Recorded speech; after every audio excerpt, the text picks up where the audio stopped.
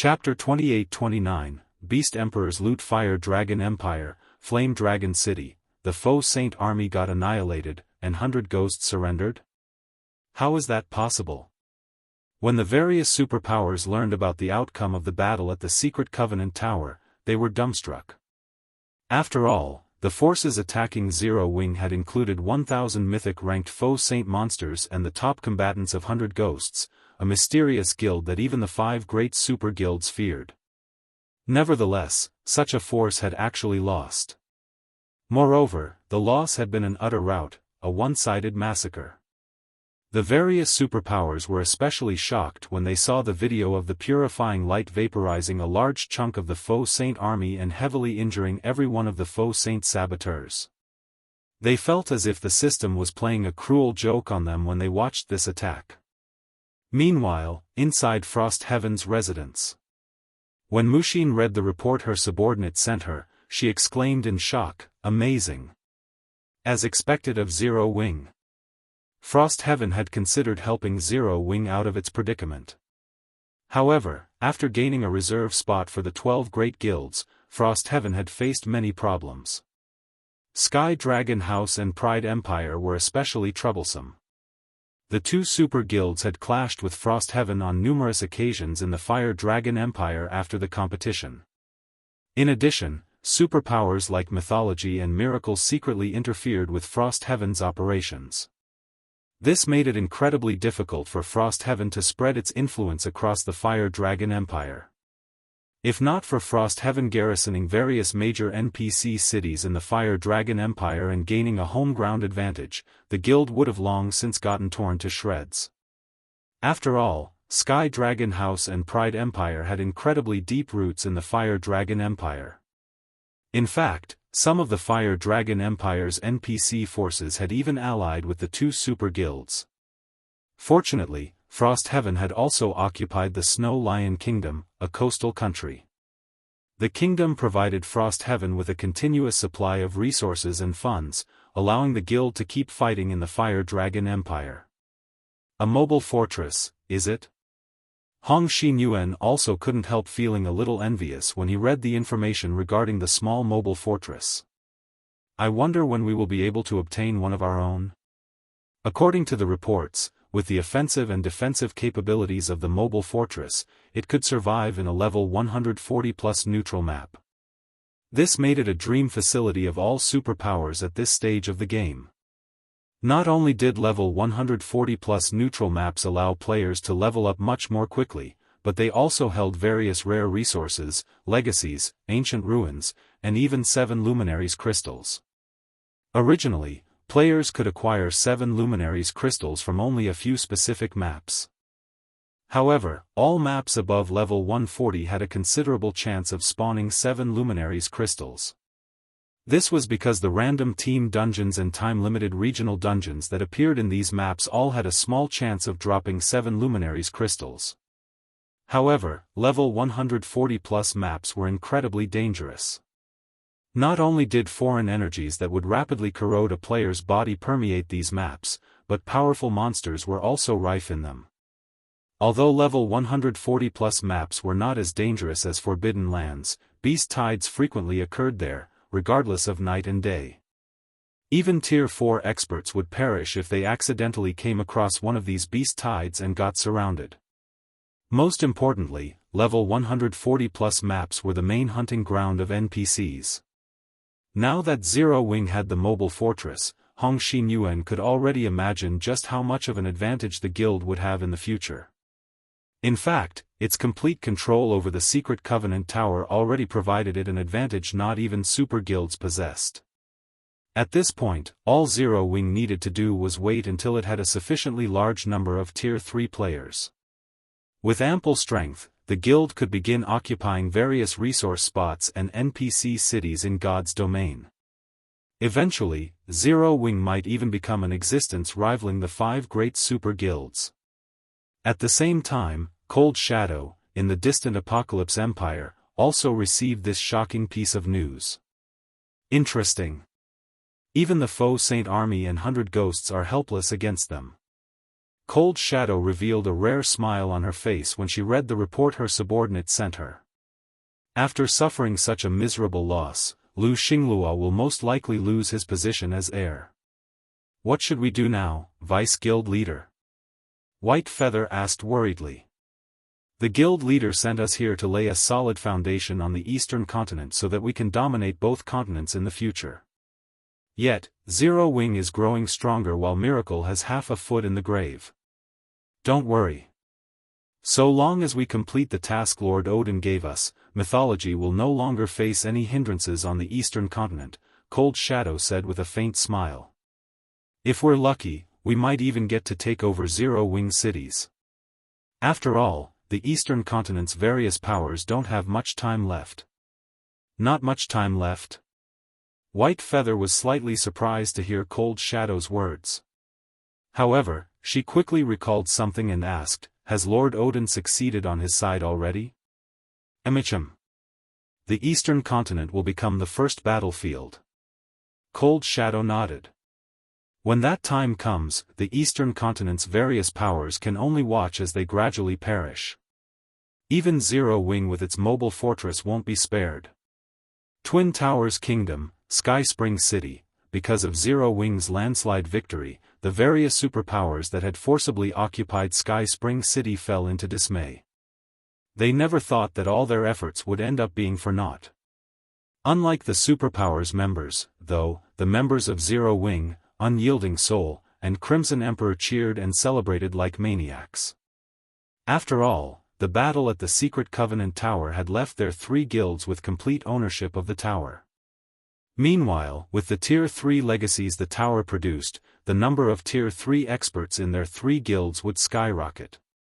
Eventually, even super guilds would be no match for them. In fact, given enough time, their three guilds wouldn't even have to worry about NPC forces anymore. Elder Windshadow, why did you give the Tier 3 mana set equipment forging design to Zero Wing? That will just make Zero Wing even stronger and drastically affect our plans. The guild leader will definitely reprimand us once we return, asked Awakened Abyss, who had just been released from Sky Spring City's prison. He had been rendered speechless when he heard of Windshadow's actions. The Tier 3 mana set equipment could allow Tier 3 players to combat Tier 4 players. Any guild that could mass-produce this set would become a huge threat in the game. In fact, the set's forging design could even be considered more valuable than the mobile fortress. After all, the mobile fortress could secure only one location at a time. In comparison, having multiple Tier 4 combatants allowed a guild to secure multiple positions simultaneously. Abyss, do you still not understand Elder Windshadow's personality? Long Day suddenly asked, smiling. Do you really think he would let Zero Wing take advantage of him? What do you mean? Awakened Abyss asked in wonder. With how powerful the Tier 3 mana set equipment is, do you think Zero Wing can mass-produce it just by having its forging design? Chuckling, Long Day explained, the minimum requirement to forge the set is an advanced master forger. In addition, the forger in question has to be at the advanced magician standard. Most importantly, the set needs incredibly rare materials to produce. Mana adamantite is hardly available even on our side, let alone here. And even if we assume Zero Wing can actually manufacture the set, there is still the Tier 4 strength requirement for equipping it. If Zero Wing can't fulfill even one of these points, that forging design will be no better than a piece of scrap paper. Upon listening to Long Day's explanation, Awakened Abyss immediately came to a realization.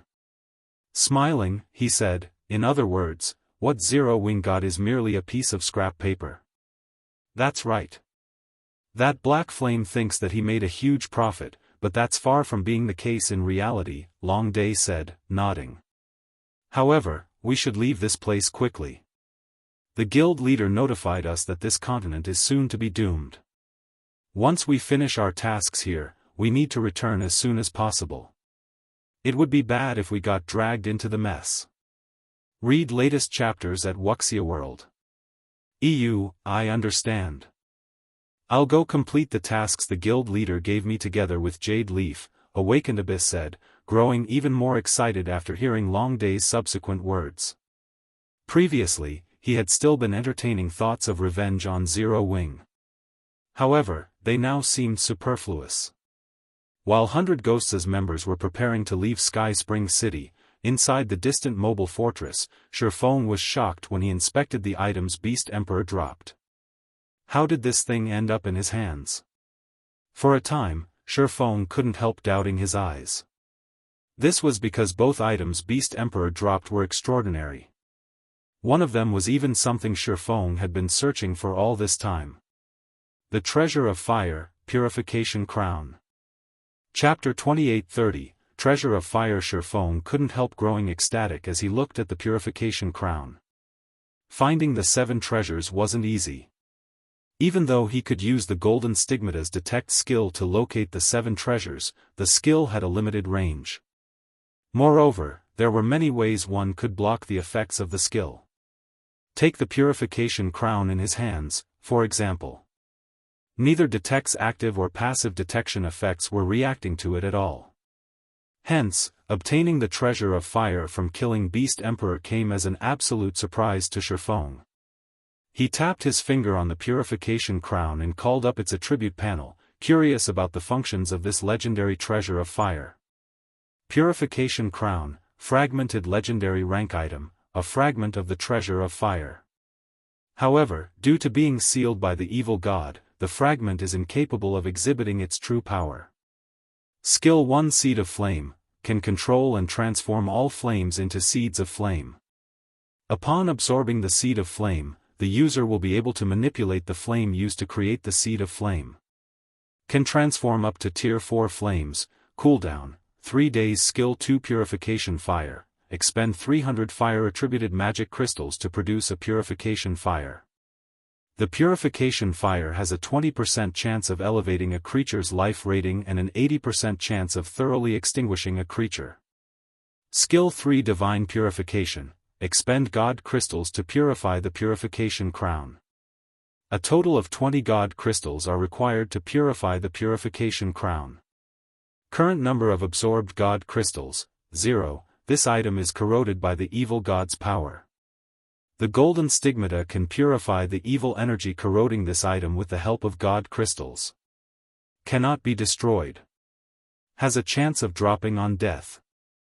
No wonder Beast Emperor was able to create so many mythic foe saints.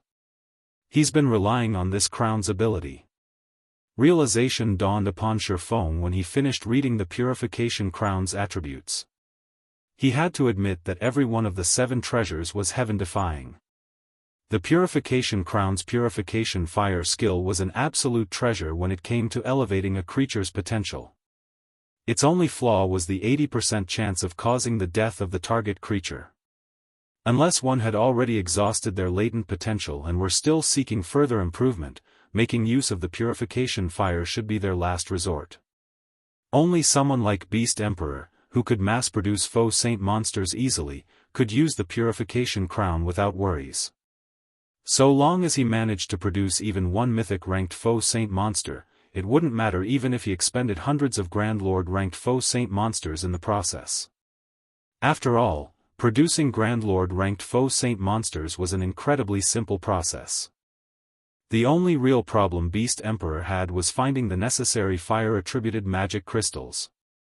If the Purification Fire skill required ordinary magic crystals instead, Beast Emperor would have most likely had tens or even hundreds of thousands of mythic-ranked foe saint monsters. This also explained why Beast Emperor had created an organization like Saint's Hand to support him. This Purification Fire really is a gem. Even though its success rate is only 20%, the possibility of elevating a creature's life rating makes the risk completely worthwhile. Shifeng sighed ruefully as he looked at the effects of the Purification Fire. The term creature did not refer to just foe saint monsters. It encompassed mounts and NPCs. In fact, the Purification Fire worked on players as well, only with significantly diminished effects. At most, it could raise a player's basic attributes and physique. It couldn't help players in getting promoted to Tier 4 or above. However, it was a different story for mounts and NPCs. For mounts and NPCs, improving their life ratings would significantly increase their chances of completing their promotions. At this time, though, Shifeng dared not experiment with the purification fire. At the very least, he wouldn't do so while the skill success rate was only at 20%. After all, flying mounts and personal guards with high growth potential were not easy to find. If he got unlucky and ended up burning one out of existence, he would definitely die of regret. Subsequently, Shifeng set his sights on the Purification Crown's first skill. This seed of flame is good stuff. A powerful flame might be meaningless for ordinary players, but it was a divine tool for lifestyle players, particularly forgers and alchemists. Having a powerful flame would increase their production success rate considerably. This was especially true for mysterious flames. Even a Tier 1 mysterious flame would be of significant help to players. The only problem was that absorbing a mysterious flame was an excruciatingly painful process, something not just anyone could endure. Moreover, the stronger the mysterious flame, the more painful the absorption process would be. Previously, when Shifeng had bound the Tier 3 Purple Thunder Flame, he had suffered immensely. Given the level of pain he experienced, he doubted that specialized lifestyle players could absorb a Tier 3 mysterious flame. After all, unlike himself, specialized lifestyle players tended to have less tolerance for pain. However, the Seed of Flame skill could dampen this excruciating absorption process by transforming flames into seeds of flame. Absorbing a seed of flame was significantly less painful than absorbing a flame directly. Players would have an easier time taking control over a flame. Of course, the best part about the Seed of Flame skill wasn't the fact that it could turn mysterious flames into seeds of flame. The skill's description clearly stated that it could transform all flames into seeds of flame. Flames didn't refer to just mysterious flames, there were other types of flames, such as the flames spat out by monsters and naturally occurring flames. In other words, the Seed of Flame skill was a heaven-defying skill capable of creating mysterious flames. All Shifeng needed to do was search for powerful flames and convert them into mysterious flames. However, as the Purification Crown was sealed, the most it could create were Tier 4 mysterious flames. Even so, this was already an incomparably precious ability. In God's domain, the rarity of Tier 3 mysterious flames was on par with that of fragmented legendary items. As for Tier 4 mysterious flames, they were basically the stuff of legends. Nevertheless, the Purification Crown was actually capable of creating Tier 4 mysterious flames. One could see just how heaven-defying this ability was. Of course, finding a flame that could be converted into a Tier 4 mysterious flame wouldn't be an easy task. After all, existences capable of producing such powerful flames weren't a dime a dozen. However, Shifeng would be satisfied so long as he could produce a couple of Tier 3 mysterious flames. For the candlelight trading firm's lifestyle players, being able to own a Tier 3 mysterious flame was something that only happened in their dreams. Shifeng took out the Tier 4 Hellfire, an excited expression appearing on his face. I initially planned to wait a little while longer before absorbing this, but I think I can give it a try now. He had been looking forward to absorbing the Hellfire for a long time now. However, he also understood that taking control of a Tier 4 mysterious flame would be unimaginably difficult. The process would have an extremely high demand on his concentration and pain tolerance. If he failed to absorb the Hellfire, he might even suffer a backlash. Hence, after obtaining the Hellfire, he did not dare casually absorb it. Moreover, after he had reached Tier 4, his soul had been strengthened significantly, which allowed him to resist the soul chain's threat for a much longer period. There had been no need for him to take such a risk. However, now that he had the Purification Crown, he wouldn't have to worry about the risks of absorbing the Hellfire. Subsequently, Shifeng used the Purification Crown on the Hellfire. The crown immediately released a dazzling radiance, and a golden mist enveloped the Hellfire. Upon sensing the threat from the Purification Crown, the Hellfire began resisting violently, its aura flaring until it rivaled that of superior mythic monsters. Read latest chapters at Wuxia World. EU. However, the Purification Crown was one of the 7 treasures, an item carefully crafted by the goddess of space, an ancient god. Even if it was only a fragment of the original treasure of fire, its power wasn't something a Tier 4 mysterious flame could resist. 20 seconds later, the Purification Crown devoured the hellfire completely and transformed it into a dark gray seed of flame. In its current form, the hellfire's power was drastically suppressed. System, do you wish to absorb the seed of hellfire? Absorb. Upon seeing the system prompt, Shifeng chose to absorb the Tier 4 seed of flame without hesitation. Chapter 28-31, Tier 4 Mysterious Flames Effects. As soon as Shifeng chose to absorb the seed of flame, the dark gray seed in his palm turned into streaks of light that merged with his body. Immediately afterward, Shifeng couldn't help gritting his teeth. It hurt so much. The pain he currently felt was far beyond what he had felt when he absorbed the Tier 3 Purple Thunder Flame. It was like his blood was boiling and millions of ants were nibbling at his bones. If not for the recent breakthrough in his concentration, he would have most likely failed to endure this pain. The next moment, a loading bar showing his fusion progress with the seed of hellfire appeared before him. The loading bar filled up at a snail's pace, increasing by only 1% every dozen seconds or so. The pain is already so unbearable even with the help of a seed of flame. It's no wonder so few players managed to control a Tier 4 mysterious flame in the past. Realization dawned upon Shifeng as he looked at the slowly rising fusion bar. Any normal person would lose their mind if they had to endure this pain for even a second, yet this pain was only the result of absorbing a Tier 4 seed of flame. He couldn't even begin to imagine how much pain directly absorbing a Tier 4 mysterious flame would involve. At this point, Shifeng suspected that the people who had successfully absorbed Tier 4 mysterious flames in his previous life had done so using special means like he did. After all, he had honed his pain tolerance for 10 years in the game. In this life, he had even developed his concentration beyond what he had in his previous life. Despite that, he still found absorbing even a weakened Tier 4 mysterious flame unbearable. What would it take to absorb an unaltered Tier 4 mysterious flame? 3%. 10%. 30%. Hold on. I must hold on. At this point, Shifeng was gritting his teeth, and his eyes were bloodshot. His complexion was also unprecedentedly pale. And worse, as the fusion progressed, its rate of increment gradually slowed down. Even after 2 whole hours had gone by, the fusion bar had reached only 73%. In addition, when the fusion crossed 60%, the seed of flame within him began radiating powerful mental assaults every second, battering his sea of consciousness. The subsequent mental assault that hit him at 74% nearly made him collapse. His consciousness began blurring, and he felt as if he was about to lose control of his body. This won't do. I need to think of a way to resist these mental assaults. Otherwise, I won't last until the end.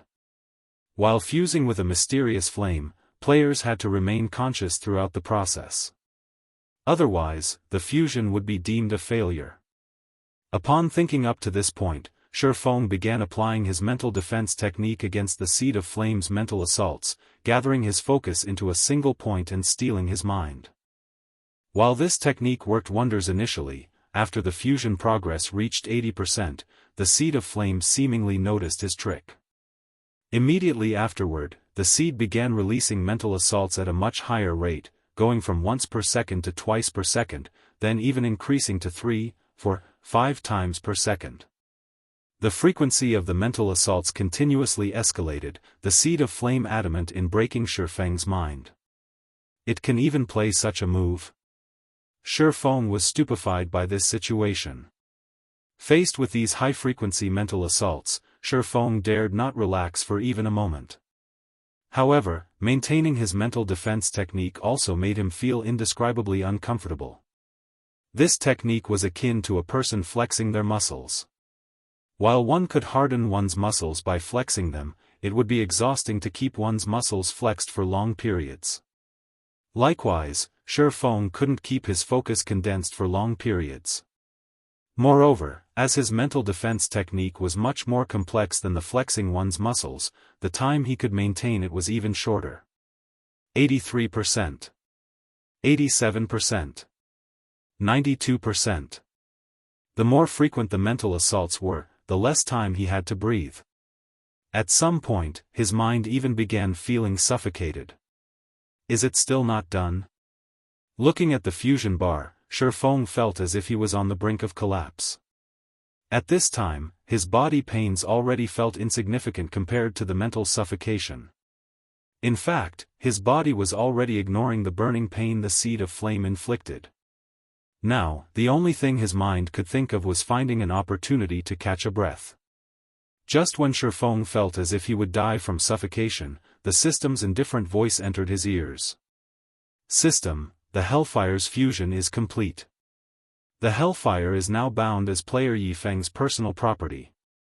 System, congratulations. You have been tempered by the Hellfire. All basic attributes increased by 300 points, all basic attributes increased by 10%, physique improved by 20%, reaction speed improved by 20%, mental control improved by 40%, fire and ice resistances plus 150, and control over fire-type mana improved by 20%. Feng inhaled deeply upon hearing the system notification. When air filled his lungs again, he felt revived. After relaxing his mind, he could feel the Hellfire's energy spreading throughout his body. His originally depleted concentration also began recovering crazily. So, this is the power of a Tier 4 mysterious flame? At this moment, Feng felt reborn. His basic attributes might not have increased by much after absorbing the Hellfire, but his acuity of the world of God's domain had undergone a drastic change. He felt as if he had stepped into a whole new world. His concentration standard, in particular, had gone from the Tier 4 intermediate standard to the Tier 4 peak standard. Aside from the improvements to his mind and body, the Hellfire's active power was similarly astonishing. Hellfire, Tier 4 Mysterious Flame, when activated, improves destructive power by 100% and effects of fire-type skills and spells by 100%, grants attacks a 150% mental assault modifier, and increases the success rate of forging, alchemy, and cooking by 25%. Upon reading the Tier 4 Hellfire's active effects, Feng finally understood why Tier 4 Mysterious Flames were regarded as legends in God's domain. The Tier 4 Hellfire was a heaven-defying tool for both combat and lifestyle players. The Hellfire's ability to add mental assaults to attacks was especially amazing, far more amazing than purely physical or magical attacks. After all, there was no clear attribute for mental assaults in God's domain. Likewise, there were no in-game methods for resisting mental assaults. Players could only rely on their own minds to withstand such assaults. Players lacking in mental fortitude could lose control over their bodies after suffering just one strike. And even if they didn't, they would still feel disoriented and their bodies uncomfortable. Now that Feng had the Hellfire in his possession, he dared to confront even superior mythic monsters of the same level directly. However, rather than the combat bonuses the Hellfire provided, what Feng paid more attention to were its supportive effects. The Hellfire's 25% increase to production success rate was something even Grandmaster Forgers would desire greatly. The higher the quality of an item, the lower its production success rate. Normally, the theoretical production success rate provided by the system was the highest success rate achievable. However, even after reaching the Grandmaster standard, players still wouldn't be capable of reaching this upper limit, and this was after high-quality tools were included in the equation. Not to mention, tools that increased production success rates were less effective the higher the quality of the item being produced was. However, mysterious flames were an exception. Their effects remained the same regardless of the quality of the item being produced. With the Tier 4 Hellfire, I can probably produce epic weapons at a 30% success rate now. Feng felt indescribably excited. When he obtained the Tier 3 mana set equipment forging design, he had decided to set it aside temporarily. One of the reasons for doing so was his disinclination to waste precious materials. After all, mana adamantite was incredibly precious. In the modern god's domain, its rarity almost rivaled that of 7 luminaries crystals. Secondly, he wished to use mana iron ore as a replacement. However, he needed mana iron ingots of considerably high purity to accomplish this.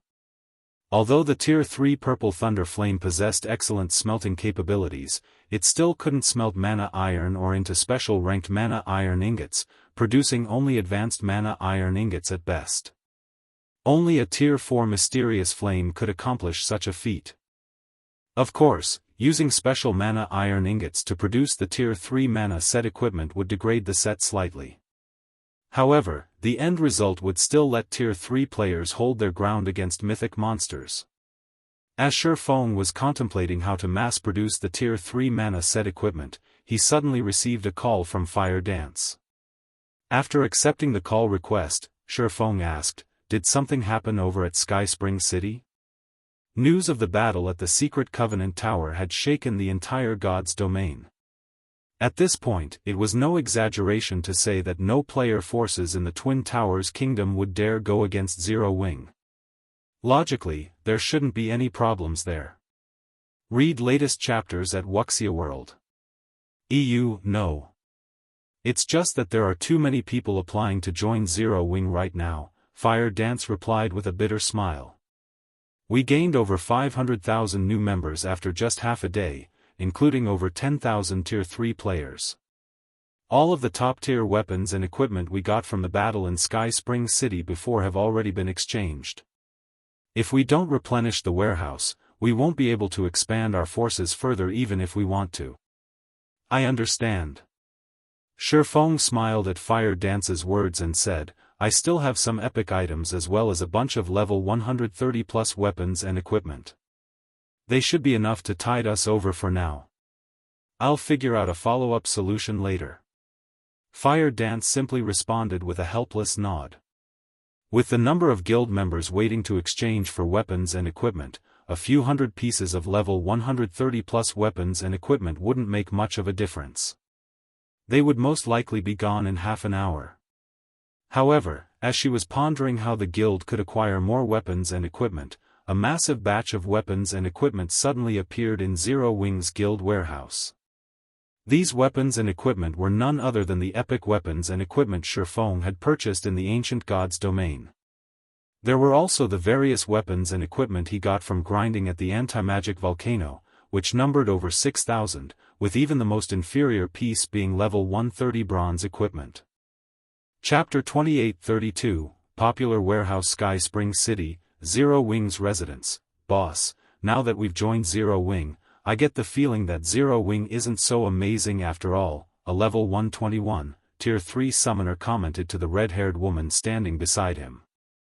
Looking at a few Tier 3 players walking some distance away, he continued, these core members of Zero Wing aren't even as well equipped as the members of our Crimson Wolf Adventurer team. Most of the Tier 3 core members in the guild residence were equipped with level 110 secret silver equipment, with only a few with level 120 fine gold equipment. In comparison, of the several hundred Crimson Wolf members who had joined Zero Wing, even the most inferior were geared in a mix of level 120 secret silver and fine gold equipment. Their weapons were also level 120 fine gold weapons or better. Their commander even sported level 120 dark gold equipment, 2 pieces of epic equipment, and 1 epic weapon. Although these 3 epic items had a maximum level of level 120, they were still far stronger than level 120 dark gold items. That's normal. Zero Wing just finished a fight with the various superpowers. From what I heard, every one of Zero Wing's Tier 3 experts died at least 2 or 3 times, with some dying up to 6 times. It's only natural to have subpar equipment standards after suffering so many deaths, the red-haired woman clad in fiery red light armor said. Chuckling, she continued, also, we didn't join Zero Wing because of its weapons and equipment but for the sake of grinding in the Secret Covenant Tower and training in the mobile fortress. At this stage of the game, the various superpowers were mostly equal in their stockpiles of weapons and equipment. Not to mention, How could the importance of weapons and equipment possibly beat the importance of getting promoted to Tier 4? She had been looking forward to getting promoted to Tier 4 for a long time now, all the more after witnessing the battle in Sky Spring City. That battle had driven home how insignificant Tier 3 existences were before Tier 4 existences. Despite being one of the top-ranking peak experts in the Twin Towers Kingdom, she doubted she could last more than one hit from a Tier 4 player. However, getting promoted to Tier 4 was incredibly difficult. Even if she could find a Tier 4 legacy land, completing her promotion quest would still be a struggle with her present technical standards. Meanwhile, the quickest way she could develop her techniques to an adequate standard was by joining Zero Wing. This was also the case for everyone else in the Crimson Wolf Adventurer team. Presently, it was already public knowledge that the mobile fortress boasted incredibly dense mana. Moreover, the environment inside the fortress also enhanced one's sensitivity to mana. This would be of great help not only when practicing their skills and spells but also for understanding the operating principles of mana. Since more and more players were reaching Tier 4 in God's domain, information about the Tier 4 promotion quest had also leaked to the public. According to the leaks, a part of the quest required players to learn a Tier 4 skill or spell within a limited period. Thus, to complete this challenge, players needed to have a considerable understanding of and control over mana. Otherwise, even if one managed to find a Tier 4 legacy land, one still wouldn't reach Tier 4. While Crimson Wolf's members were conversing, a commotion suddenly entered their ears, catching their attention. "I remember that's where the guild warehouse is," the summoner youth said as he looked in the direction of the commotion curiously. "Did Zero Wing's warehouse go empty?" "No, those people appear excited," the crimson-haired woman said, shaking her head. However, as soon as Crimson Wolf's commander finished speaking, a few excited voices reached them. "Crap! Isn't the guild being too generous? They're actually letting us exchange for level 150 epic weapons and equipment. I heard that the other superpowers have only several dozen level 120 epic weapons and equipment in their guild warehouses, yet there are over 100 level 150 epic weapons and equipment here. Did the guild executives make a mistake? That's very possible. Even so, our guild is simply amazing. Other guilds barely have any level 130 equipment in their warehouses, yet we have over 6,000. I even saw quite a few level 140 secret silver weapons and equipment in the warehouse. With this, we won't have to worry about finding replacement gear after reaching level 130. The veteran members and new members of Zero Wing standing in front of the guild warehouse's exchange counters all had excited looks on their faces. For most players in God's domain, nothing was more important than weapons and equipment, especially top-tier weapons and equipment. Those were items countless players dreamed of obtaining. At this time, Zero Wing had actually put over 100 level 150 epic weapons and equipment up for exchange. No other superpower had ever shown such generosity before. In any other guild, a level 150 epic weapon or equipment would have been immediately monopolized by the guild executives. Normal members of the guild would never have a chance with these items. Of course, exchanging for Zero Wing's level 150 epic weapons and equipment wasn't easy, either. Firstly, one had to be an elite member or above. Secondly, one needed an astronomical number of guild contribution points. This was because even the cheapest piece of level 150 epic equipment cost 3 million GCPs. According to Zero Wing's internal market, 1 GCP was worth 20 copper coins, thus, 3 million GCPs would be worth 6,000 gold coins. Although 6,000 gold was an astronomical price even for level 150 epic equipment, it was nigh impossible to find level 150 epic equipment on the market right now. Guild executives were monopolizing every piece of level 150 epic equipment available. Nevertheless, Zero Wing was allowing even its elite members to exchange for these items. This was undoubtedly a great benefit. Boss, I take back what I just said. Zero Wing's foundation is insane. If we can exchange for a full set of these epic weapons and equipment, we'll be unstoppable. Crimson Wolf's summoner youth said. When he saw the large number of level 150 epic weapons and equipment in the guild warehouse, he was similarly astonished. Even the eyes of Crimson Wolf's red-haired commander blazed with passion as she looked at the exchange list before her. Fire, notify everyone in the team immediately. Have everyone start accumulating as many GCPs as possible. We need to secure a few of these epic items before the other adventurer teams clear them out, the red-haired woman said to the summoner youth. Okay. I'll notify them right away. The urgency of the situation spurred the summoner youth to contact the other Crimson Wolf members who had joined Zero Wing as fast as possible. For a time, many of the new members bustled about, every one of these Tier 3 experts adamant in getting a share of those level 150 epic weapons and equipment.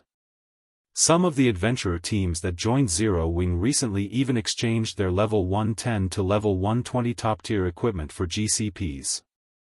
Since the guild purchased weapons and equipment at 10% to 15% below market value, nobody would normally be willing to trade in their old weapons and equipment for GCPs. They would rather slowly accumulate GCPs through guild quests. However, the current situation was different. There were only so many level 150 epic weapons and equipment available for exchange.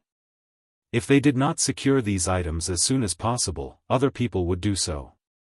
Meanwhile, trading in weapons and equipment was undoubtedly the quickest way to accumulate several million GCPs. As a result, in just half an hour after Zero Wing's warehouse was updated, it had gained an additional 2,000 level 120 top-tier equipment and 7,000 level 110 top-tier equipment. The guild's equipment crisis got resolved in the blink of an eye.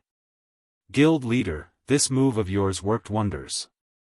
With all these adventurer teams contributing their weapons and equipment to us, we should be able to last for a few more days, Fire Dance said joyfully. It's still too soon to celebrate. Looking at Fire Dance's excited expression, Shifeng smiled and said, notify everyone in the guild that the guild will no longer restrict their activity to just the guild cities and Secret Covenant Towers vicinities. Everyone can move freely now. We're lifting the restriction now. Fire Dance was surprised by Shifeng's words. Currently, NPC forces were running rampant in the fields, robbing and attacking even the superpowers. Previously, to avoid these predicaments, Zero Wing had chosen to restrict its members' movement to just the guild cities and Secret Covenant Towers vicinities. Removing this restriction now would undoubtedly increase the guild's expenditure.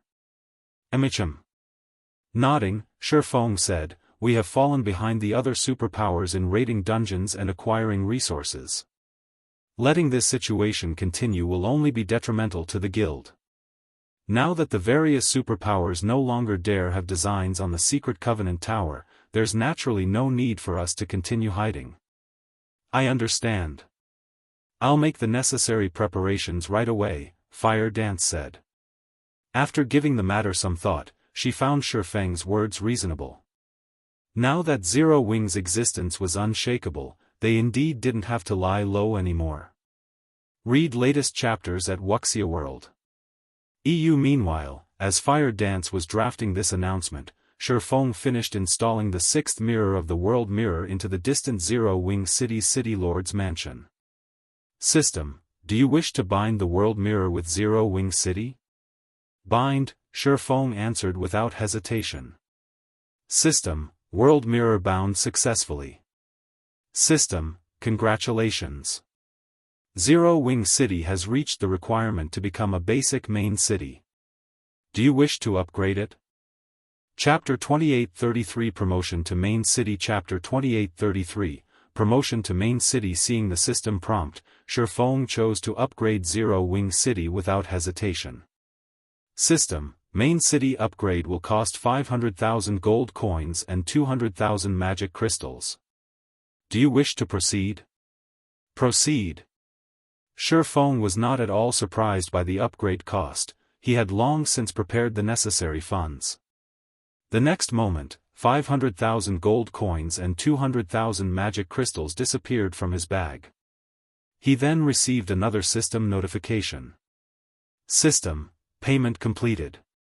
All players within Zero Wing City will be teleported out of the city in 3 minutes. Upgrade is estimated to take 2 hours. Zero Wing City Region System Announcement: Zero Wing City will commence upgrading into a basic main city. All players within Zero Wing City will be teleported out of the city in 3 minutes. Players within the city are advised to make the necessary preparations. After the regional announcement's appearance, the several 100,000 players that populated Zero Wing City promptly broke out in doubt and exclamations. What's going on? Zero Wing City's getting upgraded into a main city? Zero Wing City isn't even an advanced city yet. How can it get promoted into a main city? What did Zero Wing do? The independent players and guild players operating in Zero Wing City were thunderstruck by this unexpected piece of news. This was especially true for the various guild players. They felt as if the system was playing a bad joke on them. Ordinary players might not understand the significance of a main city, but guild players like themselves knew just how difficult it was to raise a guild city's status to main city. In fact, even upgrading a guild city into an intermediate city was already incredibly difficult for guilds at this stage of the game. After all, guilds needed to ensure the constant development of their guild city's popularity and security standards, and fulfilling these requirements required a lot of manpower and resources. However, after Zero Wing had prohibited NPCs from entering its guild cities and increased the entrance fees the cities charged, Zero Wing City's prosperity and popularity had plummeted. At this point, let alone getting promoted into a main city, even getting promoted to an intermediate city should be impossible. Yet, the system was now telling them that Zero Wing City was already getting upgraded into a main city. This defied credence. However, no matter how much the players inside Zero Wing City refused to believe the system announcement, the system's timer continued counting down the seconds. Eventually, after 3 whole minutes elapsed, every player in the city was teleported out of the city. Only after finding themselves standing outside the city walls did everyone understand that Zero Wing City's promotion was real. This astonishing piece of news quickly reached the ears of Star Moon Kingdom's various powers, and all of these powers were inevitably shocked. In an era where most superpowers did not even possess a single intermediate guild city, Zero Wing had already secured itself a main guild city. This situation was simply unbelievable. When Liang Jing, who was working in Silverwing City, heard about Zero Wing City's promotion, she hurriedly contacted Shifeng and asked, "Guild leader, what did you do? How did Zero Wing City get promoted into a main city?" Currently, even the popular Silverwing City was still a long ways from becoming an advanced city. She found it simply incredible that Zero Wing City, which was drastically inferior in terms of popularity, could become a main city ahead of Silverwing City. However, while Liang Jing was confused by this unexpected development, she couldn't help growing excited over it as well. After all, Zero Wing's present situation wasn't as rosy as everyone thought. Although the various superpowers had given up on cornering Zero Wing after the battle at the Secret Covenant Tower, they continued to suppress Zero Wing economically. Although Zero Wing indeed possessed combat power surpassing even that of the 5 great super guilds, it was still limited to passive self-defense. The guild couldn't actively wage war against the various superpowers. Not to mention, due to the war of attrition with the various superpowers, Zero Wing was now severely lacking in weapons and equipment. To make matters worse, the income Zero Wing generated from its guild cities continued to decline. After the major system update, maintenance costs for NPCs had increased. Moreover, guilds were now required to pay upkeep for buildings and magic arrays. And although there was the teleportation hall in Silverwing City, most adventurer teams dared not enter Silverwing City at all, due to the pressure from the various superpowers. At this point, if not for the huge sum of funds from Crimson Emperor and Unyielding Soul, Zero Wing would have long since gone bankrupt and crumbled. Gaining a main city now would undoubtedly solve Zero Wing's financial problems.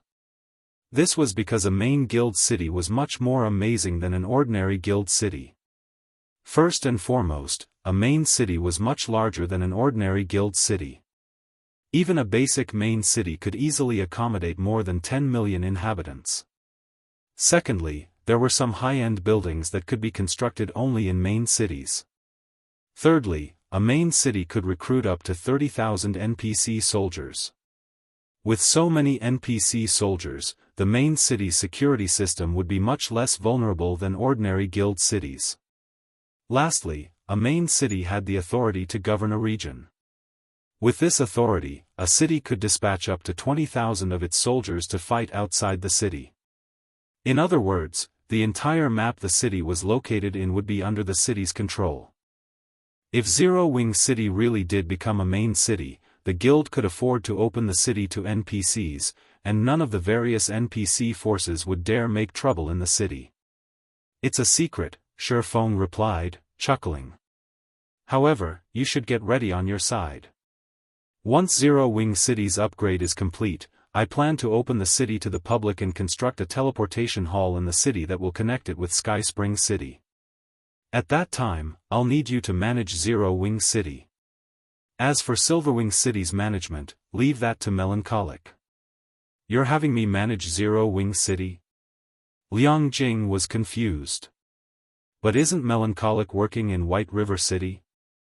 Wouldn't it be more convenient to have her manage Zero Wing City? Shaking his head, Shifeng said, no.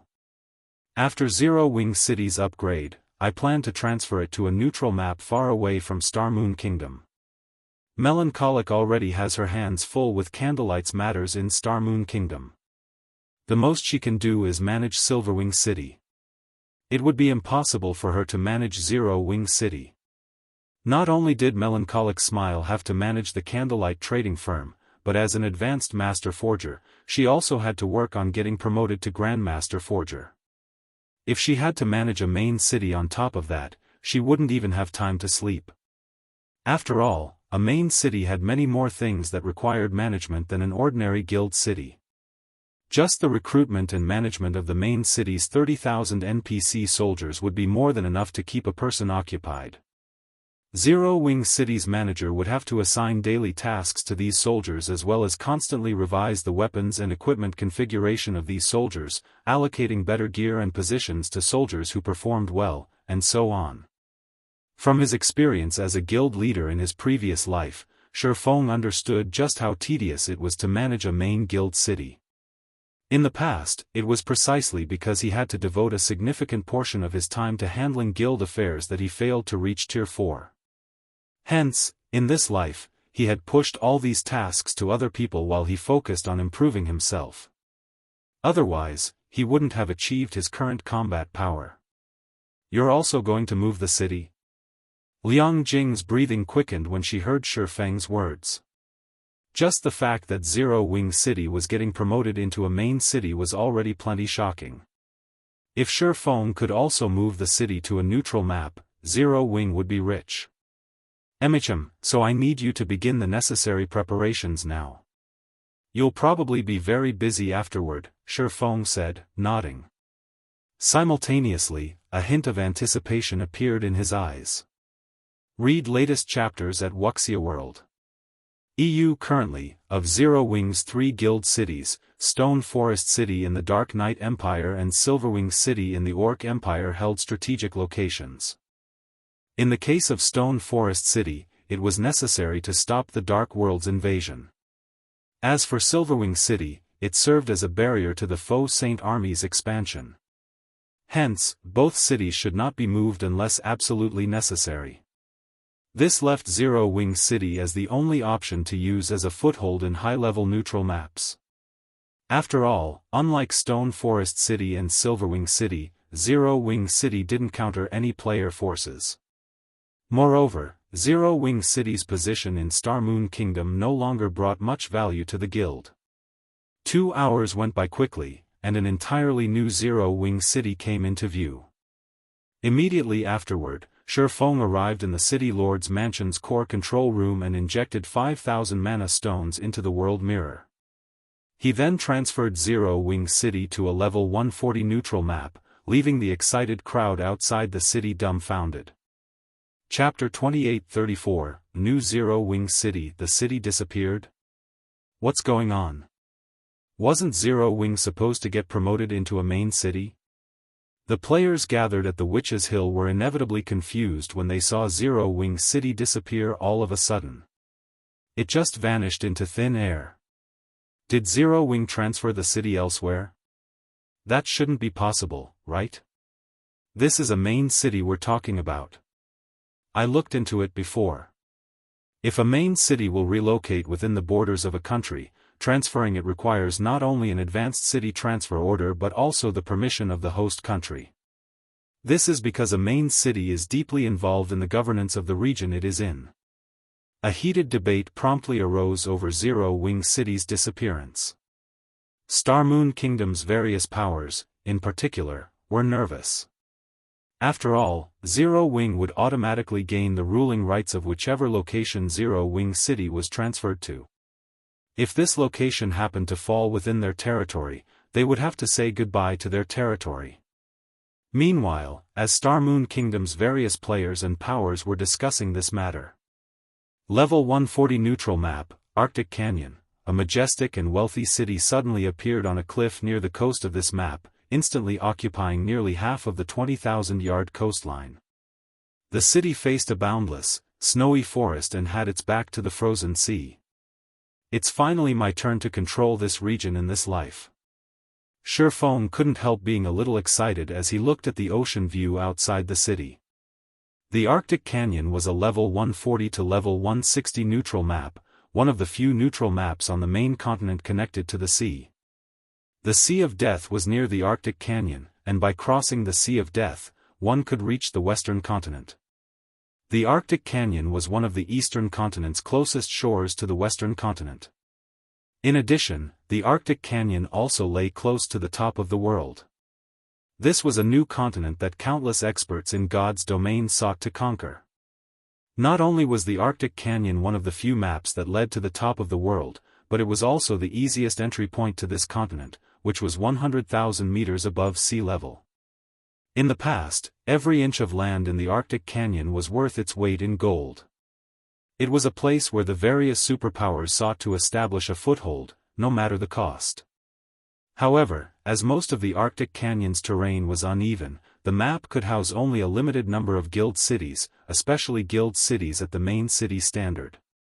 The Arctic Canyon could house 4 main cities and 22 ordinary guild cities at most. Guild towns couldn't survive in this place at all. Even if the town received protection from a Tier 5 player, the blizzards here would still reduce it to a pile of ruins in an instant. For a shelter to survive here, it would need to be at the advanced city standard at a minimum.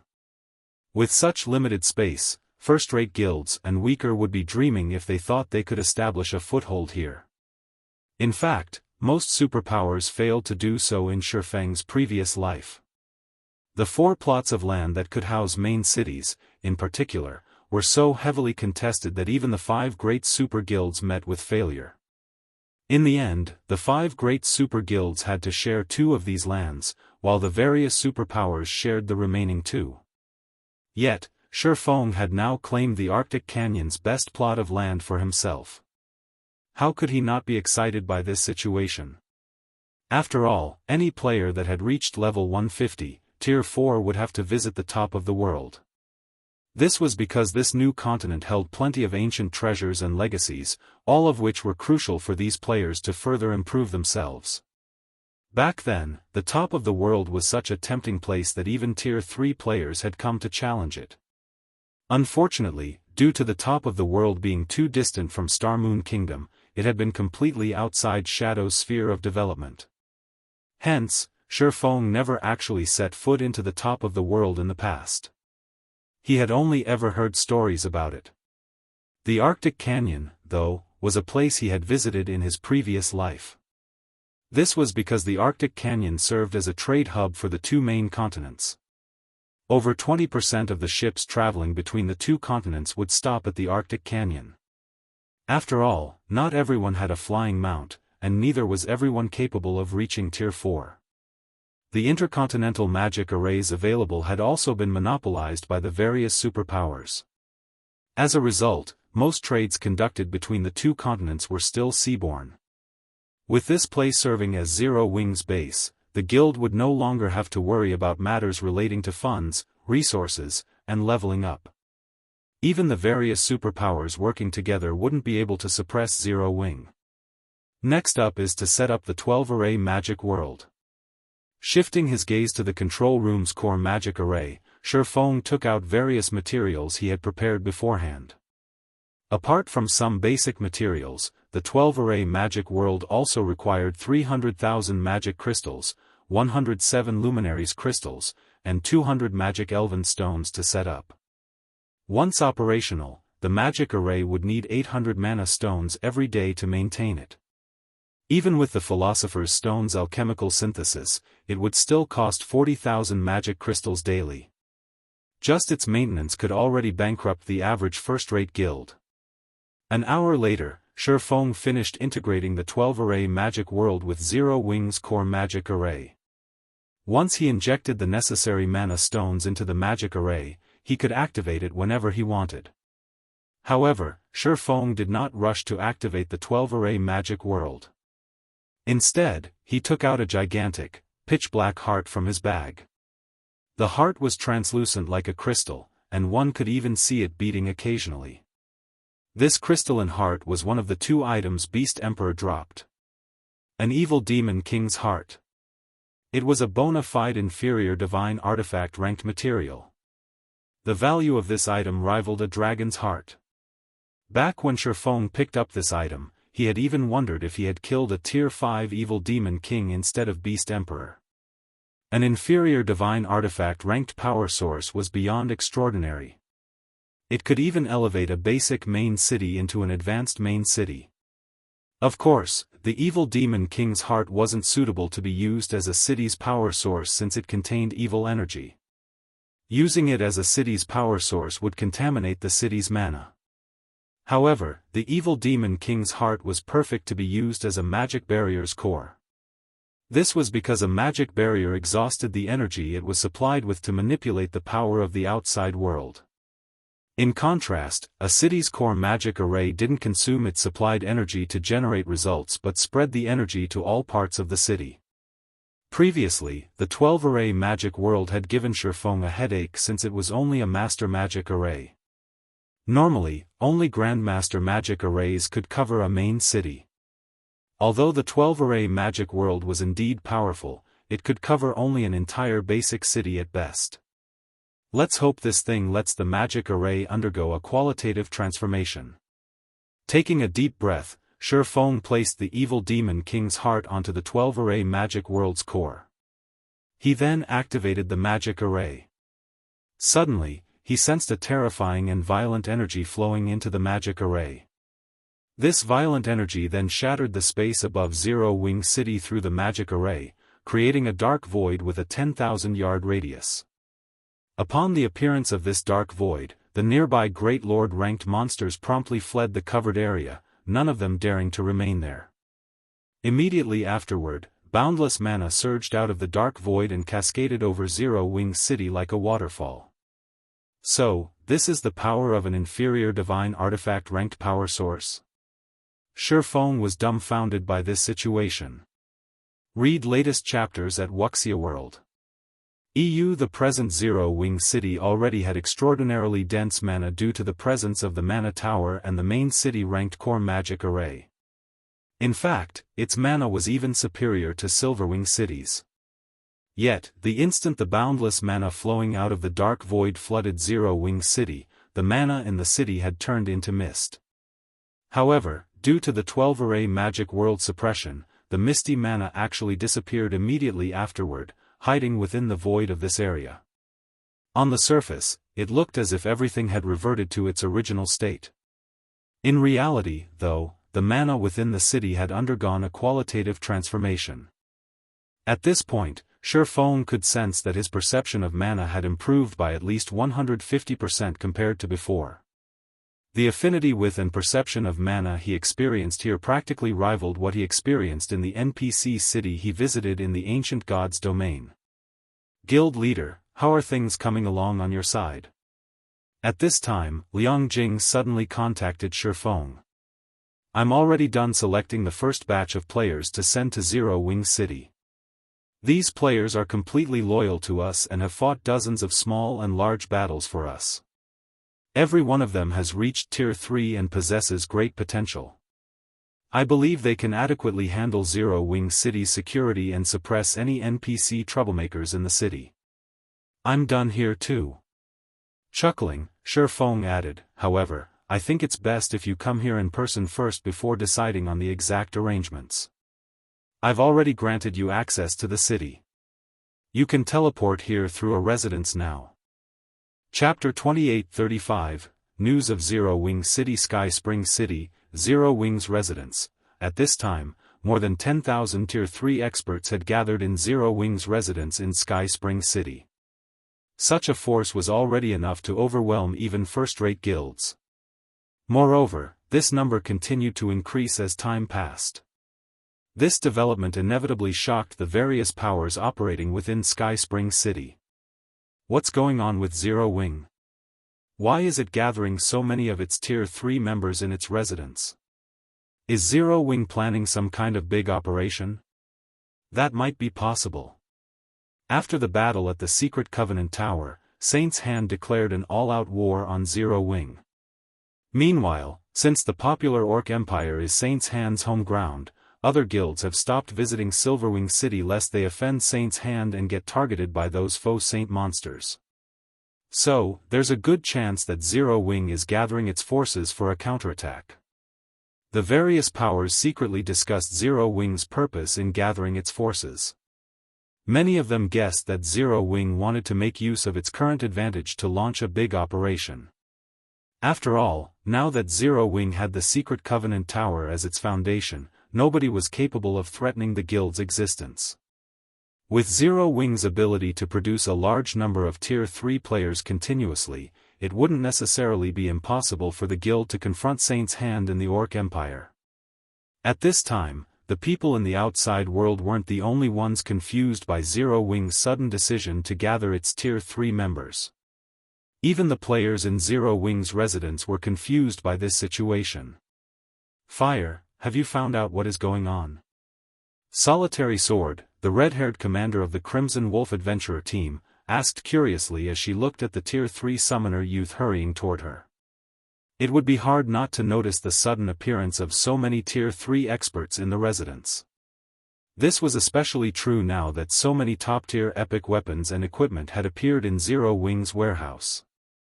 In less than a day, 8 of the 100-plus epic weapons and equipment in the guild warehouse had already been claimed. And this was only the beginning. As more time passed, the various adventurer teams that had recently joined Zero Wing would accumulate more and more GCPs. Then, more and more of these epic items would get taken away. Although she had already managed to exchange for an epic headgear for Swordsman, she still had her eyes on an epic weapon. So long as she could obtain this weapon, her combat power would definitely undergo a qualitative transformation. If all of these many Tier 3 experts, who had suddenly appeared in the residence, were aiming at the epic weapons and equipment, the competition would intensify sharply. Boss, I asked around. I even asked some of the adventurer teams I have friendly relations with. However, none of them know what's going on. Even the guild's core members have no clue about this situation, the summoner youth replied, shaking his head. However, I did find out why so many Tier 3 members have gathered in Sky Spring City. It seems there's an emergency summons from the guild leader's assistant. Also, the ones summoned are all veteran members of the guild. The guild specifically summoned these core members? Solitary Sword frowned at this information. If that's the case, the guild is most likely undertaking a large-scale operation. Guilds would generally award a generous amount of contribution points to members who participated in their large-scale operations. Now that Zero Wing was gathering its veteran Tier 3 members for a large-scale operation, the competition for the epic weapons and equipment would undoubtedly intensify. While Solitary Sword worried over this situation, a large group of players suddenly entered the guild residence. Not only did none of these people wear Zero Wing's emblem, but they all exuded astonishingly powerful auras. The man leading the group even had an oppressive aura that verged on the aura of Tier 4 players. Why is Heaven's Blade's vice commander here? I heard rumors stating that Heaven's Blade became Zero Wing's subsidiary after the incident on Dragonheart Island. It seems these rumors were actually true. The arrival of Heaven's Blade's Tier 3 experts in Zero Wing's residence stunned the players idling around outside the residence. The various guild players were especially shocked. Although Heaven's Blade was only an adventurer team, it possessed incredible fame. The adventurer team even had 3 domain realm experts. Moreover, many superpowers in God's domain had tried recruiting Heaven's Blade, but the adventurer team had refused all the invitations it received. Yet, Heaven's Blade now appeared in Zero Wing's residence. Given the rumors surrounding the two organizations, Heaven's Blade's arrival was basically a declaration that the adventurer team now belonged to Zero Wing. This was absolutely bad news for the various guilds. Thus far, Zero Wing could only remain on the defensive due to a lack of manpower. However, things would definitely change now that Heaven's Blade had come under Zero Wing. Vice Commander, Zero Wing really is amazing. It already has so many Tier 3 experts now. At this rate, it won't be long before Zero Wing overtakes the various superpowers in this regard, Cleansing Flame said, sighing ruefully as she took in her surroundings. She had heard something of the battle that had taken place at the Secret Covenant Tower. At one point in the past, Heaven's Blade had been in existence that could contend against the various superpowers. At that time, the adventurer team had more experts than Zero Wing. Now, Zero Wing had become a true behemoth. Despite not being an actual superpower, it had already surpassed the various superpowers. Chuckling at Cleansing Flame's words, Divine Shadow said, "Alright, let's hurry up. We shouldn't make Guild Leader Black Flame wait for too long." Nodding, Cleansing Flame quickly followed Divine Shadow to the residence's guild hall. Personally, she was very curious about why Shifeng had suddenly called for Heaven's Blade's top combatants this time. Logically, with the number of Tier 3 experts Zero Wing had assembled in Sky Spring City, it shouldn't lack manpower here. In fact, the guild should be sending more manpower to Dragonheart Island instead. After all, the exploration of the World Tower's 4th underground floor wasn't an easy task. Shortly afterward, Divine Shadow and Cleansing Flame reached the top floor meeting room of Zero Wing's residence. At this time, the executives of Zero Wing and the Azura Adventurer team had long been waiting here. The arrival of Heaven's Blade's members confused these executives. However, as Zero Wing's and Azura's executives wondered why Shifeng had invited Heaven's Blade's members, Shifeng and Liang Jing also entered the room. After taking his seat, Shifeng scanned the crowd before him and said, "Sorry for the long wait." At Shifeng's words, everyone in the room fell silent and looked at Shifeng with curious eyes. Liang Jing. Seeing everyone's confusion, Shifeng chuckled and said, "Brief everyone about the specifics of the situation." In response, Liang Jing stepped up to the table and opened the booklet she held. After taking a deep breath, she said, "Everyone, I believe you should know by now that Zero Wing City has been upgraded into a main city. The reason we have gathered you here today is to discuss Zero Wing City's future development." Zero Wing City's future development? Divine Shadow found Liang Jing's explanation strange. Read latest chapters at Wuxia World. EU. If today's meeting was about Zero Wing City's future development, there should be no reason for the guild to invite Heaven's Blade to attend. After all, this was Zero Wing's internal matter. It should have nothing to do with an affiliated adventurer team. That's right. Nodding, Liang Jing said, "Before this, everyone has been wondering where Zero Wing City went. Now, I can tell everyone that Zero Wing City is currently located in the Arctic Canyon, a level 140 neutral map." After saying so, Liang Jing shared the specifics regarding the Arctic Canyon through the conference table's virtual interface. These are the Arctic Canyon's details. Feel free to study them. At Liang Jing's words, everyone promptly opened the file they received and began reading up on Arctic Canyon. After a short silence, gasps sounded in the room one after another. Chapter 28-36, Zero Wing's new benefits? The information Liang Jing provided was very detailed. According to the information, the Arctic Canyon had its back to the ocean and also served as the entrance to the top of the world. These 2 points aside, just the fact that Tier 4 legacy lands spawned in the Arctic Canyon was already more than enough to drive countless Tier 3 players wild. When everyone in the room finished reading the information provided, they could already imagine the sensation Zero Wing City would cause throughout God's domain as soon as it opened to the public. It wouldn't even be strange if Zero Wing City became the most popular city in the game. At this time, let alone Zero Wing's members, even Heaven's Blade's divine shadow couldn't help gazing at the information before him with passionate eyes. Although the World Tower's 4th underground floor was a good place to search for Tier 4 legacy lands, it was still significantly inferior to the Arctic Canyon. This was because the fortresses on the 4th floor were far from comparable to an actual city. Unlike fortresses, cities were made as rest areas for players. Cities addressed the various needs of players, such as providing a place for trade in the form of an auction house. Fortresses did not possess such functions. After reading the information, Fire Dance turned to Shifeng and asked, "Guild leader, do you mean to close Zero Wing City's access to the public and have us monopolize the map for now?" Upon hearing Fire Dance's words, everyone else looked at Shifeng curiously as well. Since today's meeting was to discuss Zero Wing City's future development, the best option would definitely be opening the city to the public right off the bat. This way, the city could rake in a fortune just from entrance fees alone.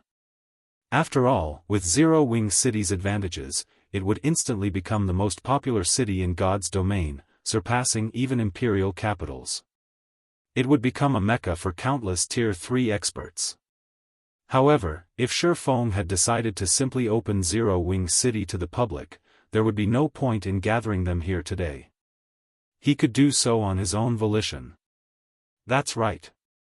Now that we have secured such a big advantage, we naturally have to use it to benefit ourselves. Only after we have grown stronger will we open Zero Wing City to the public, Shifeng said, nodding. It's just that operating a main city costs a lot. If it were an ordinary guild city, just the maintenance cost of 30,000 NPC soldiers could bankrupt several first-rate guilds. Moreover, he had enhanced the city with the 12-array magic world, further increasing the city's demand for magic crystals. Hence, he had no choice but to give up on his plan to limit access to the guild's several thousand core members.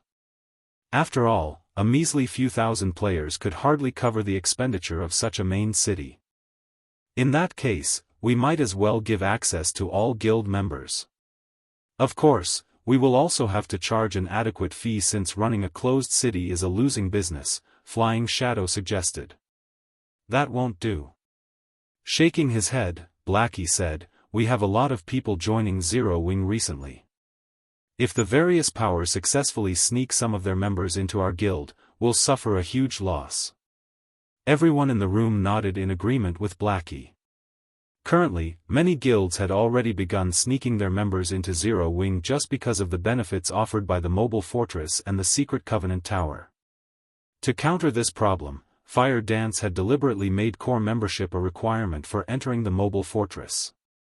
To become a core member of Zero Wing, one would have to contribute a lot to the guild. It would take a new member 1 or 2 months to accumulate sufficient contributions. Only after this new regulation appeared did the various guilds dismiss their plans. However, this new regulation failed to deter the adventurer teams. Adventurer teams still joined Zero Wing one after another, all of them with the purpose of utilizing the mobile fortress's training environment. They had joined the guild solely to exploit the guild for their own benefit.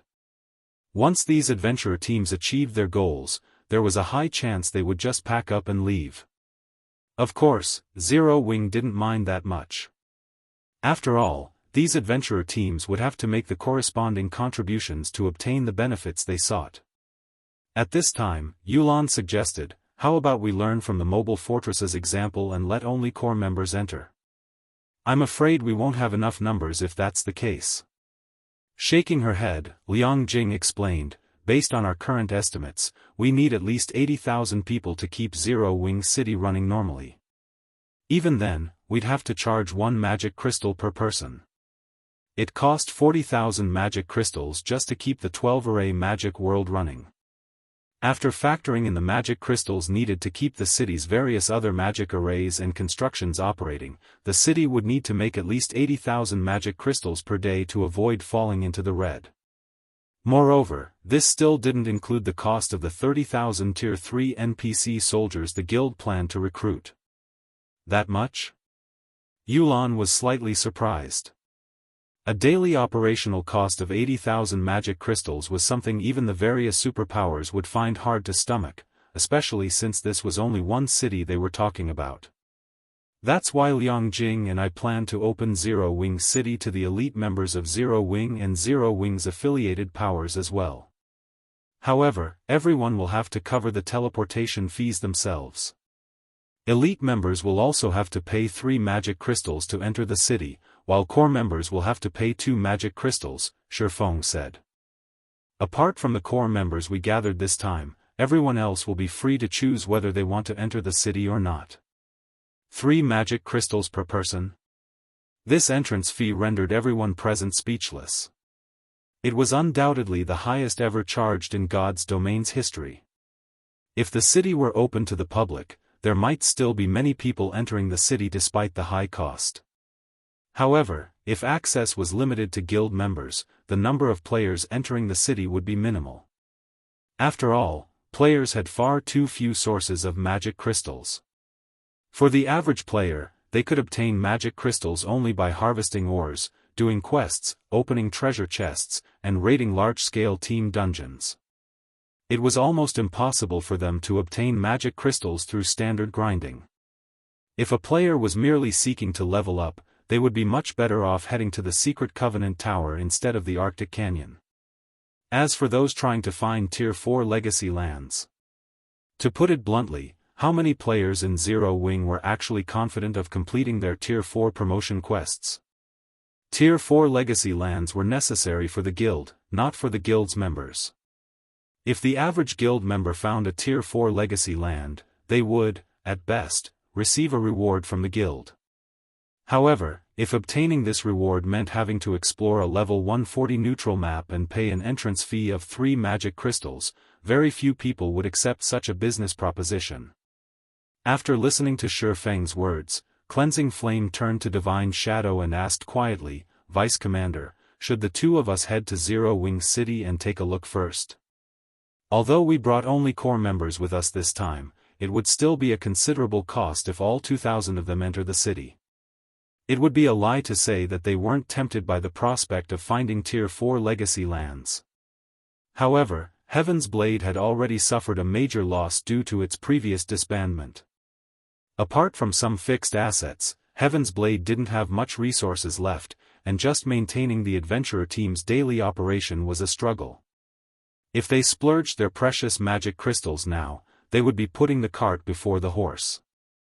After all, magic crystals were different from ancient coins and standard coins. While purchasing magic crystals in small quantities was possible, purchasing them in bulk was absolutely impossible. At this stage of the game, due to the high demand for magic crystals, even the 5 great super guilds had begun publicly purchasing magic crystals. Yet, they only managed to purchase the crystals in small quantities from independent players seeking to earn credits. None of the various guilds or adventurer teams members would be dumb enough to trade magic crystals for credits. "Amicham. We'll do that," Divine Shadow said, nodding. "If the Arctic Canyon is better, we can shift our base of operations to Zero Wing City instead of continuing our struggle with the various superpowers on Dragonheart Island." Shortly after Shifeng and the others concluded their meeting, Zero Wing suddenly announced a new guild benefit on its notice board. The announcement included information on Zero Wing City's current location and the qualifications and cost of entering the city. A sensation immediately spread within the guild. Can this be considered a benefit? Although Zero Wing City's location is good, the guild is charging elite members 3 magic crystals to enter. Isn't the guild just trying to harvest us for magic crystals? That's right. That's a level 140 neutral map we're talking about. Our average level is only level 122. Even Tier 3 players will have difficulty killing the monsters in the Arctic Canyon. If the guild really wants to give us a new benefit, it should let us enter for free. However, the Arctic Canyon is an unexplored neutral map. There will be plenty of treasure chests and dungeons waiting for us. We also won't have to worry about competing with the members of the other powers. Exploring the Arctic Canyon will definitely be more profitable than exploring level 130 neutral maps. For a time, Zero Wings members debated heatedly among themselves. While some felt that the entrance fee was too much, others felt that the benefits they could gain from the Arctic Canyon were worth the cost. "Boss, should we head to Zero Wing City?" the Tier 3 summoner youth from the Crimson Wolf Adventurer team asked Solitary Sword. "Many of our team's members are planning to head to the Secret Covenant Tower to grind for levels first. They think that there's no need to explore the Arctic Canyon for now." Read latest chapters at Wuxia World. EU, of course. Why wouldn't we go? Solitary Sword said with a faint smile. "I've always been thinking of finding a Tier 4 legacy land. Now that there's an opportunity before me, why wouldn't I take it? Besides, I'm curious to see what the guild's main city looks like. It's just 3 magic crystals. It's not like we're going to be operating out of Zero Wing City." Subsequently, Solitary Sword went to Sky Spring City's teleportation hall together with several dozen of her Tier 3 companions. At this time, hardly any players could be seen teleporting from Sky Spring City to Zero Wing City. The majority of Zero Wing's elite members didn't have much of a desire to visit Zero Wing City.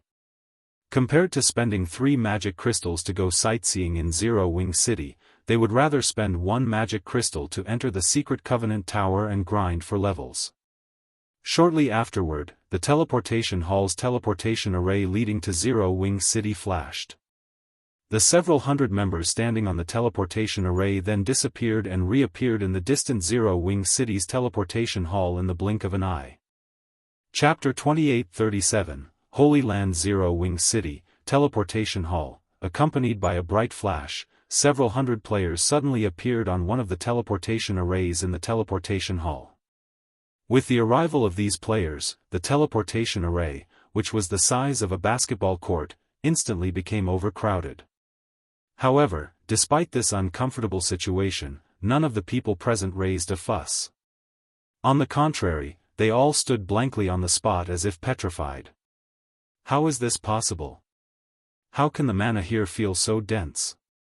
Cleansing Flame, who stood among the crowd, was shocked and confused when she sensed the mana surrounding her.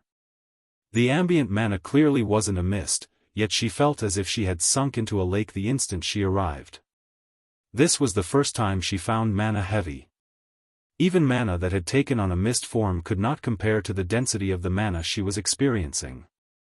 The two were worlds apart from each other. After thoroughly experiencing the calm and empty feeling brought about by the surrounding mana, the astonished Cleansing Flame muttered, "Training in this magical environment will probably yield double the results compared to training in other guild cities." Although there were many items in God's domain that could help players clear up their minds and invigorate their thoughts, the effects of these items paled significantly when compared to the effects of Zero Wing City's mana. Double? You're severely underestimating this place. The mana here isn't just incredibly dense, Divine Shadow said, shaking his head. With his face blank with astonishment, he continued, "My mana affinity feels like it doubled or more. I can perceive the operating principles of mana with much greater clarity. If we train here, our training efficiency will quadruple at the very least. Moreover, this place should also be of great help toward reaching Tier 4. What made the Tier 4 promotion quest challenging wasn't just the troublesome process of finding a Tier 4 legacy land. Having to learn a Tier 4 skill or spell within a short time was also a huge hurdle. This condition placed an incredibly high demand on players' understanding of and familiarity with mana. This was akin to asking a programmer to create a game of epic proportions within a limited period. While most programmers knew the programming language necessary to create the game, not every programmer had the skill and understanding to complete the game within the time limit. Hence, apart from a small number of geniuses gifted in this regard, everyone else would face great difficulty completing this condition. In this situation, the only thing players could do to remedy this problem was improve their familiarity with and control over mana. Only, doing so was easier said than done, as very few external items in God's domain could help in this regard. Now, Zero Wing City made this possible. Upon hearing Divine Shadow's words, Cleansing Flame also focused on her affinity with the surrounding mana. Immediately afterward, an indescribable sense of shock overwhelmed her. At this time, her perception of the operating principles of mana had undergone a massive transformation. Previously, whenever she tried perceiving the operating principles of mana, it was as if a dense layer of fog hindered her perception. Without assistance from legacies and graphical introductions, she wouldn't have understood anything. Now, when she tried perceiving how mana operated, her perception was no longer as foggy as before. Instead of a dense layer of fog, it was more like a thin gauze hindered her perception. Even without concentrating, she could still perceive the operating principles with great clarity. With this improvement in her perception, she quickly found answers to the problems previously plaguing her. Now, I know why guild leader Black Flame dared to collect magic crystals so wantonly and even called this city a guild benefit. When Divine Shadow perceived his improved control over mana, he couldn't help a bitter smile. With the mana density here, he doesn't need to worry about nobody visiting the city at all. In fact, countless Tier 3 experts will probably want to enter the city. The special nature of Zero Wing City's mana simply couldn't be found in any other guild city in God's domain. This was especially true for the improved perception of the operating principles of mana. This effect could hardly be found anywhere in the continent. It also wasn't something that training could offset. At this time, Divine Shadow wasn't the only person with such thoughts. The other people standing on the teleportation array shared his outlook. Amazing. This is simply amazing. If I can stay here long term, aside from improving my combat standards, I can probably rapidly unlock my mana body to 100% completion rate, too, the Tier 3 summoner youth from Crimson Wolf exclaimed. Although he had already reached Tier 3 for some time now, he was still far from fully unlocking his mana body's potential. Meanwhile, the difference between fully unlocked and partially unlocked mana bodies was significant. Previously, he was already at the brink of despair over fully unlocking his mana body. However, he saw hope again after arriving in Zero Wing City. Moreover, he felt that his odds of success were excellent. So, this is why Zero Wing isn't afraid of making enemies of the various superpowers. With this city, Zero Wing will have to mess up very badly to fail in its development, Solitary Sword said. She, too, felt incredibly excited when she realized Zero Wing City's benefits. Previously, she had anticipated that Zero Wing City would only provide temporary shelter while she searched for Tier 4 legacy lands. Now, however, she could also use Zero Wing City to improve herself and increase her chances of promotion to Tier 4. After a brief silence, the several hundred players standing on the teleportation array could no longer suppress the restlessness in their hearts. They charged out of the teleportation hall, curious to see what the situation in Zero Wing City was like. As soon as everyone exited the building, they were dumbfounded by the sight that greeted them. Zero Wing City was practically more developed than NPC cities. Not only was the city filled with high-rises, but there were also all sorts of high-end buildings. Most importantly, this city had a battle arena. This was a place where players could conduct PvP to their heart's content. Originally, the battle arena held very little attraction for Tier 3 players. This was because the battle arena provided very little benefit to Tier 3 players, apart from the opportunity to spar against powerful experts. Only Tier 2 players and below preferred to visit the battle arena for sparring. In the present Zero Wing City, however, the battle arena had undoubtedly become the place everyone paid most attention to. All of the new arrivals in the city wished they could charge into the battle arena and start sparring immediately. As more and more players arrived in Zero Wing City, news about the city quickly spread in Zero Wing's guild channel. In less than half an hour, Zero Wing's elite members started flocking to Sky Springs City like a bunch of madmen, crowding the city's teleportation hall. Many of these elite members had to wait for several dozen minutes before they could teleport to Zero Wing City. Naturally, the mass gathering of Zero Wing's elite members resulted in information about Zero Wing City reaching the ears of the various powers and independent players.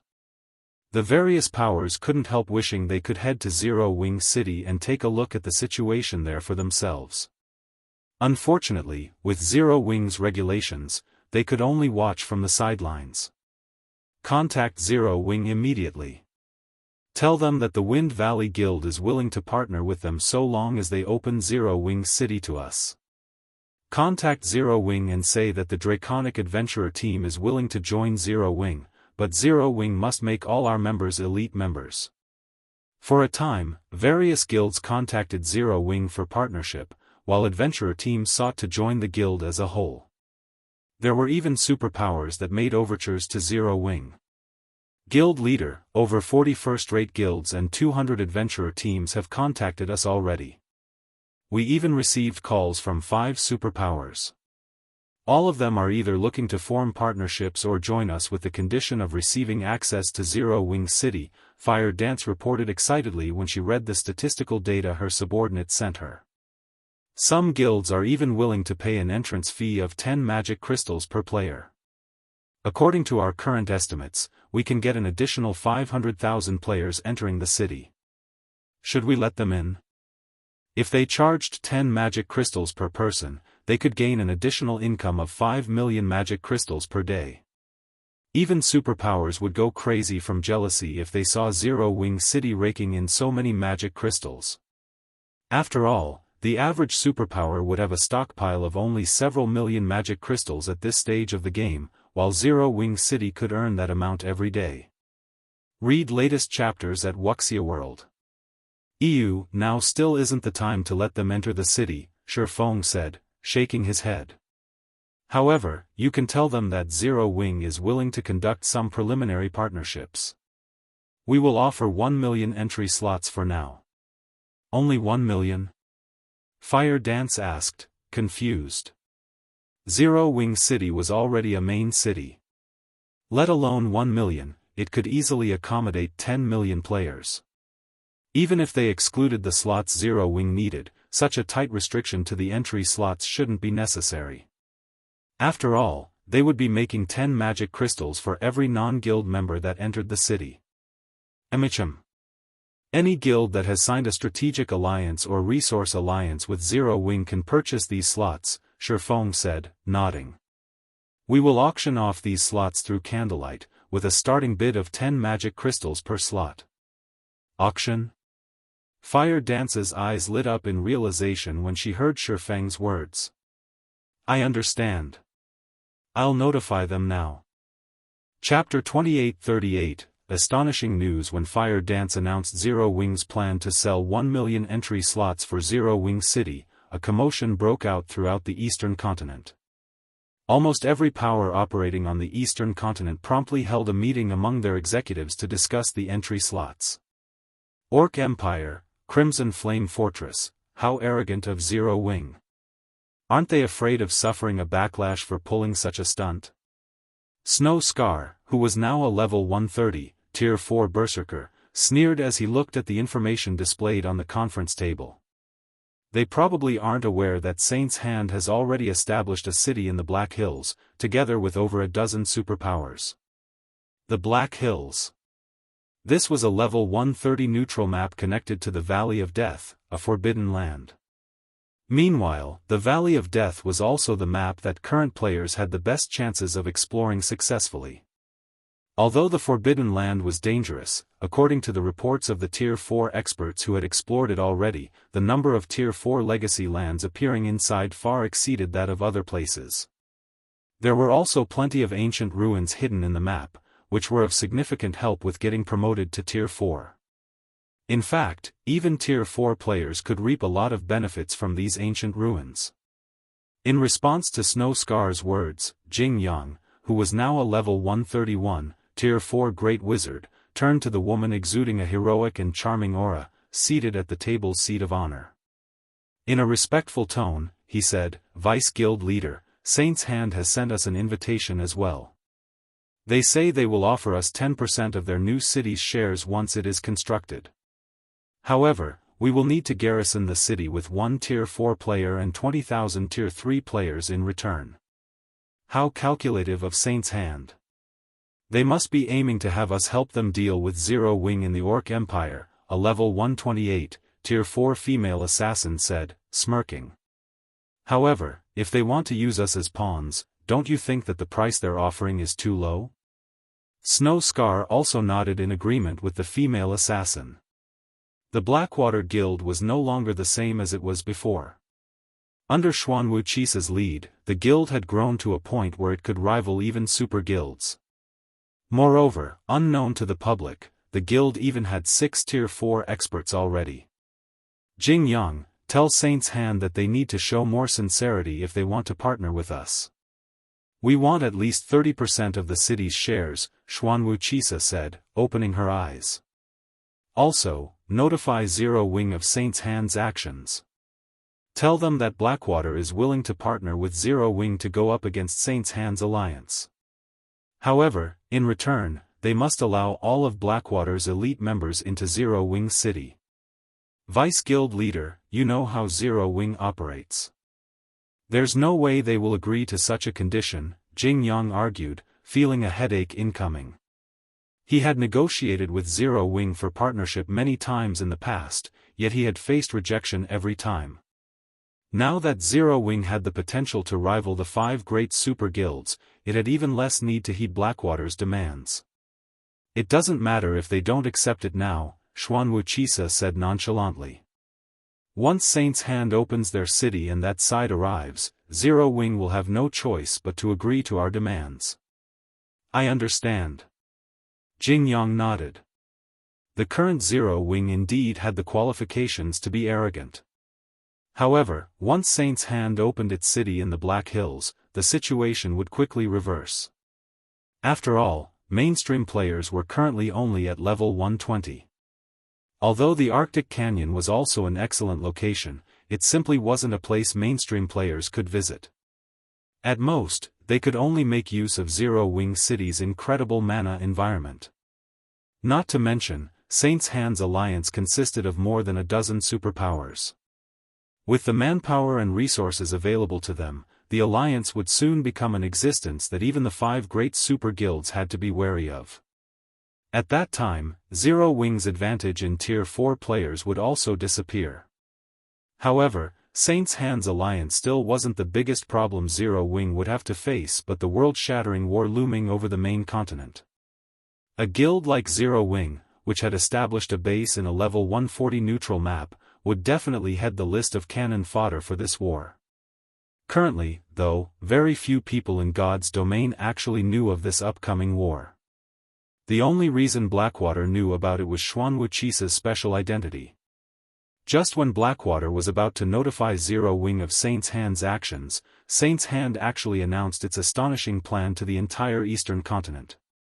Moreover, Saint's Hand even declared that it would open its city to everyone and charge a cheap entrance fee of only 1 magic crystal or 50 silver coins.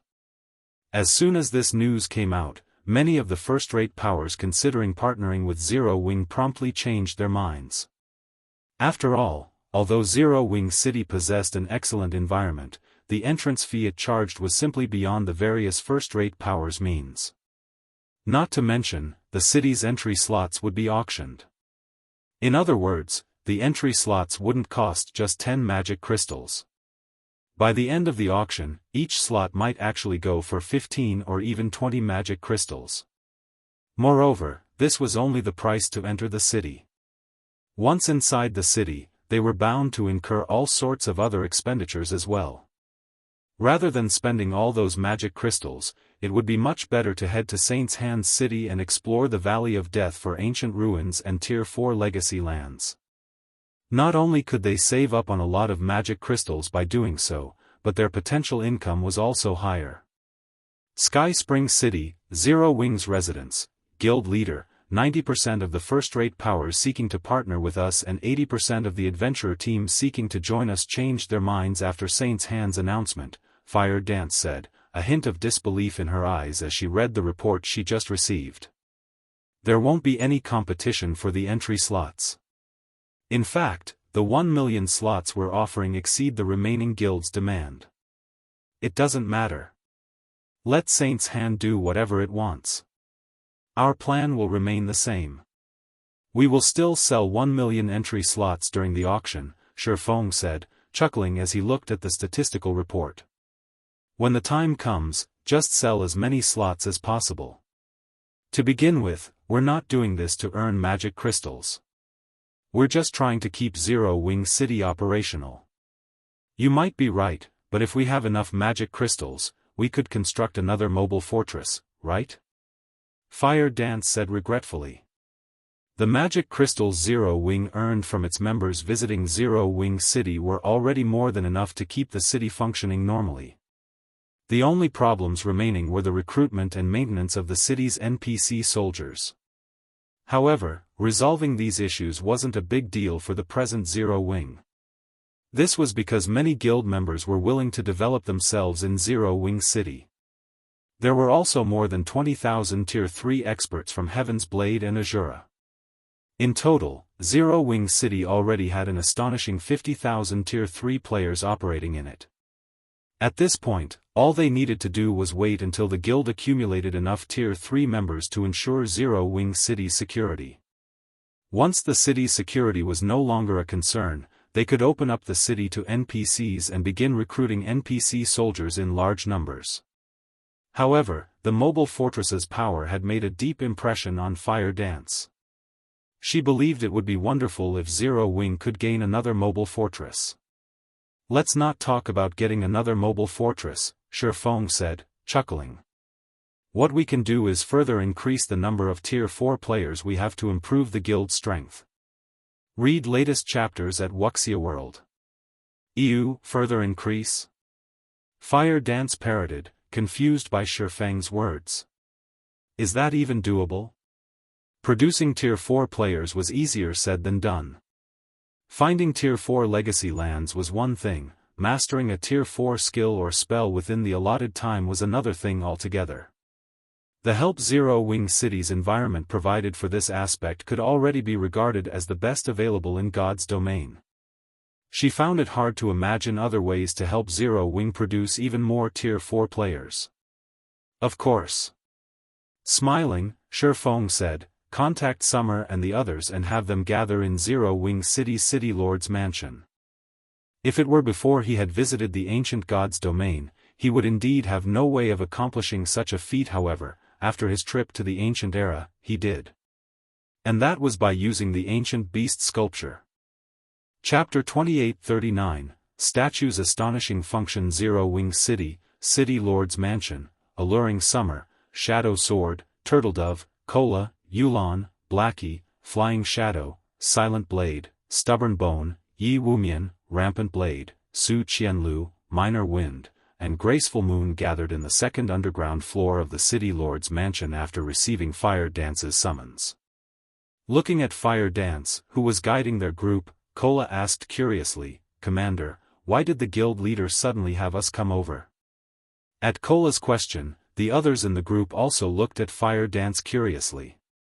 For the sake of raising their chances of getting promoted to Tier 4, they had all focused on training in the battle arena recently to improve their control over mana. In Zero Wing City's mana environment, their control over mana had improved at a noticeable rate. Among them, Alluring Summer had become a master magician and even gained her own mana domain.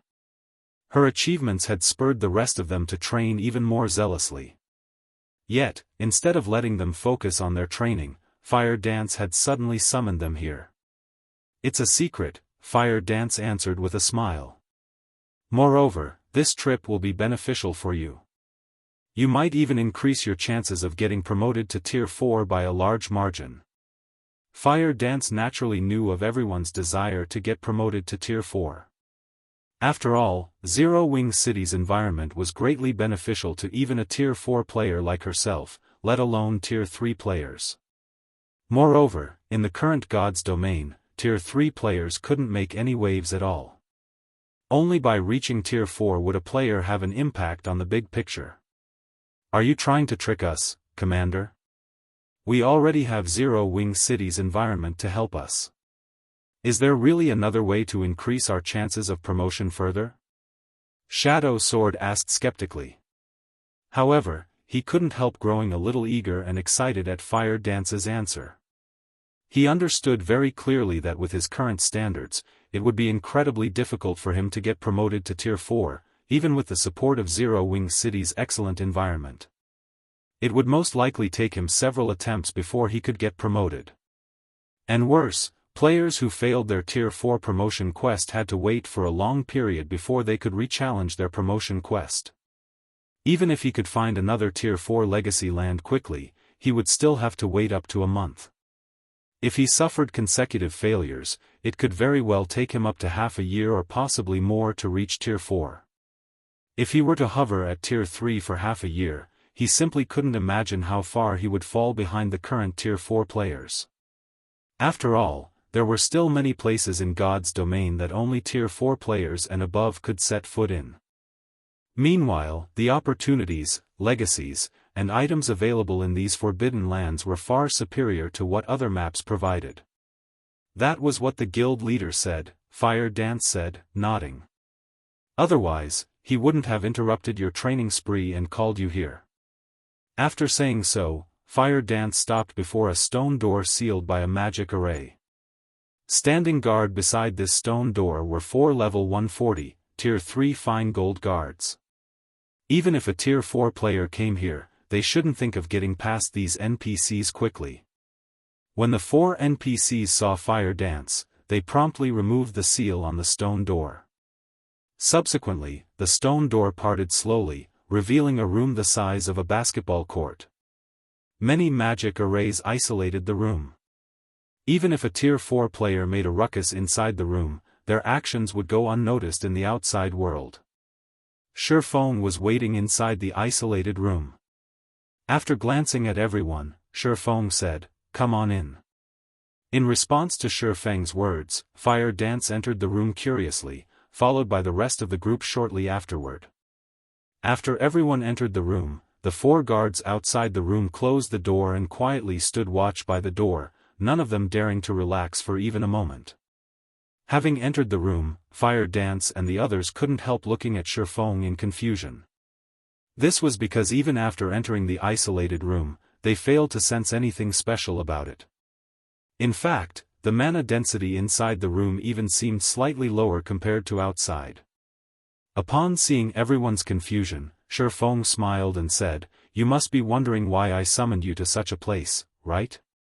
Guild leader, the commander said you have a way to further increase our chances of getting promoted to Tier 4. Unable to hold back his curiosity any longer, Kola asked, "Is that true?" Truthfully, Kola didn't have much confidence in getting promoted to Tier 4 since his combat standard was still stuck at the flowing water realm even now. His control over mana was also only at the advanced magician standard. It was basically impossible for him to learn a Tier 4 legacy skill within a short period. It's true. However, how much improvement you gain will depend on yourselves, Shifeng said, nodding.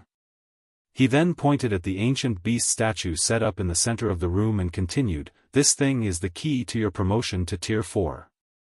A statue?" Everyone present grew even more confused when they heard Shifeng's words. Even Fire Dance was no exception. Although the statue in front of them looked exquisite, no matter how they looked at it, it did not seem like a tool that could help them reach Tier 4. "Observe it from a closer distance," Shifeng said, chuckling. "But don't use your eyes, use your whole body to perceive it." The ancient beast statue was an incomparably mysterious object, and it was incredibly difficult for someone to notice its uniqueness. This was because the ancient beast statue would reveal its properties only in an environment with incredibly dense mana. Moreover, these properties were noticeable only at close distance. If one stood too far away from the statue, one wouldn't sense anything special about it. In fact, placing the statue in a room would even cause the density of the mana in the room to drop. In the past, some players had even treated the ancient beast statues as junk and sold them cheap. At Shifeng's advice, Kola and the others approached the statue. And when everyone got within 10 yards of the ancient beast statue, their expressions promptly changed. How is this possible? The operating principles of mana have become much clearer. There's at least a 50% improvement. As a Tier 4 player, Fire Dance was the quickest to notice the changes the ancient beast statue brought about, and she couldn't help gaping at the statue in disbelief. Assuming that she could view the operating principles of mana at only 10% clarity under normal circumstances, then in Zero Wing City's environment, she could view the operating principles at 20% clarity. However, standing beside the ancient beast statue, she could view the operating principles at 30% clarity. Kola and the others did not achieve as good a result as Fire Dance since they were still at Tier 3, however, they still managed to achieve a clarity of at least 20%. At this time, their perception of the operating principles of mana was superior to the average Tier 4 players. Now, they were basically viewing the world around them from a higher perspective than even Tier 4 players. As Tier 3 players, the benefits they could gain from such an experience were immeasurable. If this situation leaked to the public, the various powers of God's domain would most likely go crazy. Fire Dance finally understood why Shifeng had instructed her to be extremely careful when coming to this place and even limiting the people she could invite to only the guild's core executives. The next moment, the isolated room fell indescribably quiet. This was because Kola, Alluring Summer, and everyone else had wholeheartedly thrown themselves into their enhanced perception with no intention of exiting this immersion. Shifeng did not find this situation surprising either. After obtaining world authority, his perception of the operating principles of mana had reached an incredibly high level. Within the ancient beast statue's vicinity, he could even achieve a 40% clarity. Back when he was controlling Ferbero, a half-step demon king, he had only managed to achieve a 50% clarity, yet he already had a feeling of invincibility. Of course, this was only a misconception arising from suddenly obtaining so much power. Even so, the brief experience of viewing the world through Ferbero's senses had provided him with immense help in developing his mana body and improving his control over mana. Although he didn't get the same feeling when standing next to the ancient beast statue, he was relatively close to that feeling already. And while subject to this sensation, even he couldn't help wishing he could disregard all his duties and focus solely on researching the operating principles of mana, so what more Kola and the others? Shortly after Fire Dance immersed herself in her enhanced perception, the mana around her body began rampaging. It was evident that she was trying to break through her mana body's 100% threshold. Shifeng was slightly surprised to see this. He then took out a colorful crystal from his bag and handed it to Fire Dance, saying, "Don't rush to break through yet. Do it after you finish learning the legacy inside this thing." In response to Shifeng's words, Fire Dance halted her attempt to break through and accepted the memory crystal. However, after checking the memory crystal, she was stunned. She never thought that Shifeng would actually possess such a precious legacy. Moreover, the legacy recorded in the memory crystal even contained information on how to reconstruct one's mana body. For Tier 4 players like herself, this information was priceless. Guild leader, this is a Sword Saint's legacy. Giving it to me would be wasteful, Fire Dance said hesitantly. She was no fool. Anyone who had gotten promoted to Tier 4 would know what was most important to a Tier 4 player, achieving a breakthrough in one's mana body and reconstructing it. This was the basis of getting promoted to Tier 5. However, Shifeng simply chuckled and said, "Relax. This is a complete legacy crystal. It can be used up to 9 times. Every person will get the best result from the crystal only on their first use. Using it more than once would be a waste. Now that you are one of Zero Wing's key combatants, it will be of great help to the guild if you can further improve yourself. Teresa had given him a complete Tier 5 legacy crystal that could be used 9 times. And although it was a Sword Saint's legacy, as the Swordsman and Assassin classes were both physical classes, an Assassin could still gain significant help from the legacy. Read latest chapters at Wuxia World.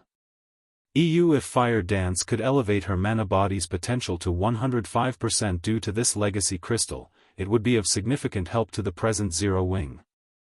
Since Shifeng wasn't accepting any argument, Fire Dance eventually gritted her teeth and activated the memory crystal. After all, what Shifeng said was true. There were significant differences even between Tier 4 players. Take Violet Cloud, for example. Because she had long since broken through her mana body's 100% threshold, her combat power had surpassed Fire Dance's by a large margin as soon as she reached Tier 4. If Fire Dance could break through the 100% threshold now, she would be able to hold her ground even against monstrously strong Tier 4 experts. Immediately, the colorful crystal in Fire Dance's hand released several streaks of light that flowed straight into her eyes. Simultaneously, a large amount of information was transmitted directly into her brain. Chapter 2840, Consecutive Breakthroughs. As information from the Sword Saint's legacy flooded Fire Dance's mind, the mana she exuded strengthened and weakened in intervals. It was evident that she had received a lot of inspiration from the legacy. Both her control over mana and understanding of mana rose at a visible rate.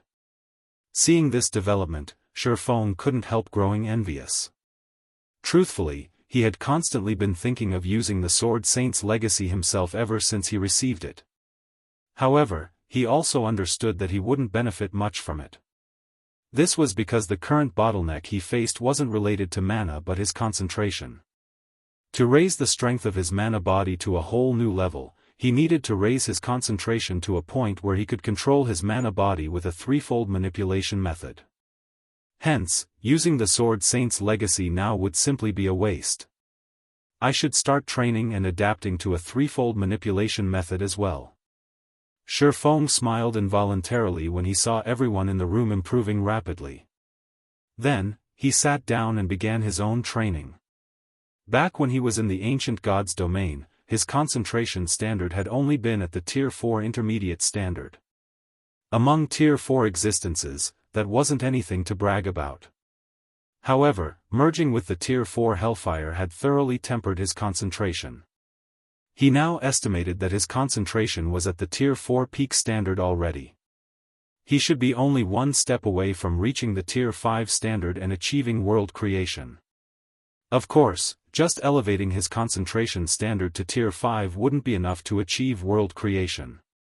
He would still need to become a Grandmaster Magician first.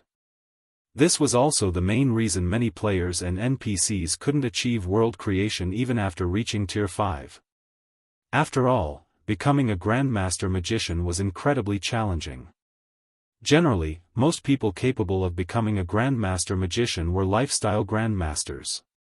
Yet, most of these lifestyle Grandmasters were unsuited for combat and were incapable of reaching Tier 5, only reaching Tier 4 at best. This situation was especially obvious among players.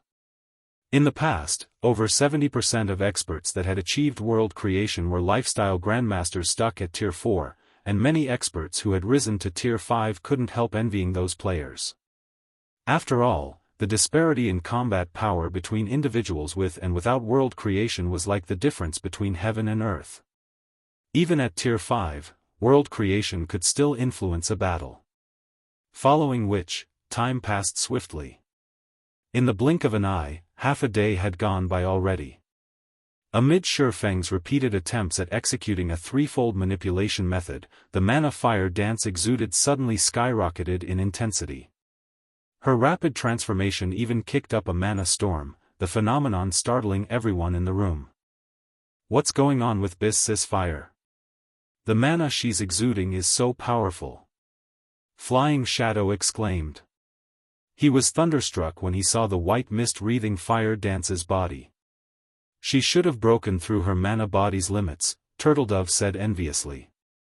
No, this shouldn't be just a simple breakthrough, Alluring Summer said, shaking her head. I've broken through the 100% threshold as well, yet compared to Fire Dance right now, the phenomenon my breakthrough created was much weaker. Even if she achieved her breakthrough at Tier 4, the reaction shouldn't be so exaggerated. Alluring Summer had much greater authority when talking about breaking through the mana body's limits since she had unlocked her mana body to 102% potential already. Back when Alluring Summer broke through, her mana body had indeed undergone a qualitative transformation and provoked a powerful reaction in her surroundings. However, that reaction was much more subdued than Fire Dance's. At this time, the mana surrounding Fire Dance was already almost liquid. Even if Alluring Summer factored in the special environment of this room and the fact that Fire Dance was at Tier 4, a breakthrough in the mana body's limit still shouldn't generate such a powerful reaction. Several more minutes later, Fire Dance finally stabilized her mana, and an excited expression immediately appeared on her face. "Guild leader, I succeeded," Fire Dance said as she looked at Shifeng excitedly. "My mana body is currently at a 107% completion rate. If you give me a little more time, I can even reach 110%. She had heard plenty regarding the mana body from Shifeng. According to him, after breaking through the 100% threshold, the mana body would see further qualitative transformations at the 105% and 110% thresholds. Although she had yet to reach a 110% completion rate, with the information the Sword Saint's legacy provided and the Ancient Beast statue's effect, she was now confident of reaching that threshold. At that time, her combat power would definitely surpass Violet Cloud's. After all, Violet Cloud's mana body was only at a 108% completion rate right now. "You reached 107% on the first breakthrough?" Shifeng was shocked. Normally, a player couldn't reach or exceed 105% on their first breakthrough. Even Violet Cloud was no exception. After all, players would need to overhaul the method they used to manipulate their mana body to reach this threshold. Nevertheless, Fire Dance had skated through this process. The improvement she achieved was beyond remarkable. That Sword Saint had a very thorough understanding of the mana body. His explanations were also simple to understand. "It's a pity that I'm not a swordsman myself. Otherwise, I would have improved even more," Fire Dance said regretfully. "If this legacy is given to Shadow Sword and the others, they should have a very easy time breaking through the 110% threshold. If you used it, you would probably achieve even more astonishing results, Guild Leader. The legacy actually has such great effects." Shifeng couldn't help feeling tempted by Fire Dance's words. However, he still suppressed his agitated heart in the end and said calmly, "I'll pass for now. However, we can let Shadow Sword and the other swordsmen use the legacy once they reach Tier 4. Anyone with a physical class can also use it if they manage to break through the 100% threshold." Shifeng was indeed very tempted to use the Sword Saint's legacy and go beyond his mana body's present 110% completion rate. He might even be lucky enough to reach a 115% completion rate. If that happened, he would have full confidence in completing the Divine Dragon's trial. However, his current priorities were developing his concentration standard and improving his understanding of magic arrays. So long as he succeeded in doing so, combined with the Sword Saint's legacy, he could develop his mana body beyond even a 115% completion rate. In fact, once he reached level 150, he could even start trying to create a personalized mana body. After all, not every Tier 5 expert in the past had started creating personalized mana bodies only after exceeding the 110% completion rate. Many of these Tier 5 experts had tried and succeeded even at 109% and 110%. This was because there was no integral connection between a mana body's completion rate and the creation of a personalized mana body. Having a higher completion rate only meant that a player was more familiar with the mana body they currently had.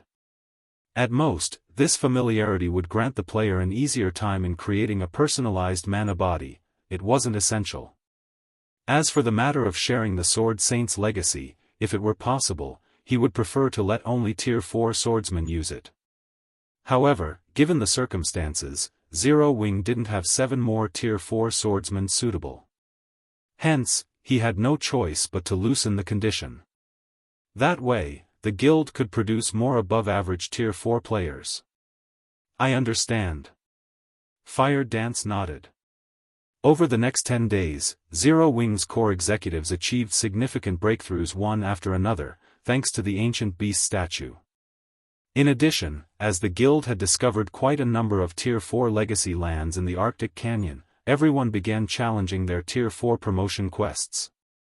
As for Fire Dance, after reaching a 110% completion rate with her mana body, she led an exploration team into the Arctic Canyon, drastically increasing Zero Wing's income, particularly of top-tier level 130+ equipment and materials. The amount of equipment and materials Zero Wing was currently raking in surpassed even that of ordinary superpowers. Among the harvests Zero Wing made, the most notable one was 7 Luminaries crystals. Because the Arctic Canyon's team dungeons dropped small quantities of 7 Luminaries crystals, Zero Wing earned over 600 units of 7 Luminaries crystal in just 10 short days. Even Shifeng was astonished by this harvest. He never thought that the Arctic Canyon would be so rich in resources. Fire Dance's team was responsible for more than half of the 7 Luminaries crystals earned. At this time, he could already foresee that once Zero Wing gained more and more Tier 4 players, the guild's income of 7 Luminaries crystals would reach staggering levels. Meanwhile, Shifeng had been relatively free compared to Fire Dance and the others these past 10 days. He was also only half a step away from successfully implementing the threefold manipulation method on his mana body. However, during this time, huge events had also taken place in God's domain one after another. Firstly, there was the appearance of Saint Heart City. Secondly, the various superpowers had received news that Lu Xinglua had his qualifications as the Starline Corporation's heir stripped due to his numerous failures and that his game account had gotten crippled. This unexpected development placed heavy pressure on the heirs of the major corporations leading the various superpowers. Thirdly, the first batch of players belonging to Zero Wing's allies had entered Zero Wing City.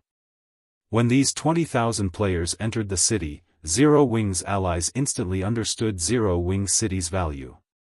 For a time, Zero Wing City's entry slots enjoyed even greater popularity.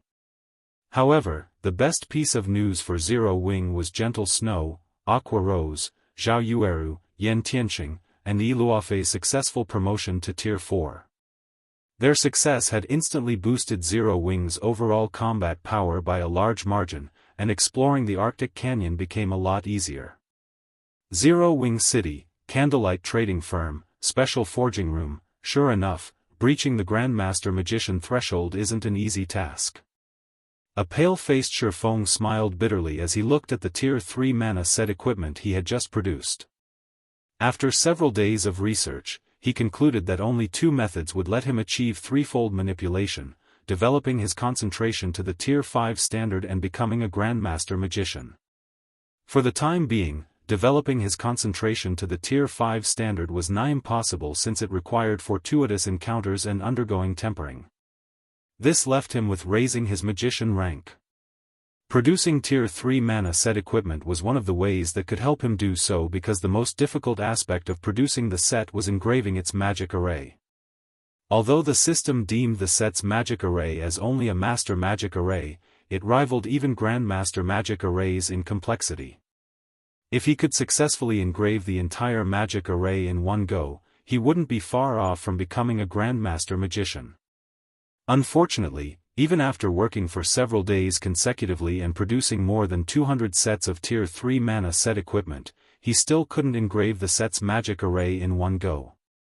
He felt as if an invisible barrier was preventing him from advancing. Meanwhile, Shifeng also happened to reach level 150, the threshold where he could get promoted to Tier 5. Guild Leader, you previously asked the Boulder Corporation to look into Phoenix Rain's little sister, right?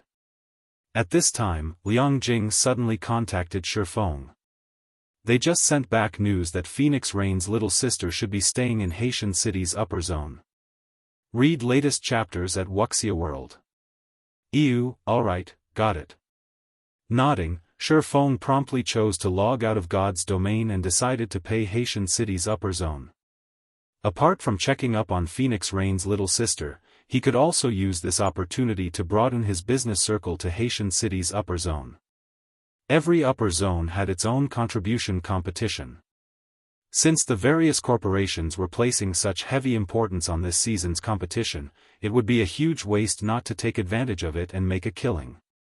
After all, Zero Wing was already a massive organization that had many mouths to feed. A large number of newcomers with great potential had even joined the guild's headquarters recently. There were also the resources needed to nurture Zero Wing's executives. With all the guild's resource requirements, simply relying on the 5 states corporation would be far from enough. Chapter 2841, Mental Strength Training House Haitian City, Upper Zone. A luxury hover car slowly landed in front of the upper zone's entrance. A man and a woman then got out of the car, their appearance instantly attracting the hundreds of teenage boys and girls waiting by the entrance.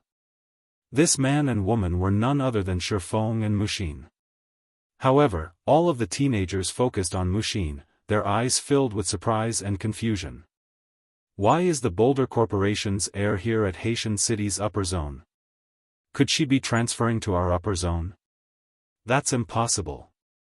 I heard that Mushin broke through recently and acquired Grade 1 authority in Yuantian City's upper zone. Moreover, not only does she have the Boulder Corporation's full support, but the base layer's supervisor is also quite supportive of her. At this rate, she might enter the middle layer of Yuantian City's upper zone. Why would she want to come to our upper zone? The teenage boys and girls began a heated discussion among themselves when they saw Mushin.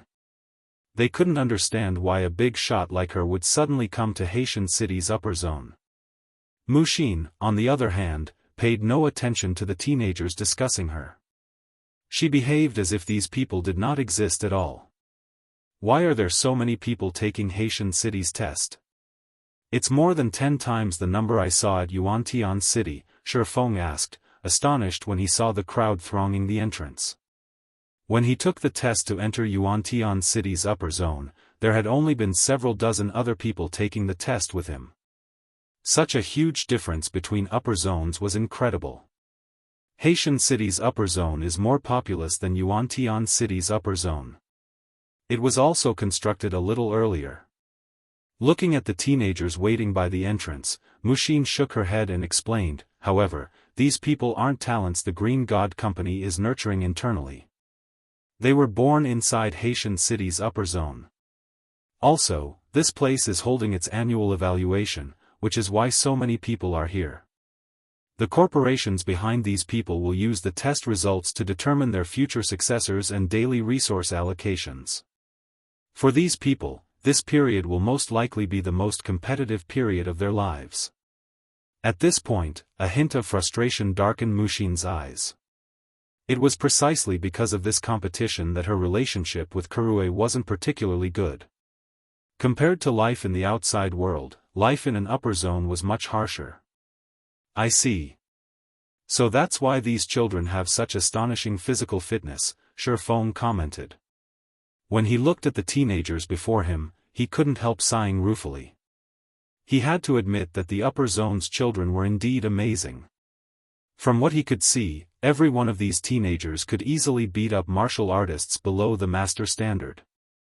This wasn't a standard the youths born and living in the outside world could match. Having such amazing physical fitness at such a young age, these teenagers would become even more amazing once they entered God's domain. Let alone reaching Tier 4, they could very well reach Tier 5. At this moment, Feng finally understood why the various superpowers had so many Tier 4 and Tier 5 experts. He could produce many Tier 4 experts just from the group of youngsters in front of him. Let's hurry inside. Taking a look at the time, Mushin said, if we wait until the mental path activates, like last time, it'll be even more difficult to find that girl you mentioned. After all, we are residents of Yuantian City's upper zone, not of Haitian City's upper zone.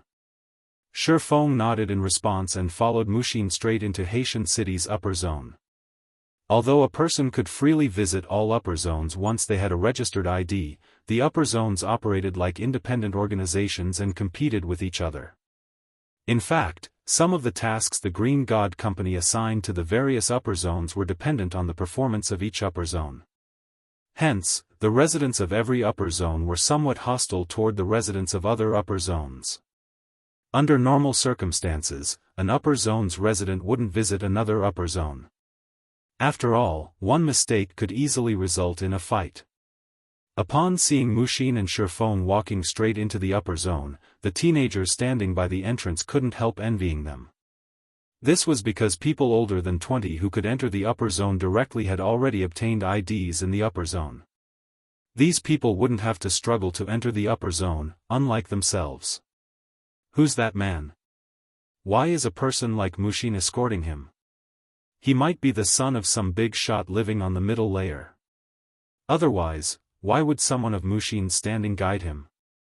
Damn it. This is too enviable. If I were the son or nephew of a mental strength master, I wouldn't have to struggle here so desperately. I could even enter one of the middle layer's mansions for training. At this time, the teenagers waiting by the entrance couldn't help gazing at Shifeng with jealous eyes. As children of major corporations, they might be objects of envy for the people living in the outside world, but they were nothing in the upper zone. Only the big shots living in the upper zone's middle layer would garner respect from the upper zone's residents. After entering Haitian City's upper zone, Shifeng found that this place was indeed more populous than Yuantian City's upper zone. In fact, one could even consider it more prosperous. Not only were there high-rises all over the upper zone, but there was also something called the Mental Strength Training House here. Such a facility did not exist in Yuantian City's upper zone. The Mental Strength Training House wasn't particularly large. The entire building was only 2 stories tall, with the footprint of a basketball court. Yet, a crowd waited to enter this small building, including children of major corporations and the Green God Company's talents. There were even direct successors of major corporations standing in line. This was a sight that definitely couldn't be found in Yuantian City's upper zone. In fact, even Muxin felt an urge to enter the mental strength training house when she saw it. However, she could only let this urge fade away. This was because the notice outside the training house very clearly stated that only those with grade 2 authority or above in Haitian City's upper zone could use the training house. People of other upper zones would not be allowed entry at all. Aren't upper zones open to all residents with ID? Shifeng was confused when he saw the notice. Why is there such a rule in Haitian City's upper zone? Isn't this unfair to people of other upper zones? The upper zone placed extreme importance on mental strength. One could easily imagine how attractive a place capable of helping a person improve their mental strength would be for the residents of the various upper zones. There's no helping this. The Mental Strength Training House is a resource Haitian City's upper zone won after competing with the other upper zones. Hence, the Green God Company gave the residents of Haitian City's upper zone exclusive use of it. It is also why many more corporations are willing to invest in Haitian City compared to the other upper zones, Muxin said, shaking her head. A bitter smile appearing on her face, she added, if not for the Boulder Corporation having deep roots in Yuantian City, we would have most likely moved the focus of our development to Haitian City already. Muxin's words didn't particularly surprise Shifeng. Although he had not experienced the training house's effects, mental strength was everything in the upper zone. It would naturally be very attractive to the various corporations. In fact, Shifeng also felt tempted to transfer to Haitian City's upper zone. After all, his concentration was currently bottlenecked at the Tier 4 peak standard. Thus far, he had already used 3 phantom potions, yet he was still nowhere near the Tier 5 concentration standard. While Shifeng and Muxin were conversing, an argument suddenly broke out in front of the training house. Lu Tiendi, I've already said my adventurer team will never join you. A fair-skinned girl sporting a double ponytail and wearing light blue sportswear glared at a handsome and dapper young man in his early 20s, her eyes blazing with indescribable rage. However, the young man in question paid no heed to the girl's anger at all. Instead, a robust, middle-aged man standing beside him smiled and said, "Miss Ji Luorong, you are free to refuse my young master's invitation, but if you do, you can forget about obtaining resources from anyone in this upper zone from now on. You should understand very clearly that my young master has the power to blacklist you." You. None of the people present dared to refute the middle-aged man's words. In fact, nobody stepped forward to champion the girl. This was because Lu Tiandi was the Starline Corporation's new heir. With the Starline Corporation's influence in Haitian City's upper zone, it would be child's play for it to prevent the upper zone's residents from selling resources to a specific individual. Looking at the girl named Ji Luorong, the middle-aged man chuckled and said, "Miss Ji, I advise you to listen obediently to my young master's words and have your entire adventurer team join us. Otherwise, you shouldn't think of staying in Haitian City's upper zone anymore because nobody here will sell you any resources. You shouldn't even think of asking your older sister for help either." Read latest chapters at Wuxia World. At the middle-aged man's words, many of the corporate children present looked at Ji Luorong sympathetically. In Haitian City's upper zone, even major corporations wouldn't dare to offend the Starline Corporation outright, let alone an individual with no background. If Ji Luorong refused Lu Tiandi's demand, everyone could already foresee the girl having to leave the upper zone shortly after due to a lack of resources. However, as Ji Luorong remained silent, the middle-aged man smiled triumphantly, and the spectating crowd sighed ruefully. A low voice suddenly resounded in the area. "Is that so? What if I want to sell resources to this young lady?" Chapter 2842, Silent Upper Zone. A deathly silence suddenly fell over the area as everyone turned toward the voice's origin. What entered everyone's sight was an ordinary-looking young man clad in dark gray casual wear.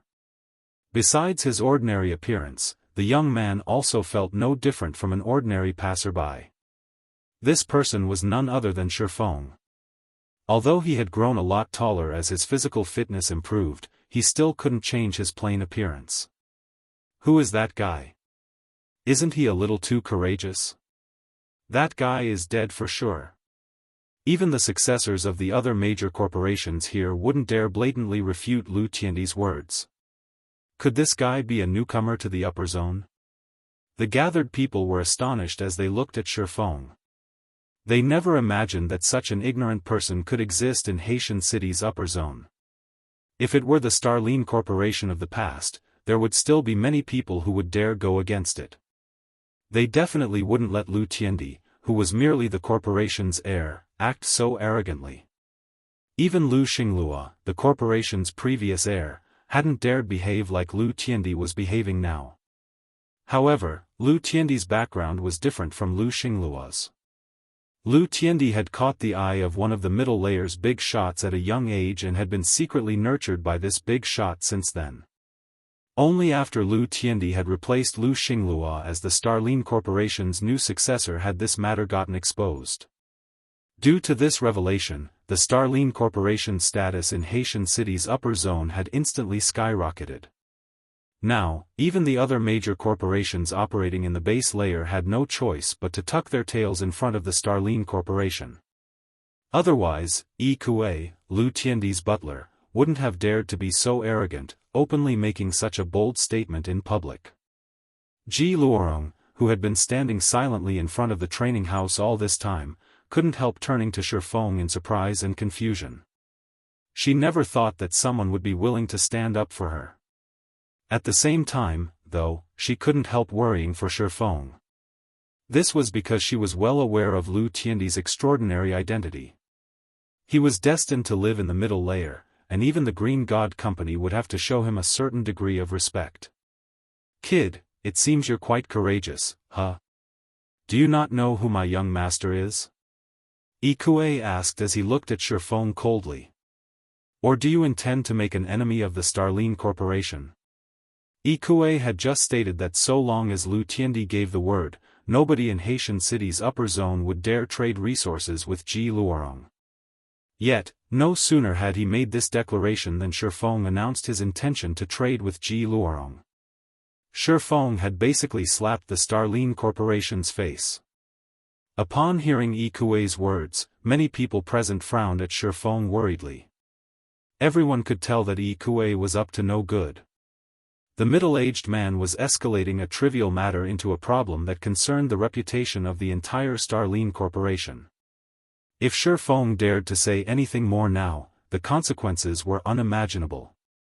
He might even face a similar end as Ji Luorong's and get kicked out of the upper zone eventually.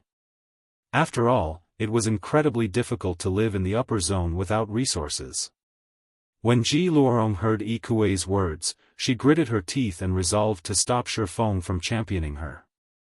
However, just as she was about to take action, a lithe figure suddenly appeared before her. "Little girl, you don't need to worry about him," Mushin said.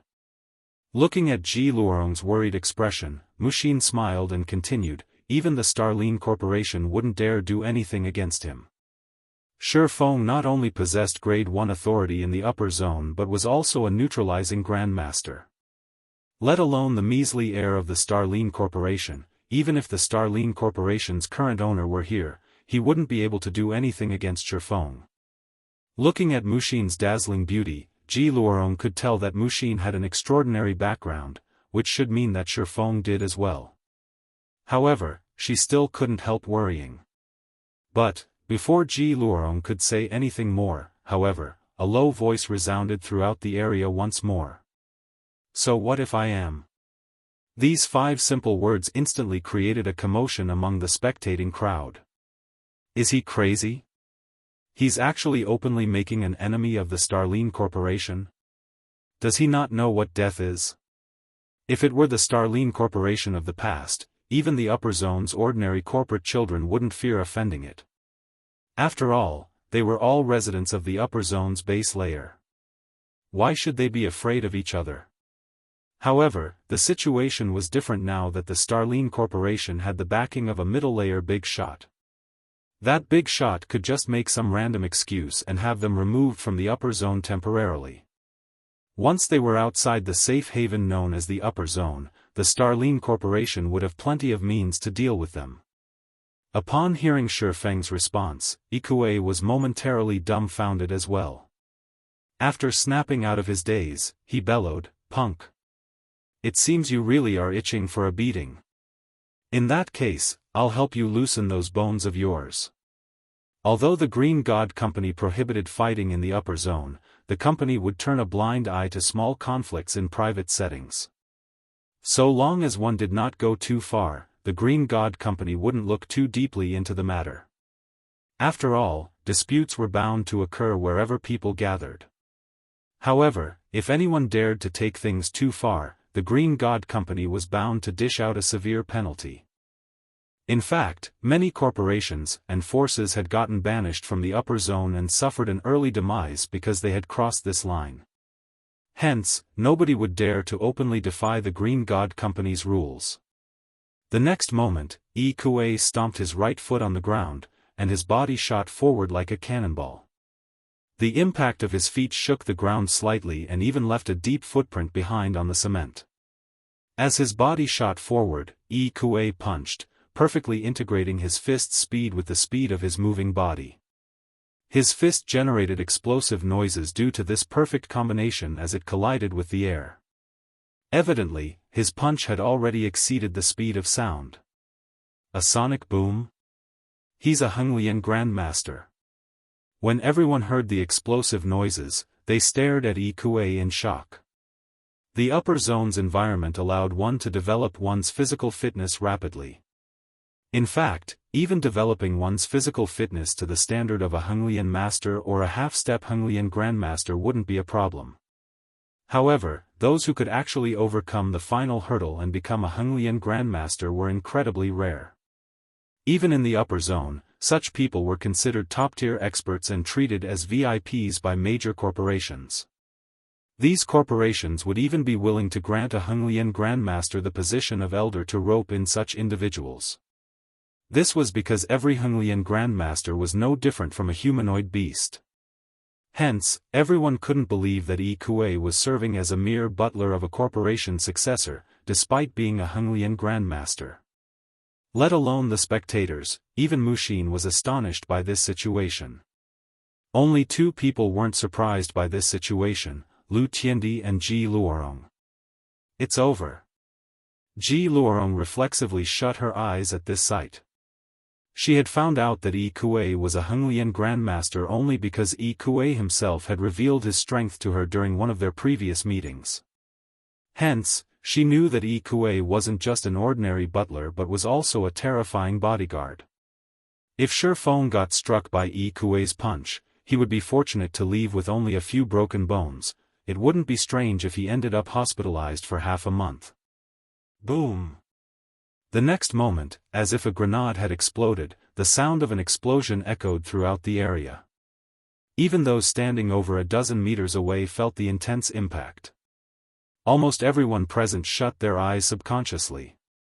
After all, they could easily imagine the outcome that awaited those struck by a Henglian grandmaster. If a Henglian grandmaster managed to land a square blow, they could kill a bull with one hit. Even a neutralizing grandmaster would end up with broken bones if they got struck by a Henglian grandmaster. Meanwhile, the sound of an impact meant that Yi Kuei's punch landed on Shi Feng. Read latest chapters at Wuxia World. EU. However, when everyone opened their eyes again, they were dumbfounded. How is this possible?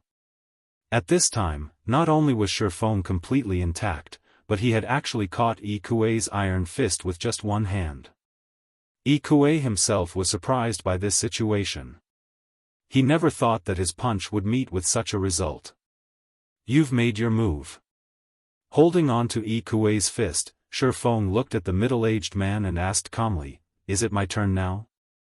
Chapter 2843, Shocking the upper zone. Shi Feng's words seemed to stimulate Yi Kuei, the latter's face immediately turning ashen. Yi Kuei was indeed surprised that Shi Feng had blocked his punch, but that was merely because he had not expected that Shi Feng would actually be a neutralizing grandmaster.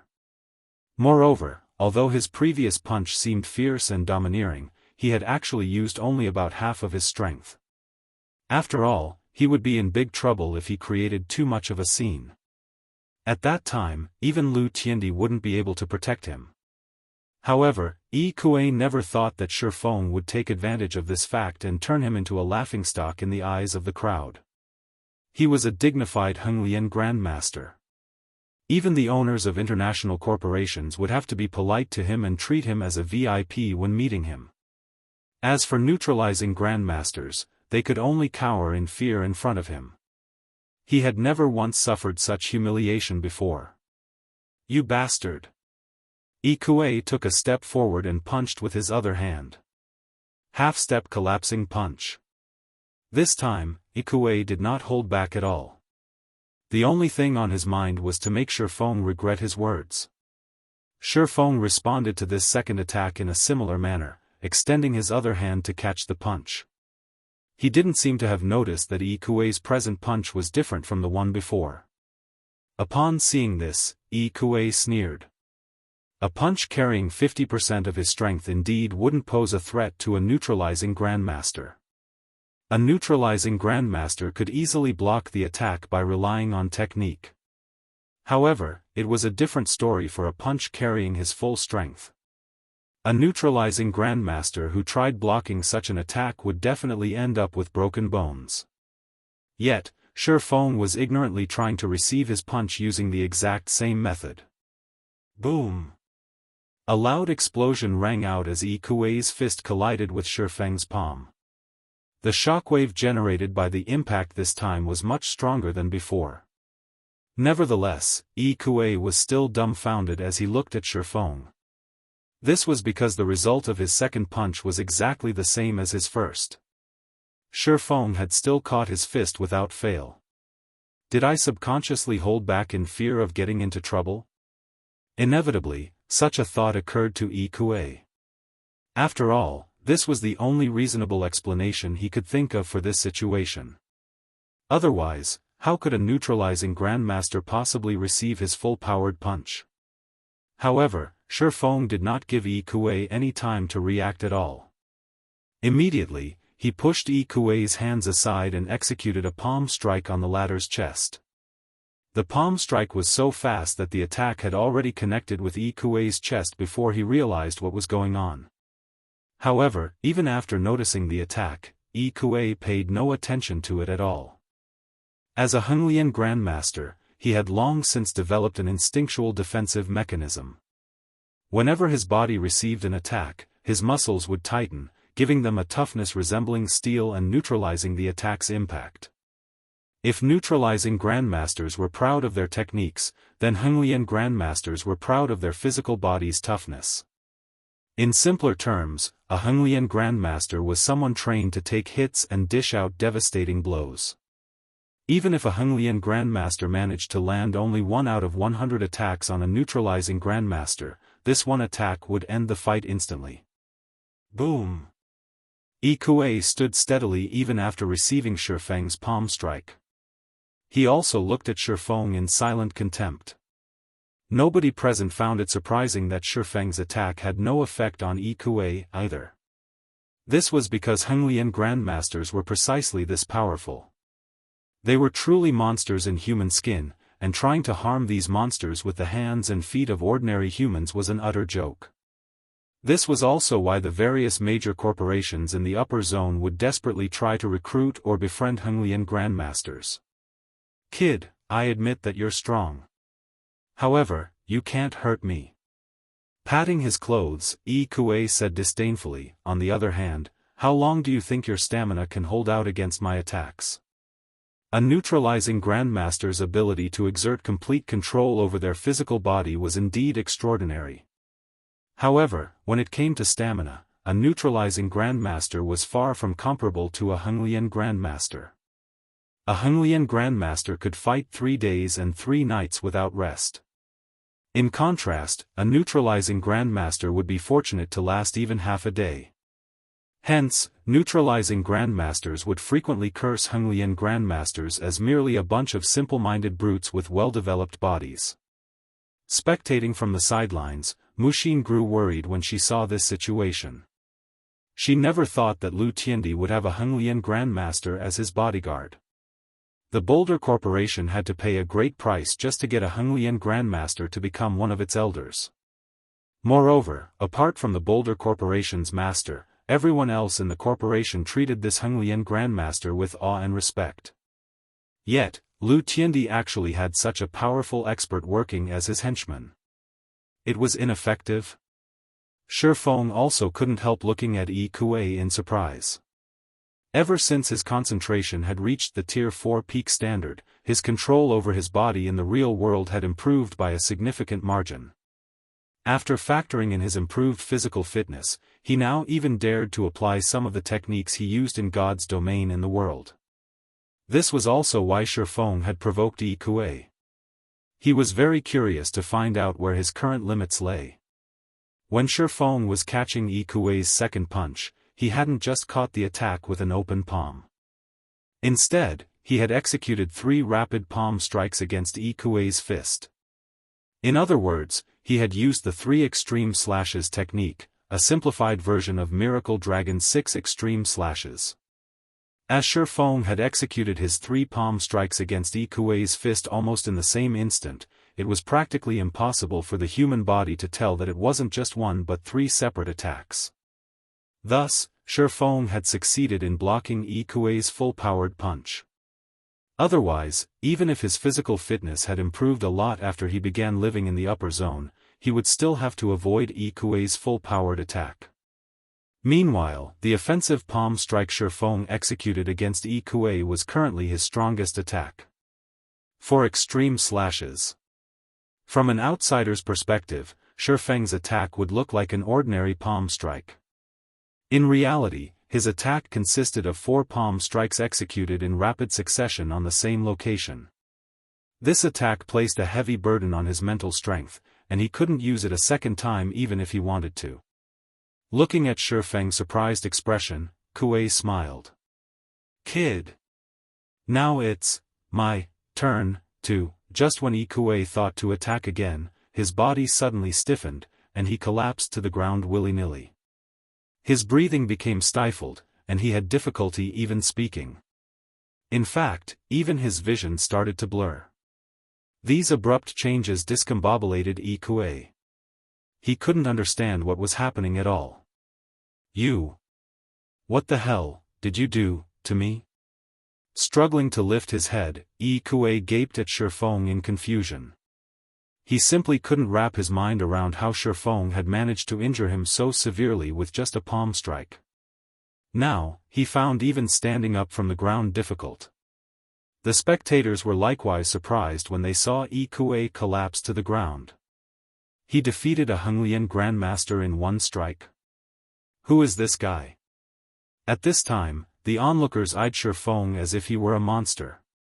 They even began wondering whether the scene before them was staged. After all, who could possibly believe that a Xinyuan grandmaster would fall from just one palm strike? I think I know who he is. Some time ago, two people managed to pass Yuan City's mental path together. One of these people was even someone the Boulder Corporation brought in using its reserve slots.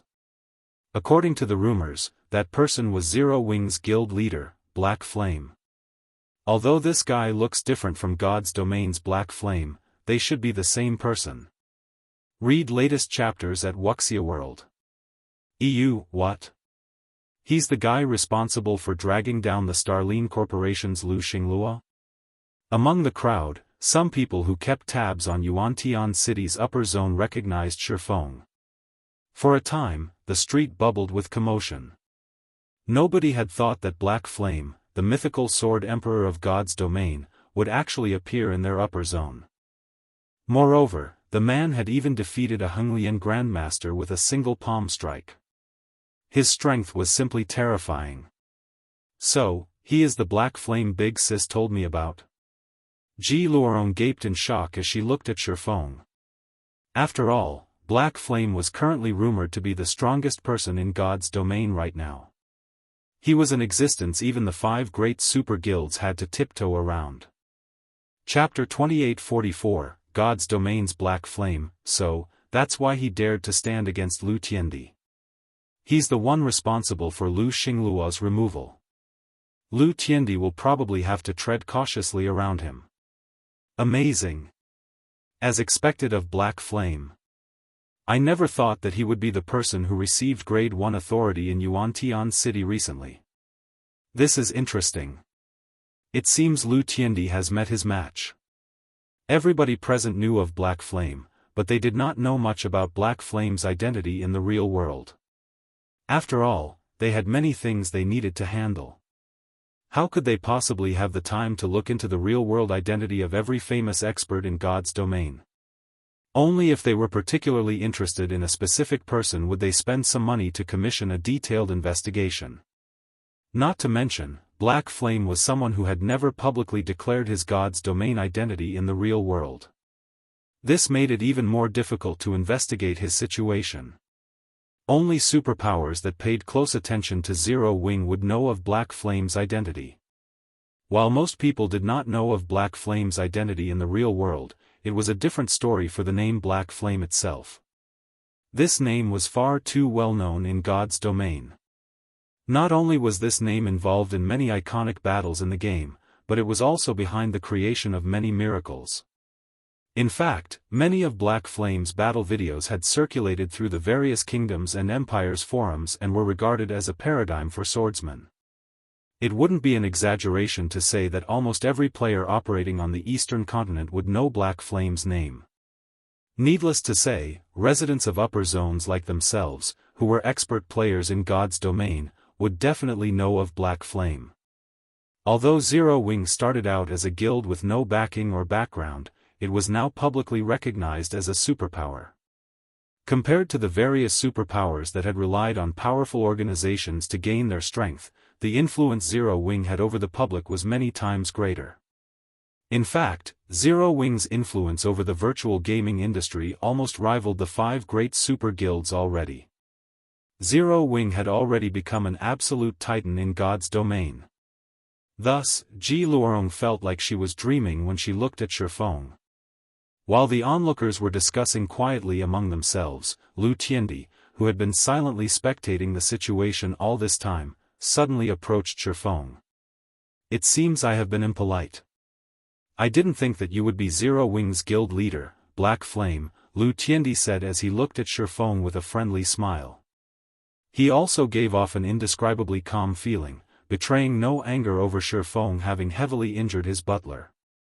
Hello, my name is Lu Tiandi, the current guild leader of Starlink. You have truly helped me a bunch by defeating Lu Xinglua, guild leader Black Flame.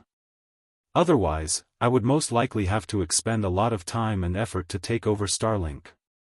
No need for thanks. You and I are not allies, Shifeng retorted nonchalantly. Others might not know about Lu Tiandi, but Shifeng had a very deep understanding of him. This was because Lu Tiandi had been a well-known Tier 6 God-ranked expert in the past. However, he had not joined any guild. Instead, he had led an adventurer team while working under Starlink.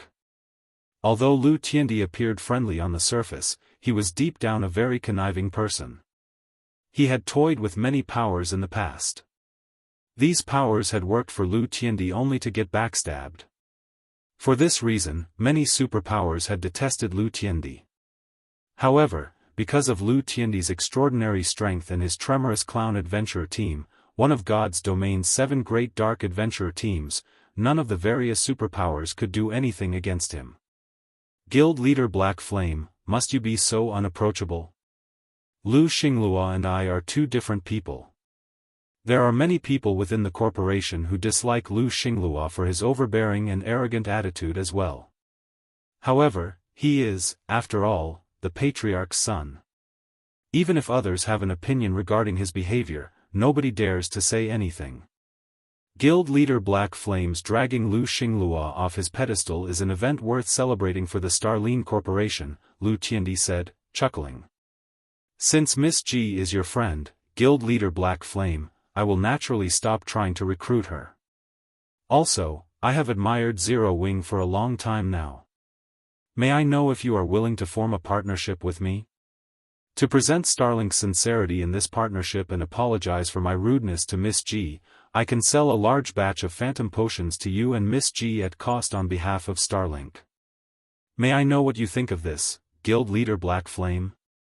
At Lu Tiandi's words, everyone couldn't help envying Shifeng. The phantom potion was something the various major corporations coveted.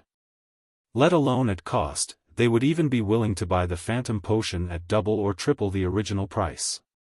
After all, the importance of improving one's mental strength trumped everything else in the upper zone. Ji Luorong was tempted by Lu Tiandi's offer. She currently held only Grade 2 authority in Haitian City's upper zone. If she could acquire a few more phantom potions and improve her mental strength, she might reach Grade 1 authority.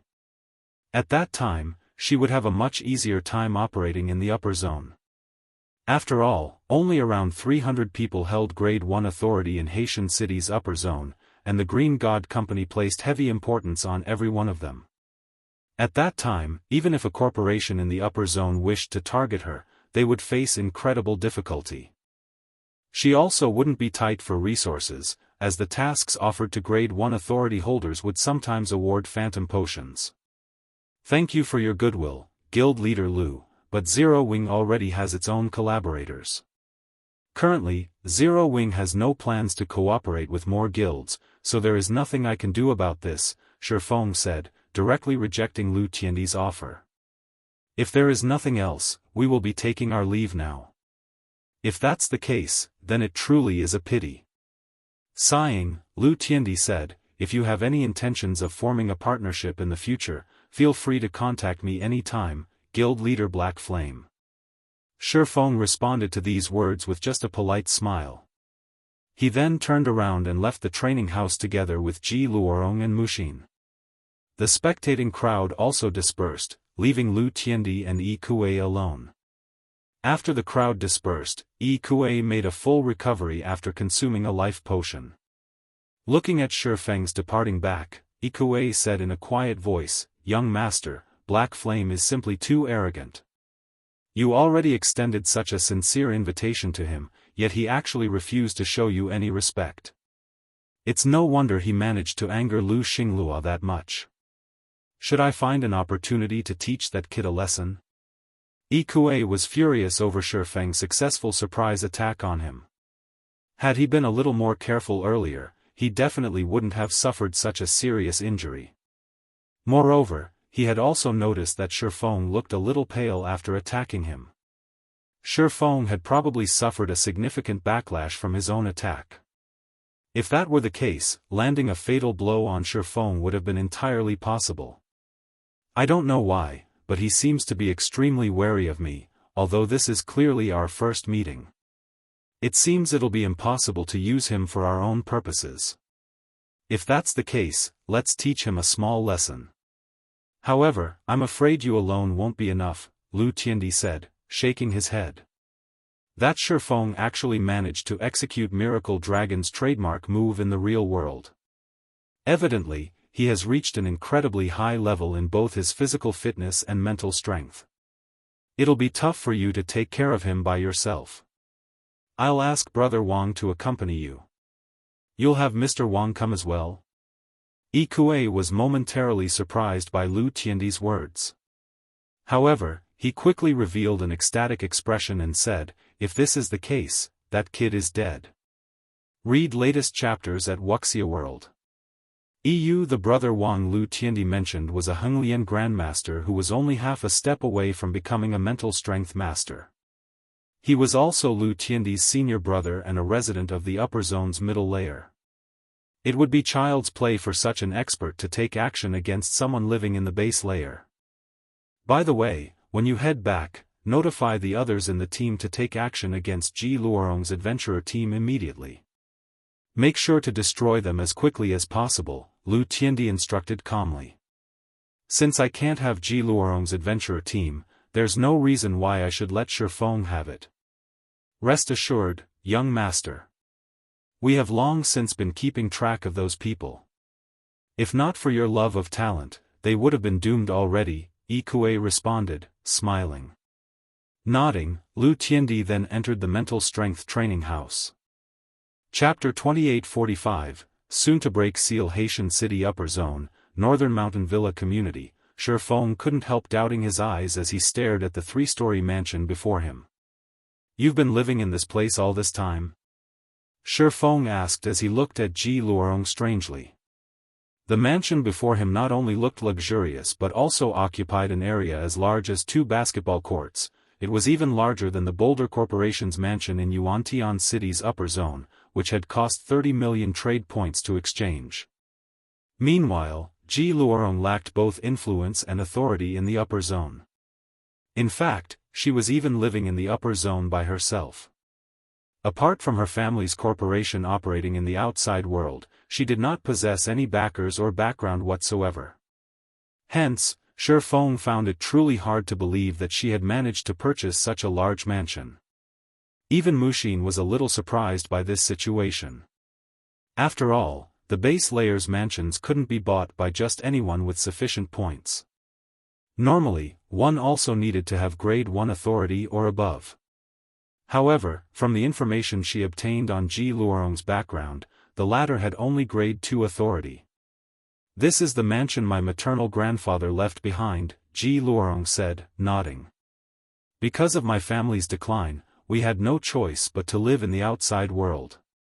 However, because my mental strength showed promise, my family decided to make use of the reserve slot my maternal grandfather left behind and let me live in the upper zone. Realization immediately dawned upon Shifeng at Ji Luorong's explanation. This also explained why Phoenix Rain had been living in the outside world despite her family having such a large mansion in the upper zone. The upper zone had existed for a long time already. During this period, there had indeed been many families that had fallen into obscurity and were forced to leave the upper zone. After all, the strong preyed upon the weak in the upper zone. Without a reserve slot or sufficient talent in the mental strength department, one would not qualify for residency in the upper zone at all. Through this revelation, Shifeng also realized that the Ji family was indeed extraordinary. Although it was in decline now, the fact that it had managed to acquire such an extravagant mansion in the upper zone proved that it had once been a powerful force there. This also explained how Phoenix Rain managed to rely on her own strength to become one of the Dragon Phoenix Pavilion's pavilion masters. As Ji Luorong talked about her family circumstances, the group arrived inside the mansion. Upon entering the mansion, Shi Feng had to admit that it was indeed much better than his housing unit. Not only was the place much more spacious, but it also provided much greater help toward the improvement of one's mental strength. After entering the mansion, Shi Feng turned the conversation to Ji Luorong's current circumstances and Phoenix Rain's brief reappearance in God's domain after her disappearance. Upon hearing news of her older sister, Ji Luorong breathed out a small sigh of relief. She had been incredibly worried when she found out that her older sister had disappeared. When she heard that her older sister had been brought to Haitian City's upper zone, she had repeatedly searched the base layer for clues of her older sister. Despite her efforts, she had come up empty. The only possibility she could think of was that her older sister had been transferred to the middle layer. Hence, she had been anxiously trying to enter the middle layer to verify her older sister's condition. Hearing that her older sister had once appeared in God's domain after her disappearance and even expressed that she was safe had lifted the stone weighing on her heart. Now, she could finally relax a little bit. By the way, why did Lu Tiandi come to find you? Do you have any grudges with him? Shi Feng asked curiously as he looked at Ji Luorong. His main goal in coming to Haitian City's upper zone was to check Ji Luorong's situation. After all, he had promised Phoenix Rain to take care of her little sister. Meanwhile, Lu Tiandi wasn't a kind person. Catching his attention was akin to catching the attention of a fox. One was bound to meet with misfortune. I don't have any grudges with him. In fact, today is only our second meeting, Ji Luorong sighed. As for why he is approaching me, it is because he wants eternal glory, the adventurer team I established, to join his adventurer team, Tremorous Clown. He wants to annex your adventurer team? Shi Feng was surprised by this answer. Tremorous Clown was an extraordinary dark adventurer team. According to his past knowledge, the team had been active on the Western continent and possessed powerful members. At its peak, the team had even had 3 Tier SXS and 9 Tier 5s. Even the various superpowers dared not casually offend the adventurer team. Back then, many experts operating on the dark side of God's domain had sought to join Tremorous Clown. However, only a small minority had succeeded because Tremorous Clown's entry requirement was Tier 4. Normally, only peak experts who had reached Tier 4 could join the team. Shi Feng also knew a little about Ji Luorong's adventurer team since Ji Luorong had also been relatively famous in the past. Although not on the level of the Demon Queen Phoenix Rain, Ji Luorong had still been a bona fide Tier 5 Apex expert, only half a step from reaching Tier 6. Eternal Glory had also been a famous top adventurer team.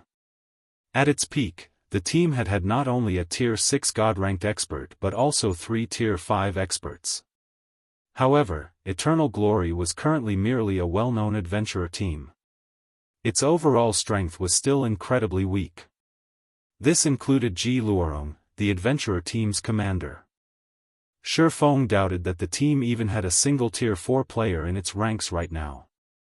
Hence, he found it inconceivable that Lu Tiandi wished to annex Eternal Glory. Of course, Shi Feng wasn't looking down on Ji Luorong and her companions. The present Tremorous Clown was far stronger than Eternal Glory. Tremorous Clown probably rivaled the average superpower in the number of its peak combatants. Now that Lu Tiandi had acquired Starlink as well, the overall strength of the forces under his command should be at an astonishing level. My team is indeed incapable of catching Lu Tiandi's attention. The only reason I can think of for his efforts to annex us is the special legacy we obtained, Ji Luorong said after giving the matter some thought. Some time ago, we visited a very special secret land and found a massive world passage sealed there. We even came across a person who might be a Tier 6 god. According to that person, the seal on the world passage would soon break, and the War of Worlds would soon begin. Our team received a special legacy from that person. Recorded inside the legacy was a sealing magic array. If we sacrifice EXP to the magic array, we can isolate a specific area from the rest of the world for a long period. It can be considered a means to resist the War of Worlds. However, at that time, other players aside from our team entered that place as well. In hindsight, those people might have been Tremorous Clown's members. Ji Luorong's words shocked Shifeng. This was because he had never heard of a War of Worlds happening at this stage of the game in his previous life. However, he also doubted that Ji Luorong was lying. After all, he had visited the ancient god's domain. He wouldn't find it strange if there were other timelines of God's domain. This was especially true after seeing 100 Ghosts as members.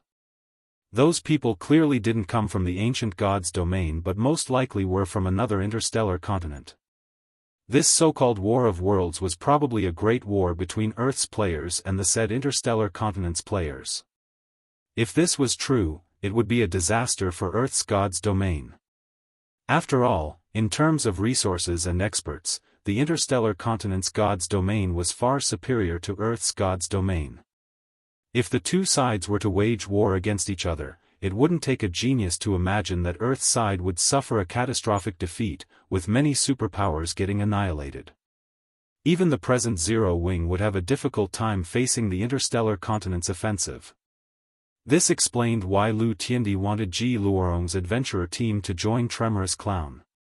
After all, the ability to isolate an area from the outside world would be of significant help to a guild in the upcoming war. When Mushin heard Ji Luorong's words, her complexion darkened. Mushin did not doubt that the War of Worlds would happen. This was because of information Frost Heaven obtained from investigating 100 Ghosts. Previously, she had still been questioning the validity of this information. However, after listening to Ji Luorong's tale, everything made sense. Yet, she couldn't bring herself to be happy about this discovery.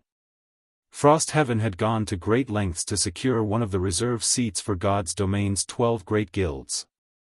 Yet, just when the guild was about to usher in an era of rapid development, the War of Worlds was about to begin. This was an absolute nightmare for Frost Heaven. However, Mushin felt a little fortunate. If she hadn't chosen to accompany Shifeng to Haitian City's upper zone, she would have most likely remained ignorant about this upcoming, world-shaking change. If Frost Heaven did not prepare for the War of Worlds, it wouldn't be strange if the guild got annihilated. While Mushin was pondering Frost Heaven's future, Shifeng looked at Ji Luorong and said earnestly, "Luorong, now that Lu Tiandi has set his sights on you and you have even rejected his offer, with his personality, I'm afraid it won't be long before he takes action against your team. It is no longer suitable for you to remain in Haitian City's upper zone. It will be safer if you move to another upper zone. I have a housing unit in Yuantian City's upper zone. Although it isn't comparable to this mansion, you can still conduct daily exercises there. Would you like to move there?" Shifeng knew Lu Tiandi's personality better than anyone. Lu Tiandi would eliminate anyone he deemed his enemy. With the Starline Corporation's present influence over Haitian City's upper zone, Ji Luorong definitely couldn't live there in peace. Only by leaving Haitian City's upper zone would Ji Luorong escape Lu Tiandi's clutches. Go to Yuantian City's upper zone? Inevitably, Ji Luorong hesitated. However, she also knew that Shifeng was right, living in Haitian City's upper zone would no longer be safe. "Miss Ji, if you find it inconvenient to live with guild leader Shifeng, you are welcome to live with me. Although the Boulder Corporation isn't as powerful as the Starline Corporation, we have established a solid foundation in Yuantian City's upper zone," Mushin invited. "Miss Mushin, you misunderstand. I don't find it inconvenient. I am already very satisfied to be able to live in Yuantian City's upper zone," Ji Luorong said, shaking her head. "I am just worried about my friends. They don't live in the upper zone. If Lu Tiandi targets them, I'm afraid they won't be able to hide from him for very long. If it were before, when God's domain still didn't hold such great importance to the various corporations, she wouldn't have to worry about the Starline Corporation secretly taking action against her companions. However, the situation was different now. Because of the extreme importance the Green God Company placed on God's domain, the various major corporations now prioritize the game. It wouldn't be strange if they took action against individuals in the real world. In response to Ji Luorong's worries, Shi Feng chuckled and said, "That is simple. Just have your friends head to Zero Wing's headquarters. I'll have everything arranged for their stay. Read latest chapters at Wuxia World." He very much welcomed alliances with experts. Meanwhile, Eternal Glory had plenty of experts in its ranks. Once these players grew up, they would become formidable allies. Sheltering Eternal Glory's members now would only benefit Zero Wing. Moreover, Lei Bao was currently at the half-step Xinyuan Grandmaster standard already. There was also Fire Dance, who was not much inferior to Lei Bao. Combined with the various top-level security measures set up in Zero Wing's headquarters, even a Xinyuan Grandmaster would have difficulty making trouble there. After hearing Shi Feng's words, Ji Luorong couldn't help rejoicing. Excitedly, she said, "Thank you, Guild Leader Shi Feng. I assure you that they will listen to all of Zero Wing's arrangements during their stay." The fact that her adventurer team's members could stay in Zero Wing's headquarters was definitely good news. After all, the present Zero Wing was already very strong. Moreover, the various major corporations hadn't been able to do anything against the guild thus far. Hence, her companions should be relatively safe once they moved to its headquarters.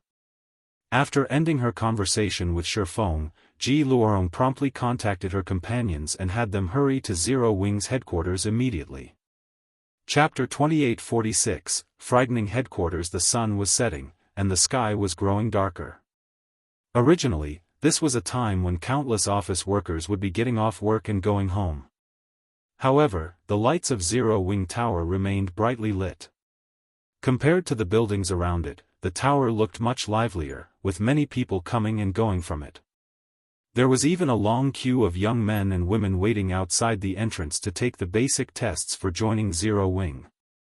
At this time, a group of several dozen people of various origins and clad in diverse styles suddenly appeared in front of the tower and quietly studied the tall building before them with curious expressions. "So, this is Zero Wing's headquarters," a young man with freckles on his face said in disdain as he looked at the line of young men and women waiting outside the building. "I really wonder what's gotten into the commander. Why does she want us to train in Zero Wing's headquarters all of a sudden?" Although Zero Wing is a powerful guild in God's domain, the number of peak experts it actually has isn't a lot. These people trying to join Zero Wing are obviously newbies as well. I bet they can't clear the trial tower's 3rd floor. Yet, the commander actually wants us to train with Zero Wing? None of the group objected to the youth's derisive remarks. It was evident that they agreed with him. As people who had chosen to join an adventurer team, the thing they disliked the most was being tied down by various restrictions. Hence, they also held players who joined guilds in extreme contempt, considering guild players to be basically weaklings who feared the strong but bullied the weak.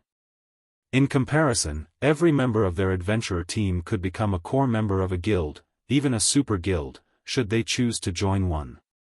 This was because they had honed their combat techniques through fighting powerful monsters and various outdoor PvPs without relying on any background or backer.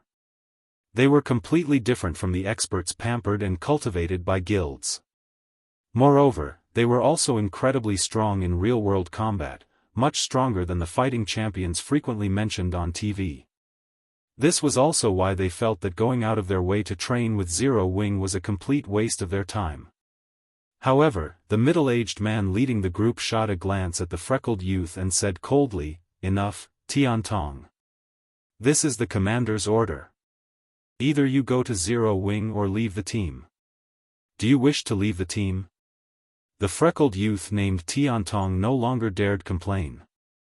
Although he was still unreconciled to the situation, he did not dare defy the middle-aged man. Similarly, everyone else in the group held their tongue, nobody daring to voice any opinions.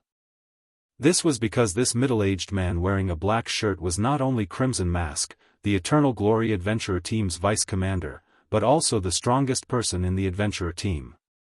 He was so powerful that even if everyone in their adventurer team, including their commander, Ji Luorong, banded together, they would just barely be able to hold their ground against him. On the western continent, he was also known to many as Crimson Mask the Demon. In one instance, in order to save a companion cornered by a large guild, he had charged into a map sealed off by an army of 10,000 all by himself. This army had over 1,000 Tier 3 experts, yet not only had this 10,000-man army gotten routed, but none of the 10,000 players had managed to leave the map alive either. After this battle, the nickname Crimson Mask the Demon began to spread across the continent. As a result, Eternal Glory had a much easier time operating out in the fields. Moreover, Crimson Mask possessed an extraordinary identity even in the real world. He used to be very famous in the bodyguard industry. Many international corporations had sought to employ him. However, for some reason, he had suddenly retired as a bodyguard to become a full-time gamer, thoroughly investing his life in God's domain. As for his decision to join Eternal Glory, which had been a weak adventurer team back then, that had simply been an accident. After seeing that everyone had quieted down, Crimson Mask nodded and led the group into Zero Wing Tower's lobby. As soon as Crimson Mask and the others entered the lobby, a beautiful woman with shoulder-length hair in sportswear approached their group. The core member's emblem pinned on her top indicated that she was a member of Zero Wing. When this woman appeared, Eternal Glory's members automatically raised their guard. The expression of Crimson Mask, in particular, turned grave when he saw her. This was because the pressure and presence this woman gave off were simply too powerful. Although the woman did not exude any kind of aura, they couldn't help feeling nervous for some reason when standing in her presence. Faced with this feeling, ordinary people would most likely think nothing of it. However, as players who had fought in numerous life and death battles in God's domain, Eternal Glory's members had long since honed their intuition beyond that of ordinary people. Anyone capable of making them feel nervous definitely wasn't an ordinary person. Eyeing the woman approaching them, Crimson Mask inwardly calculated his chances of winning should he fight her. However, after a round of careful observation, he was surprised to conclude that he had only an even chance of victory, and this was only because his physique was stronger. Could she be Fire Dance, the commander of Zero Wing's main force? No matter how Crimson Mask thought about the situation, this was the only possibility he could think of. Otherwise, he couldn't explain why this woman before him gave him such immense pressure. "You must be Eternal Glory's members, right?" the woman said, smiling as she scanned the group before her. "You can call me Turtle Dove. I've already heard about your situation from the guild leader. Since you have come to Zero Wing, you can treat Zero Wing as your home from now on. Your rooms are ready, so you can go there and rest whenever you want." After saying so, Turtledove led Crimson Mask and the others toward the elevator to the residential area. Turtledove? While following after Turtledove, Crimson Mask and the others revealed confused expressions. This was especially true for Crimson Mask. Before going to Zero Wing's headquarters, he had looked into the peak experts under Zero Wing's command. However, there was no one named Turtledove on the list. Even Tier 4 experts don't give off such powerful mental pressure. Could she be one of the trump cards Zero Wing is secretly cultivating? Tiantong was also inwardly surprised when he looked at Turtledove. Tiantong had met many experts, but this was the first time he had come across someone capable of giving such powerful pressure in the real world. Moreover, this was merely a pressure Turtledove was radiating subconsciously. Only those who had experienced countless harsh battles and training would develop such a temperament and aura. This was something even Crimson Mask had yet to accomplish even now. Crimson Mask was incredibly strong. He could defeat even master martial artists in a few moves. Despite his strength, Tiantong had never felt such pressure coming from the middle-aged man. As the group was waiting to enter the spacious elevator, two men walked out of it. These two men were clad in sportswear similar to Turtledove's. They also wore the emblem for Zero Wing's core members on their tops. The instant these two young men appeared, Crimson Mask and the others broke out in a cold sweat. This was because, in their eyes, the two men that just exited the elevator were no different from beasts. Even someone with dull senses would feel a chill crawl down their spine when bathed in the violent auras and oppressive feeling the two men exuded. Moreover, the two were incredibly fit as well. In fact, they were even superior to Crimson Mask. However, the presence of these two young men did not cause any of the Zero Wing members nearby any trouble. Instead, these Zero Wing members acted as if they did not see these two people, with some of them even chatting and laughing among themselves. What's wrong with these people? Tiantong was flabbergasted when he saw the behavior of the Zero Wing members around him. Can they not sense this oppressive feeling at all? Right now, Tiantong felt as if a lion was baring its fangs and claws at him, as if death itself was staring at him. If an ordinary person were subjected to such a feeling for long periods, they might even go crazy. Yet, Zero Wing's members seemed oblivious to this oppressive feeling. Looking at the two departing men, Crimson Mask couldn't help asking Turtledove, "Miss Turtledove, may I know who those two people are?" The instant those two young men exited the elevator, Crimson Mask had the feeling that he was doomed. This was because both of those young men were evidently stronger than him. If the two of them attacked him together, he wouldn't even have a chance to retaliate. "Their Shadow Sword and Flying Shadow," Turtledove answered calmly.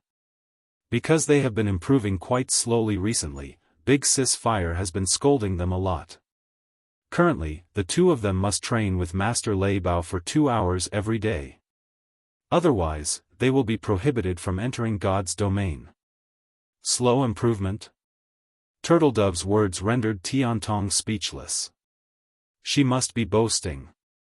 Yes. Turtledove is definitely boasting.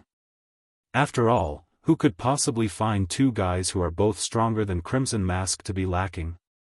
However, when Tiantong and the others finished settling into their rooms and visited Zero Wing's training room, they discovered that Zero Wing's headquarters was basically a den of monsters. This was because they witnessed Shadow Sword and Flying Shadow getting beaten up and yelled at by a sultry beauty dressed in a red t-shirt and shorts. The two young men were utterly incapable of fighting back at all. From an outsider's perspective, it looked as if an adult was beating up two children. While Eternal Glory's members were training in Zero Wing's headquarters, Shifeng's group arrived back in Yuantian City's upper zone. Mushin promptly bade farewell to Shifeng and returned to the Boulder Corporation's mansion. She intended to report the matter of the War of Worlds to the Guild and begin preparations for it as soon as possible. As for Ji Luorong, she arrived at Shifeng's residential unit. To her surprise, there were actually two big sisters sharing the residential unit.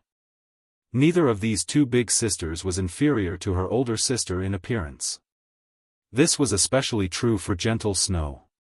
She was basically a goddess who had descended to the mortal world.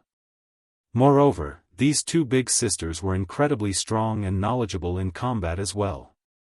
When the two of them saw Ji Luorong going through her daily training, not only were they able to point out her flaws in the blink of an eye, but their advice was also easy to understand. Yuantian City's upper zone, in a restaurant a short distance away from Shifeng's residential unit. Read latest chapters at Wuxia World.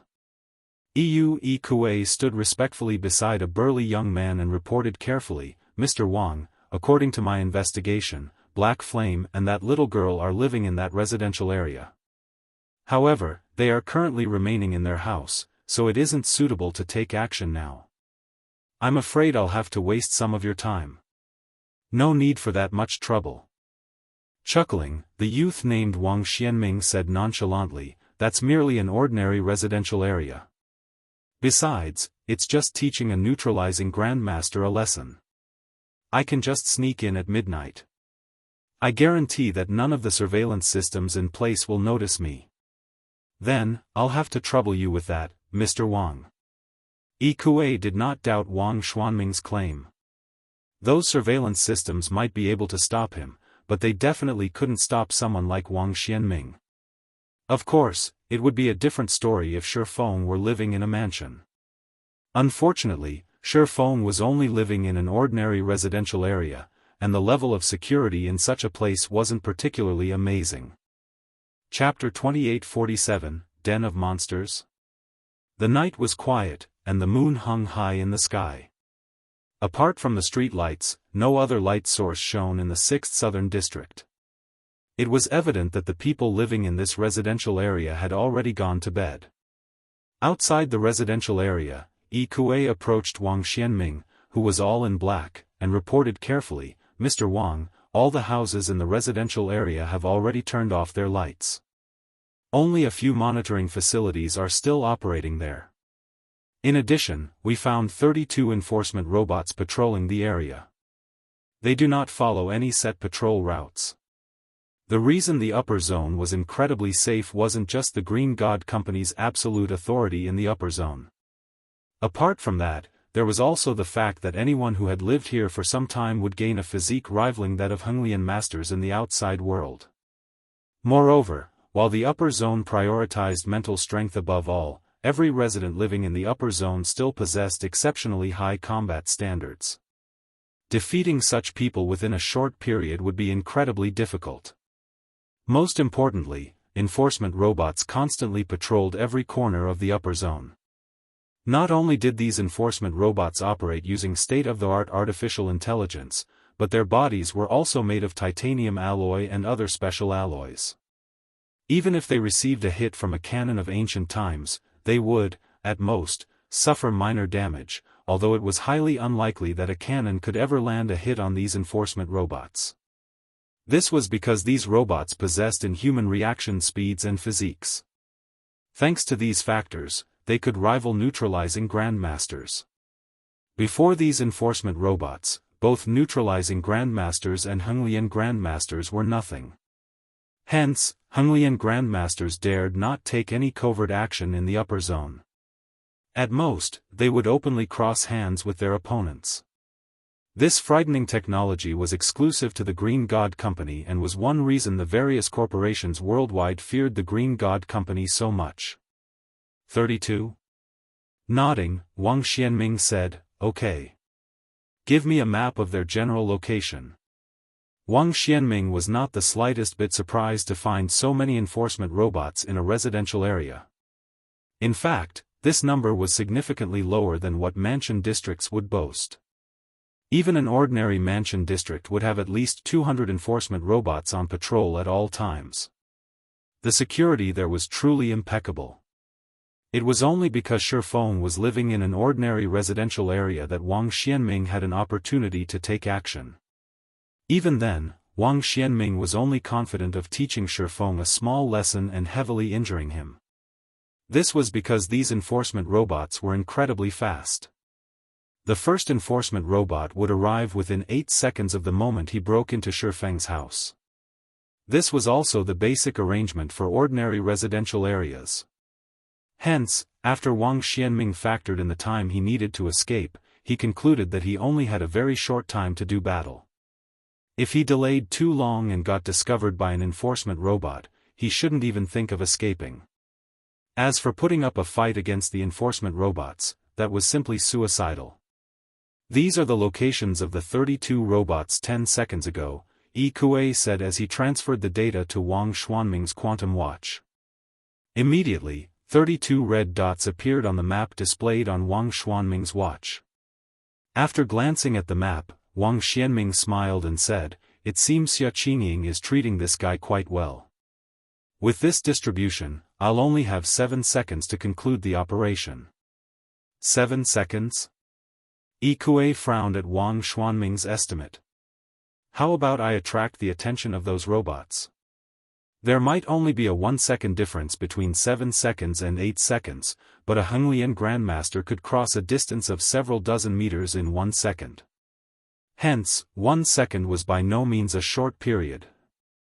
Relax."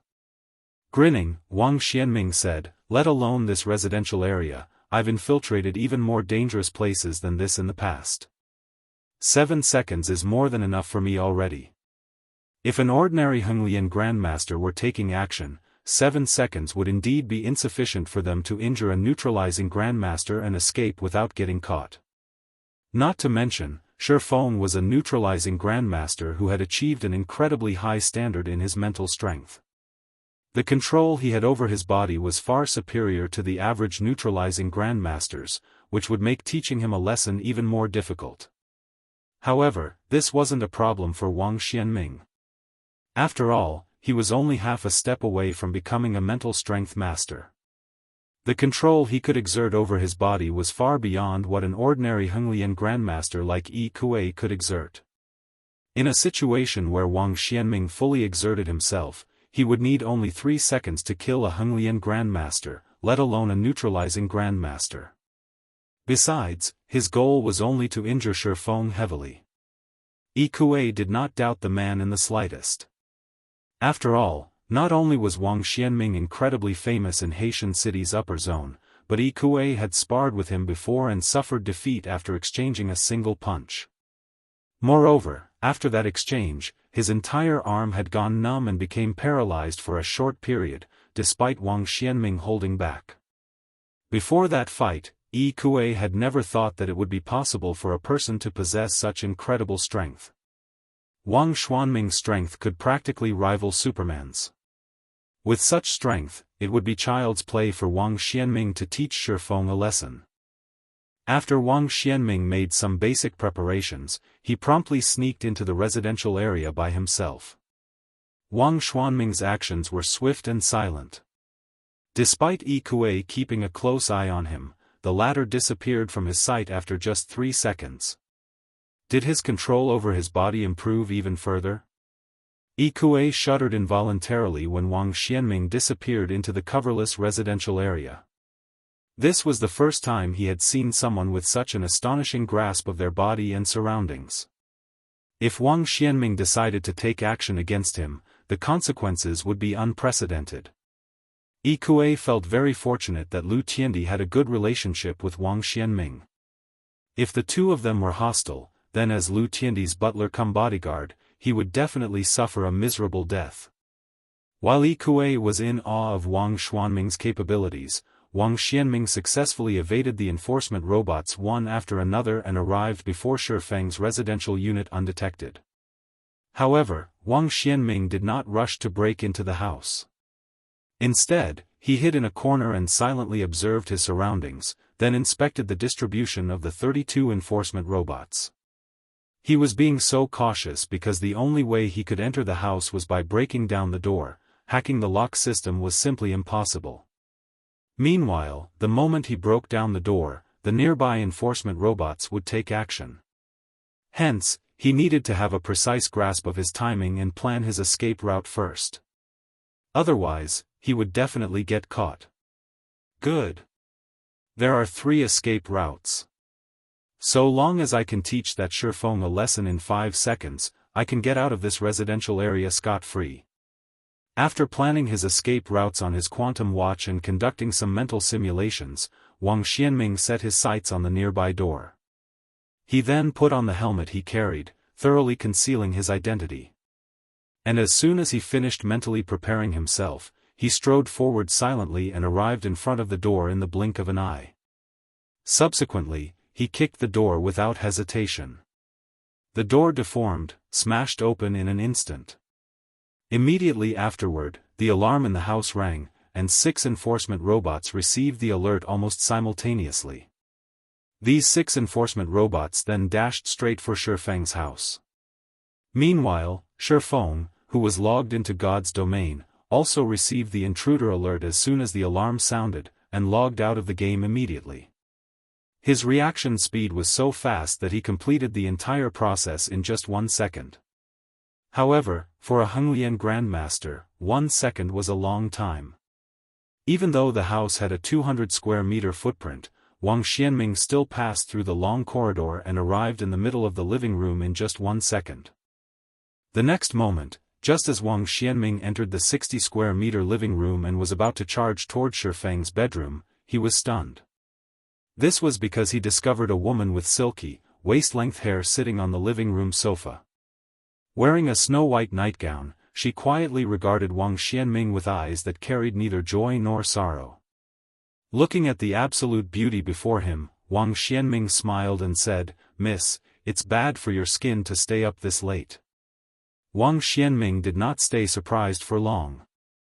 This was because the information he had acquired had indicated that Shi Feng was living together with two women, who appeared to be Zero Wing's vice guild leaders. As Wang Xianming spoke, he did not stop his feet at all. In just a few steps, he had already arrived before Gentle Snow. Immediately afterward, he executed footwork and split his body into 3 afterimages. These 3 afterimages then executed a chop at Gentle Snow simultaneously, the chops breaking the sound barrier. Rest up for a week. The 3 chops Wang Xianming executed were lightning fast. Facing this move, even a neutralizing grandmaster would barely manage to stop 2 of the blows. The next moment, the 3 chops could be seen landing on Gentle Snow's body simultaneously. However, the instant his hand hit Gentle Snow's body, Wang Xianming was stunned. An afterimage. Moreover, before Wang Xianming realized it, another lithe figure had appeared beside him. This figure was none other than Gentle Snow. At this time, Gentle Snow still regarded him with the same emotionless gaze, apparently unaffected by his attack. Damn it! Where did that guy find such a monster? Wang Xianming stared at Gentle Snow in shock and confusion. He also couldn't understand how Gentle Snow could be so powerful despite being so young. Before clashing with Gentle Snow, he already had an inkling that she would be a difficult opponent. Hence, he had gone all out right off the bat to end the fight quickly. However, when he exchanged moves with Gentle Snow, he understood just how terrifying the woman was. No. She's not just terrifying. She's practically inhuman. He could clearly tell that Gentle Snow's physical fitness was only at the standard of Xinyuan masters, which was far inferior to his own. Nevertheless, she had reacted to his attack as if she had long since known what he would do. Moreover, he had even failed to perceive her evasion. While he was executing his earlier attack, the figure he saw sitting on the sofa had merely been an afterimage his mind had fixated on. The moment he began his attack, Gentle Snow herself had already disappeared from the sofa. The ability to evade a Xinyuan grandmaster's mental perception wasn't something that could be gained overnight. It was a high-level technique that had to be cultivated through rigorous training and countless battles involving life and death. While Wang Xianming might look like a 25-year-old man, he was, in reality, nearing 35 already. Yet, even at his age, he had just barely touched upon the threshold of this technique. In contrast, not only had this young woman before him learned this technique, but she had also mastered it to the point where she could dodge the attack of a half-step mental strength master with ease. Upon thinking up to this point, Wang Xianming rushed to the door almost immediately. He had no intention of staying here for even a second longer. If he were to clash against such a monster, it would be impossible for him to produce any results within the limited time available. If he stayed any longer, the enforcement robots would catch him. However, when Wang Xianming reached the entrance, he found another lithe figure standing by the door. This person was none other than Aqua Rose. Scram! Looking at the woman dressed in a light blue nightgown before him, Wang Xianming grew enraged. Not only had he failed to accomplish his mission, but there was even a monster behind him. If he wasted any more time here, he would definitely fall into the enforcement robot's hands. Hence, Wang Xianming's first reaction when seeing Aqua Rose was to attack her with everything he had.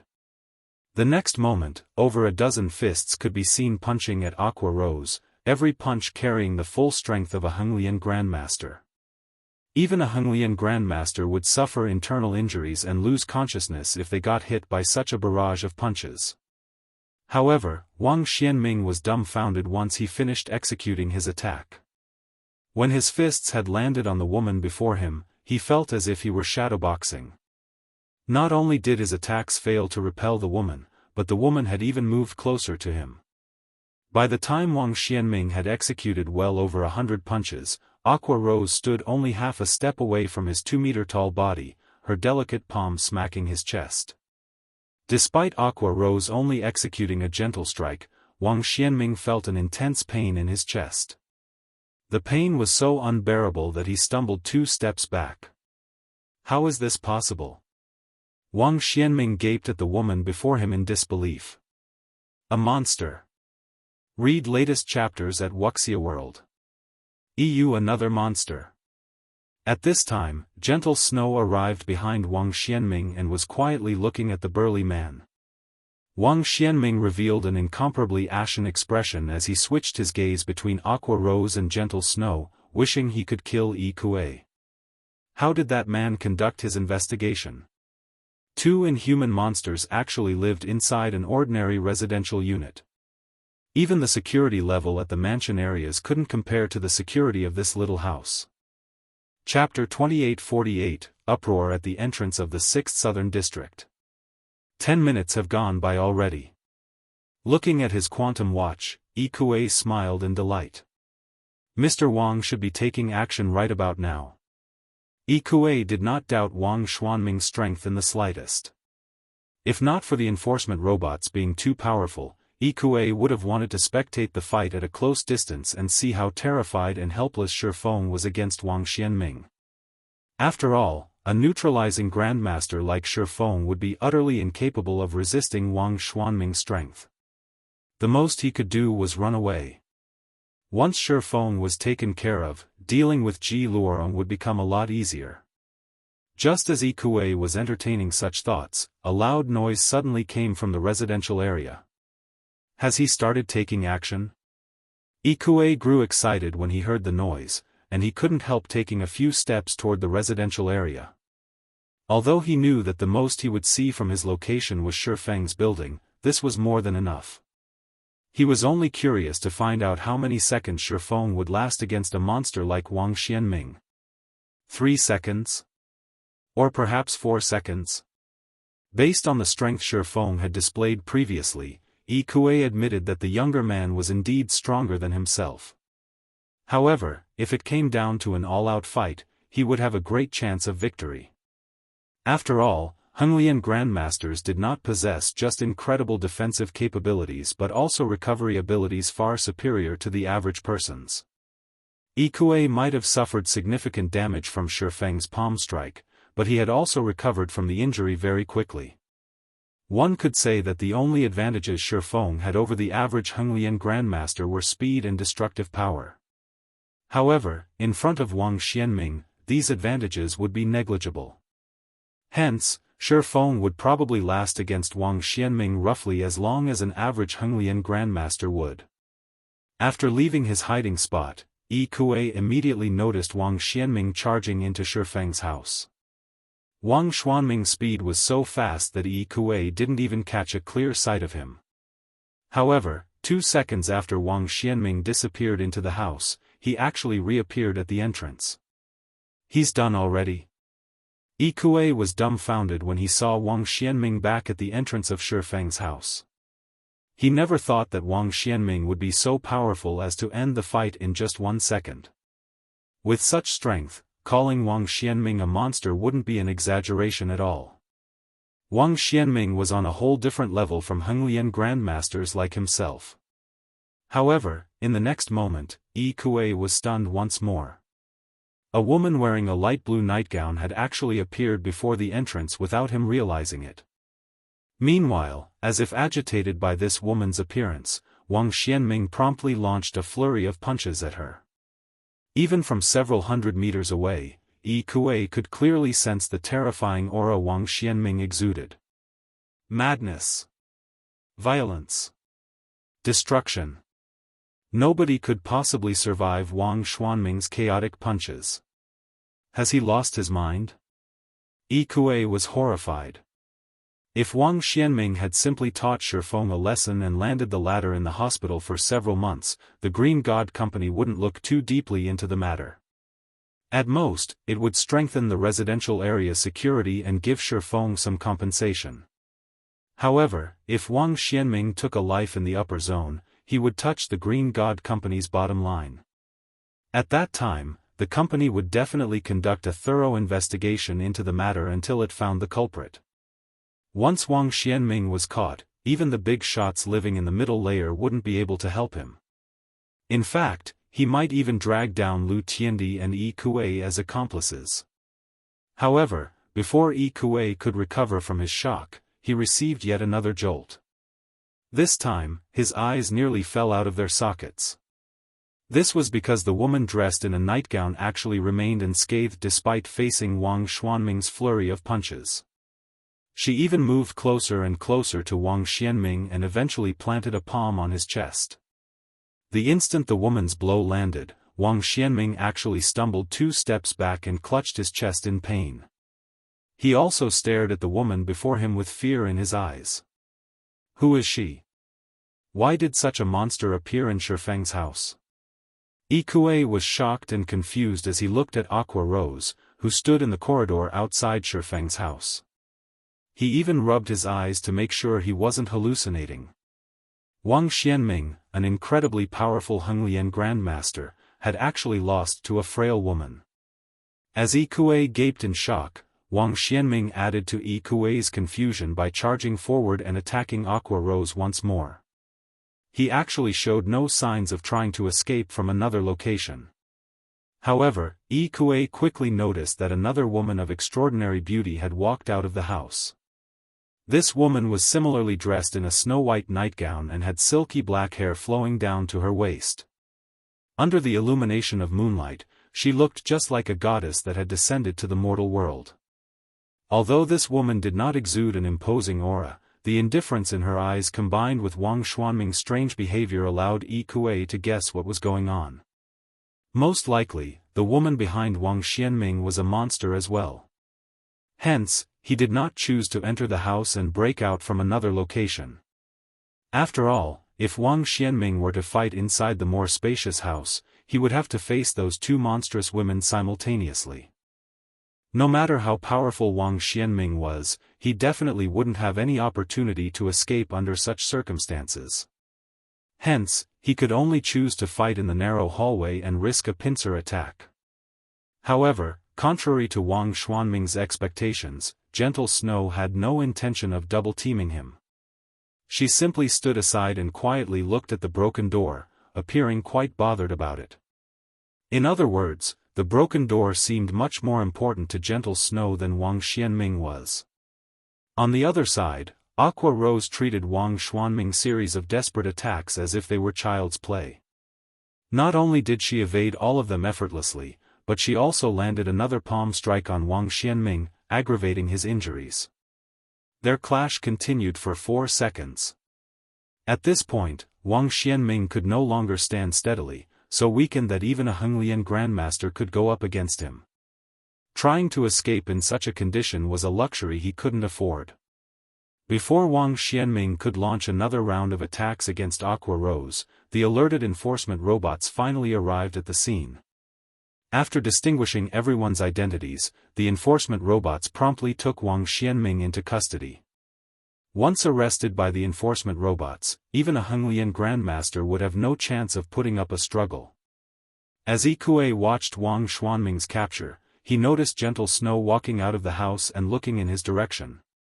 Fear seized Yi Kuei's mind, and goosebumps rose all over his body. He instinctively turned around and fled immediately. She shouldn't have seen me. I was so far away, and I even had my aura concealed.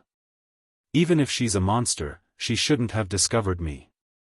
Yi Kuei reassured himself this way as he fled. He repeatedly told himself that he was merely imagining things. Only after Yi Kuei had left Yuantian City's upper zone did he finally calm down from receiving Gentle Snow's attention. That was too damned scary. How can such a monster exist in this world? Chills crawled down Yi Kuei's back when he recalled Gentle Snow's indifferent gaze. I need to have the young master report this matter to the higher-ups immediately. Those monsters aren't things we can offend.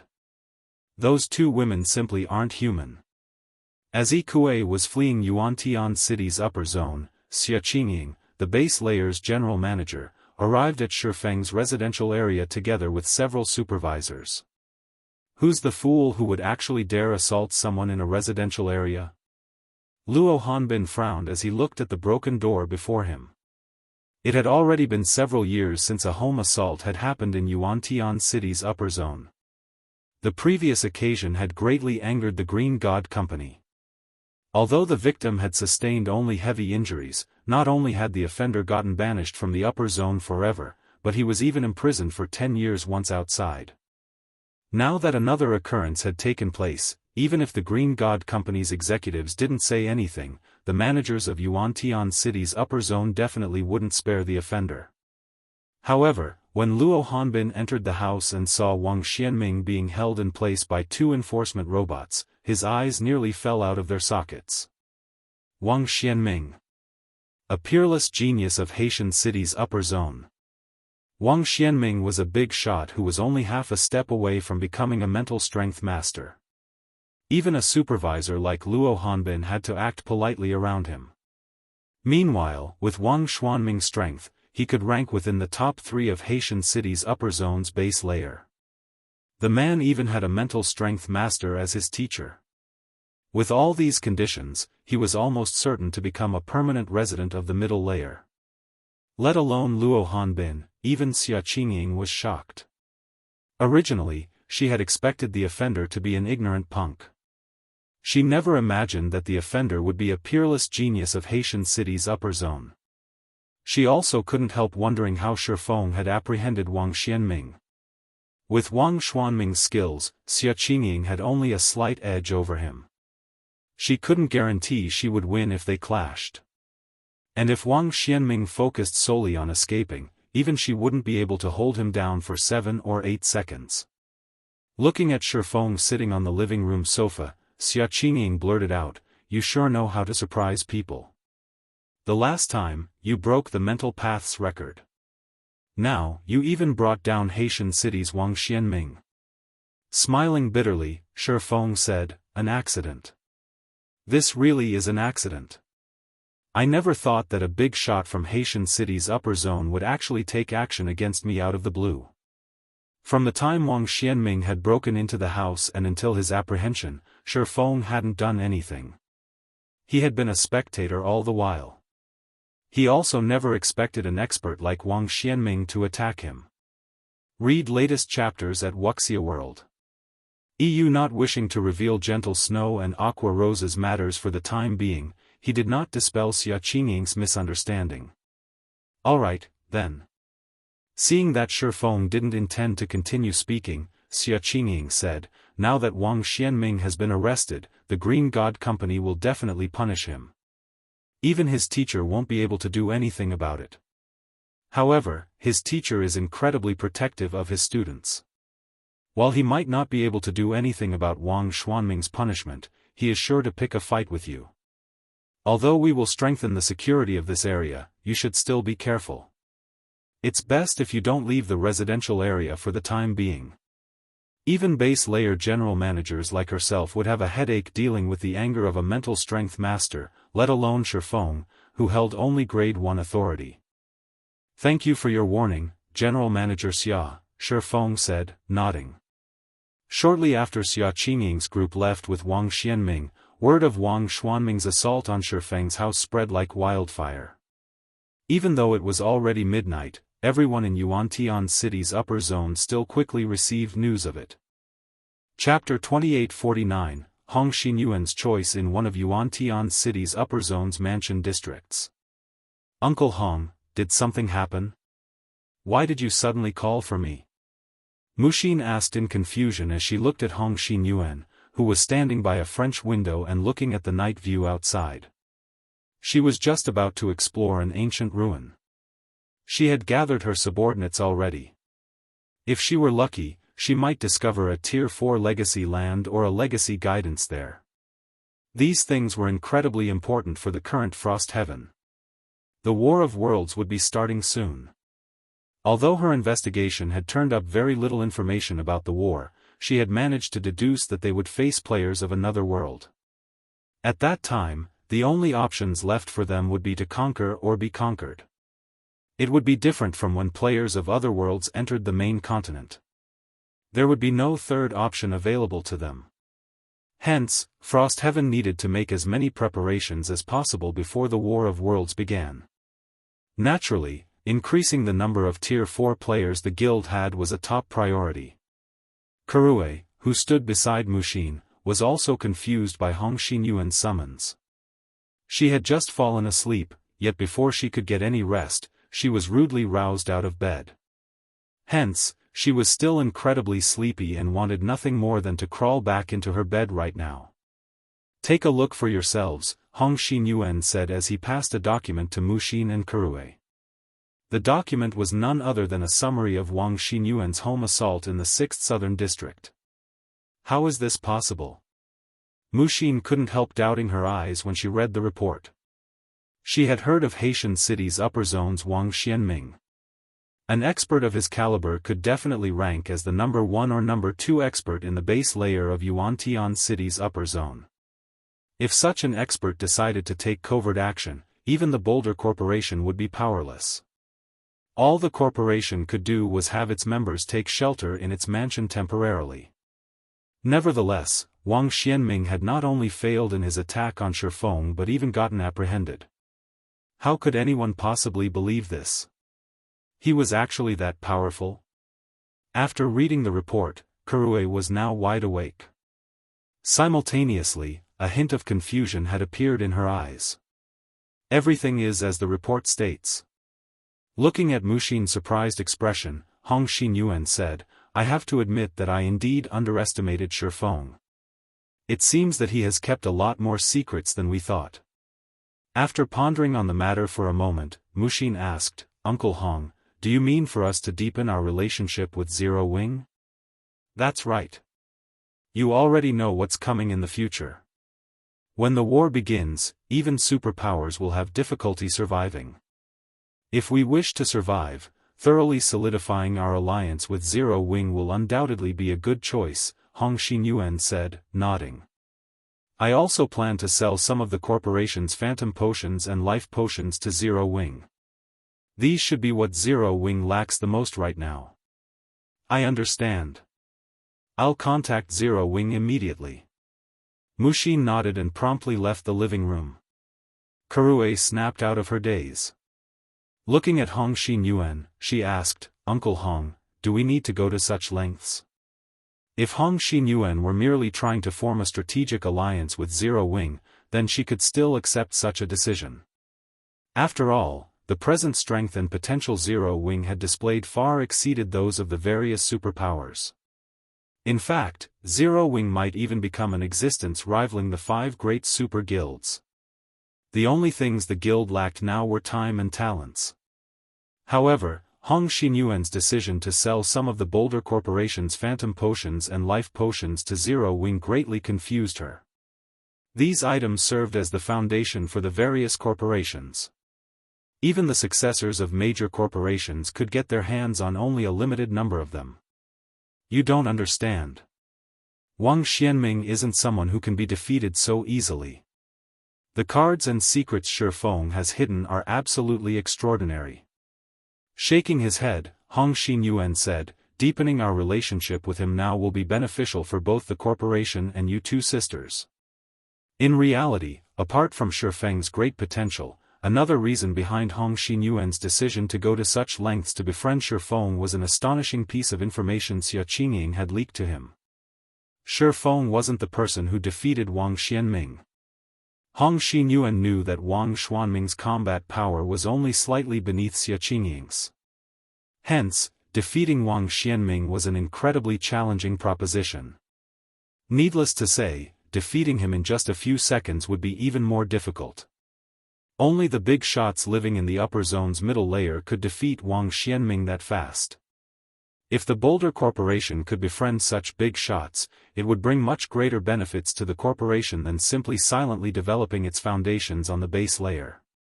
At the same time, inside a mansion in the distant Haitian city's upper zone. "Young master, what should we do?" Ikue asked in a worried tone as he looked at Lu Tiendi, who had just exited his gaming cabin. "Yuan City's upper zone has already apprehended Mr. Wang. If your teacher blames you, Wang Xianming was a bona fide peerless genius. Finding a student like him was difficult, even for the middle layer's big shots. Now that Wang Xianming had been caught conducting a home assault, he would definitely be banished from the upper zone. Without the upper zone's various resources, any further improvements would be utterly impossible for him. After hearing Yi Kuei's report, Lu Tiandi smiled and said, "We don't need to do anything. Although the outcome is different from what I imagined, things are still progressing according to plan. Now, all we need to do is sit back and wait." Wang Xianming had always been their teacher's favorite pupil, receiving the best resources available. Hence, Lu Tiandi had always gotten shortchanged in terms of resources. If not for Lu Xinglua suffering a major failure, his teacher wouldn't have started placing importance on Lu Tiandi at all. Lu Tiandi's original plan had Wang Xianming and Shifeng forming a grudge against each other. In his opinion, with Shifeng's abilities and potential, Wang Xianming probably couldn't do anything significant to Shifeng. Once Wang Xianming failed in his attack, Shifeng would definitely retaliate and create a lot of problems for Wang Xianming.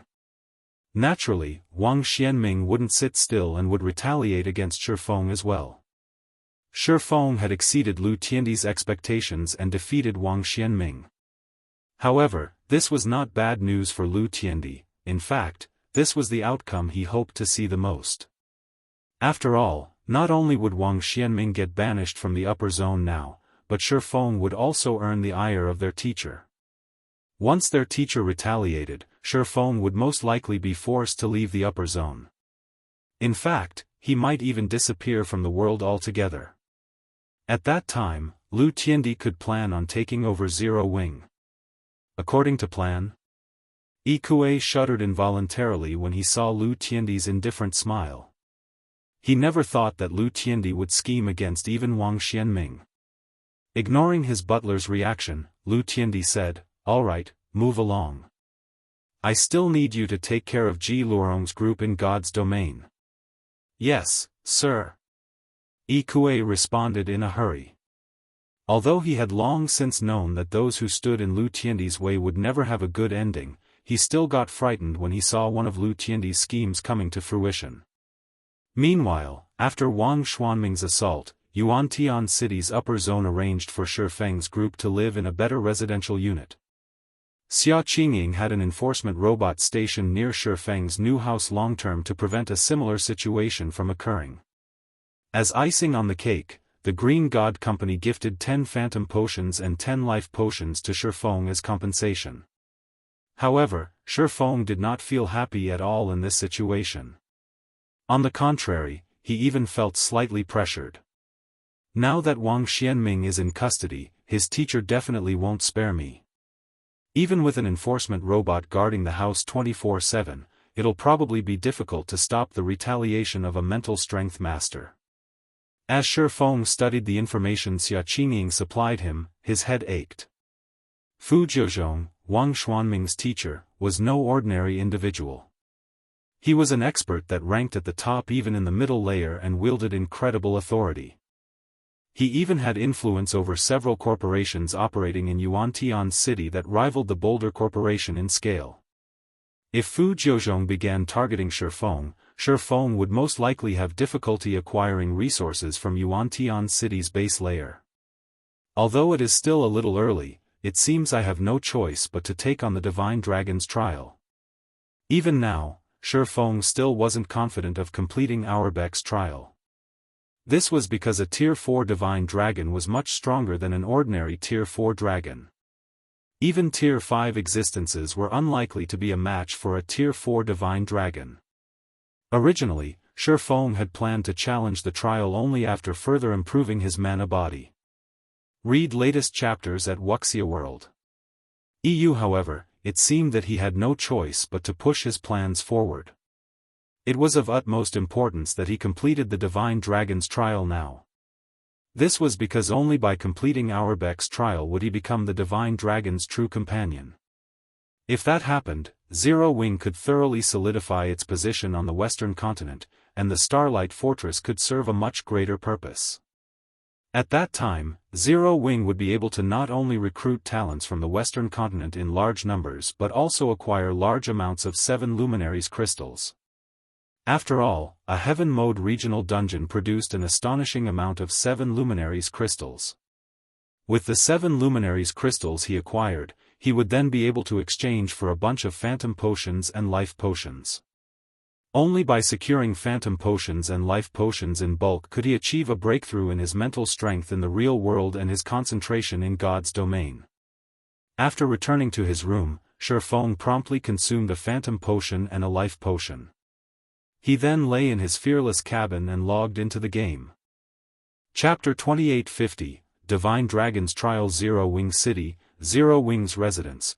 After Shifeng came online, the first thing he did was assign tasks to Liangjing and Yulan, particularly the distribution of the Tier 3 mana set equipment he had produced.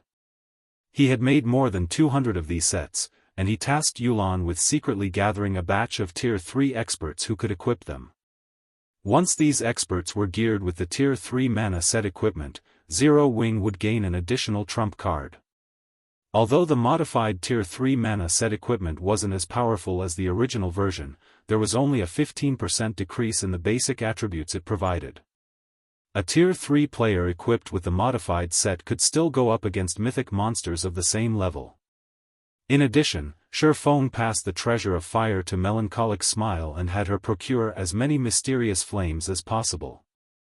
They could offer the seeds of flame converted as an award for the candlelight trading firm's forgers and alchemists. By doing so, they could not only increase Candlelight's productivity but also attract more lifestyle players to join the firm. After all, a lifestyle player's promotion was largely influenced by their production success rates. When Melancholic Smile received the treasure of fire from Shifeng, she was shocked. Then, uncontrollable excitement welled up inside her. She had always had a passion for mysterious flames. However, incredibly powerful mysterious flames weren't easy to find. And even when the guild did find some, she didn't have the ability to make it her own. Thus, the mysterious flame she currently used was only a Tier 2 mysterious flame. No lifestyle player had managed to absorb either of the 2 Tier 3 mysterious flames sitting in the guild warehouse even now. However, the Purification Crown resolved the hurdle preventing lifestyle players from absorbing stronger mysterious flames and could even produce mysterious flames using various types of flames. Melancholic Smile could already envision the swarms of lifestyle players fighting to join the Candlelight trading firm. At that time, be it the construction of the Crimson Dragon flying ships or another mobile fortress, Candlelight wouldn't have to worry about lacking talents and manpower. At the same time, with Gentle Snow and Aqua Rose's return, Zero Wing no longer lacked apex combatants to protect it. Hence, Shifeng tasked Fire Dance with secretly gathering information on the 7 treasures and collecting them directly, if possible. The 7 treasures were not only crucial for his quest, but their various supportive functions were simply heaven-defying, providing incredible help to both individuals and guilds. Previously, when players in God's domain were still low-leveled and weak, the likelihood of them encountering the 7 treasures was low. However, now that more and more Tier 4 players had begun appearing, the chances of players stumbling over the 7 treasures were much greater. Not to mention, the present Zero Wing was already far stronger than before. After its recent rapid development, Zero Wing now had more than 50,000 Tier 3 players under its command, a number that rivaled what the various superpowers had. In addition, the number of partners Zero Wing had continued to increase. Recently, Frostheaven had thoroughly solidified its alliance with Zero Wing, drastically increasing Zero Wing's influence on the eastern continent. At this point, Zero Wing could expand its territory already. Hence, his hunt for the 7 treasures was no longer an impossible task. Moreover, he had to get his hands on the 7 treasures to elevate Zero Wing's strength further. This was because only by gathering all of the 7 treasures could he fully utilize their power. In fact, the 7 treasures could even suppress the Endless Abyss. If Zero Wing could acquire this power, thoroughly making an enemy out of the 5 great super guilds wouldn't be a problem. It also wouldn't have to fear the invasion of other gods' domains. After Shifeng finished assigning tasks, he promptly teleported to the Starlight Fortress to take on the Divine Dragon's trial so that he could solidify Zero Wing's position on the western continent. At that time, even if the World Seal broke and the War of Worlds began, Zero Wing would have the ability to defend itself against the attacks of the foreign gods' domain's powers. Western Continent, Starlight Fortress. The summoning array at the top of the summoning tower lit up, and Shifeng appeared in the summoning hall a moment later. Standing atop the summoning tower, Shifeng had a full view of the Starlight Fortress's situation. At present, the Starlight Fortress was no longer the same as before. Not only had the number of players visiting the fortress increased massively, but even the weakest among them was at Tier 3. There were even quite a number of Tier 4 experts roaming the streets. After briefly scanning the fortress, Shifeng discovered at least 10 Tier 4 players, nearly outnumbering what Zero Wing City had.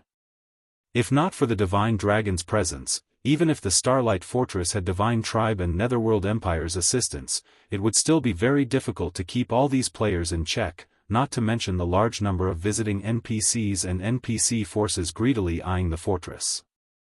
Yet, due to the Silver Divine Dragon, these players and NPCs had no choice but to lie low. After checking the fortress's situation, Shifeng went to the Summoning Tower's summoning altar, which was also the Silver Divine Dragon's resting place. When Shifeng arrived in the spacious summoning altar, what greeted him was the sight of a miniature version of the Silver Divine Dragon Auerbeck. The Divine Dragon, which was only around a dozen meters in length, was sleeping quietly in the middle of the room. At this time, Auerbeck had already reached level 164. The aura it released now was on a whole other level. It was also much stronger than the dragon Shifeng had slain in the ancient god's domain. In fact, Shifeng found it quite difficult to stand in the aura Auerbeck exuded. If an ordinary Tier 4 player were in his place, they wouldn't even be able to approach the Divine Dragon. Looking at the fully recovered Silver Divine Dragon, Shifeng gained further understanding of Divine Dragons. He had to admit that Divine Dragons truly weren't existences humans could offend. Despite Auerbeck being only at the Tier 4 mythic rank, it was still strong enough to defeat ordinary Tier 5 existences. As for Tier 4 existences, they were nothing but ants in front of a Tier 4 Divine Dragon. Little human, you've come. Auerbeck woke up upon sensing Shifeng's arrival. Looking at Shifeng with its golden eyes, it said in satisfaction, "It seems you have made your preparations to challenge the trial." "Yes, esteemed Divine Dragon," Shifeng agreed, nodding. Both his mana body and concentration standards had already reached a bottleneck, and it was unlikely he could make a breakthrough within a short time. If he wished to elevate his strength further, the only way to do so would be by obtaining a legendary weapon or equipment. However, this evidently wasn't a feasible plan, as every legendary weapon and equipment required a lot of time and manpower to acquire. Good. Since you're confident in taking on the trial, I will let you challenge it as per our previous agreement. However, let me make this clear. You only have 3 opportunities. If you fail to pass the trial in 3 tries, the contract between us will be dissolved, Auerbeck said as it rose from the ground. As for the trial you will be undertaking, it is the trial that has been passed down through generations among the dragon race. Originally, this trial was created for dragons. However, since you wish to become my companion, you will have to complete the Tier 4 infant dragon's trial at the very minimum. A trial for Tier 4 infant dragons? Shifeng was astonished by Auerbeck's words. Although he had long since known that the Divine Dragon's trial wouldn't be simple, it would seem that he had still underestimated it. A Tier 4 infant dragon could fight even Tier 5 existences. Yet, he was supposed to face a trial created for Tier 4 infant dragons. I will teleport you to the Dragon Temple. Remember, you will not be able to use external tools there. You must rely on your own strength to conquer the trial. If you die within the trial, you will be teleported back here automatically. After saying so, Auerbeck began chanting an incantation in dragon tongue, generating divine runes around Shifeng one after another. 5 seconds later, Shifeng was cocooned in countless golden divine runes.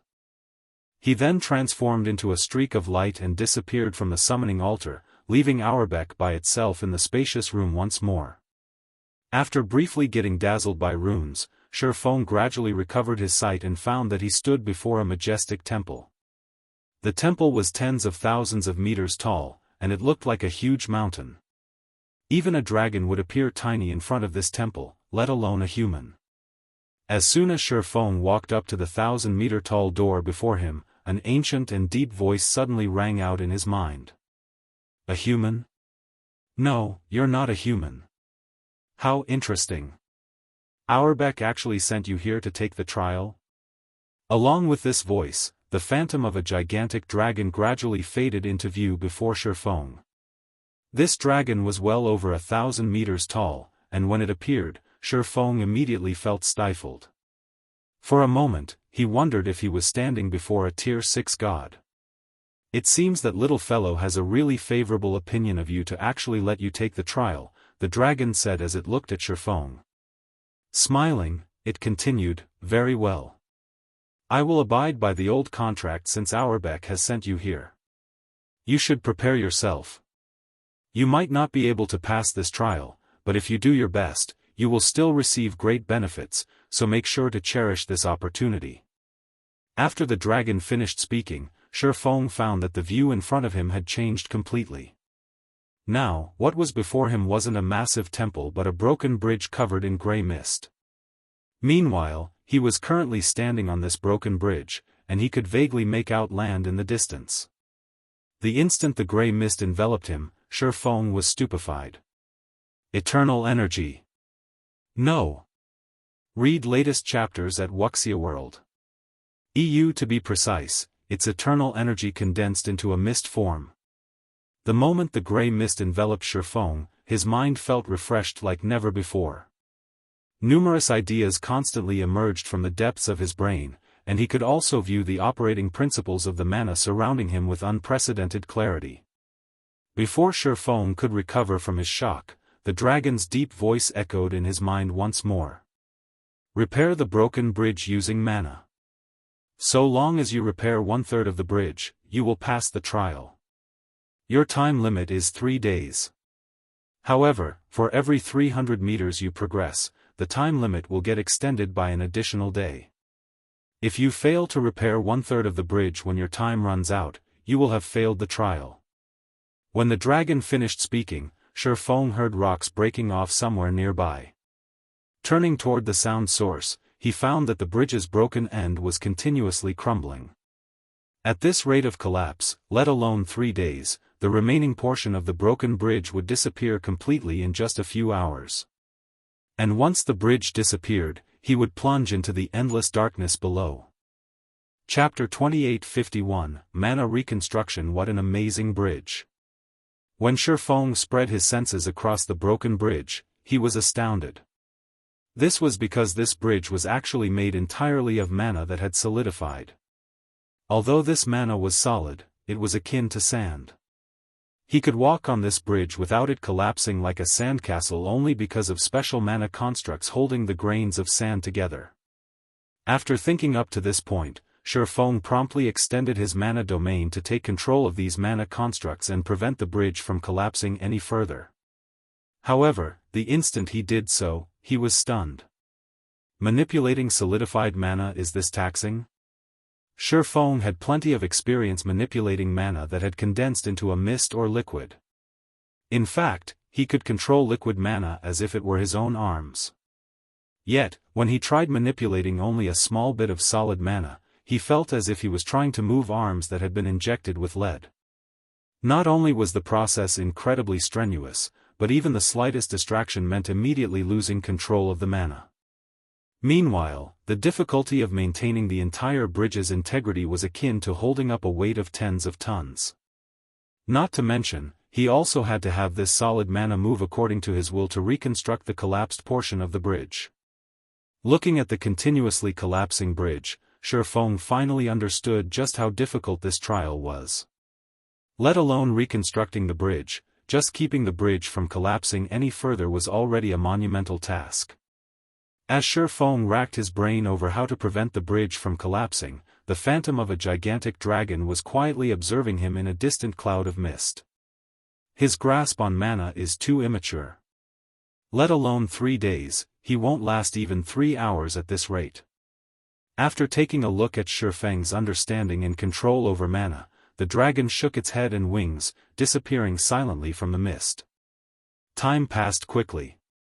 Now, less than half of the broken bridge, which was originally over 20 meters long, remained. Moreover, the bridge's rate of collapse was even accelerating as it grew shorter. This won't do. At this rate, the entire bridge will be gone in less than half an hour. I need to think of a way to stabilize a small portion of the bridge first.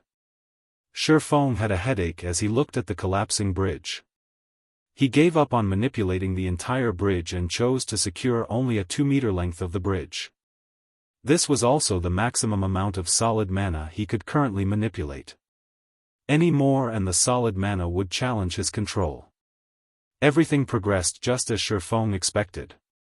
In less than 20 minutes, the portion of the bridge he had given up on collapsed completely, and only the 2-meter stretch under his feet remained relatively stable. Even so, this small portion was still disintegrating gradually. How strange. Shifeng stared in confusion at the drastically slower collapse. The mana constructs that had been keeping the bridge together before clearly had their mana supply cut off and operations stopped after I arrived. However, the bridge's initial rate of collapse was much slower than when I started controlling it. The rate of collapse accelerated afterward. When he saw the broken bridge starting to collapse right after he appeared, he thought it signaled the start of his trial and represented his time limit. However, when he began manipulating the solid mana, he realized that he had been mistaken. The mana constructs keeping the bridge together had simply stopped operating, so the solid mana would naturally try to revert to its original form. Is there something wrong with my manipulation method? Shifeng couldn't help entertaining such a question. However, he promptly shook his head and denied this thought. No, I was simply manipulating the solid mana according to the original mana constructs. There shouldn't be a problem with my manipulation method. Otherwise, the entire bridge would have collapsed instantly instead of breaking apart bit by bit. A mana construct was similar to a magic array. If one did not use the appropriate method to manipulate a magic array, it would not activate.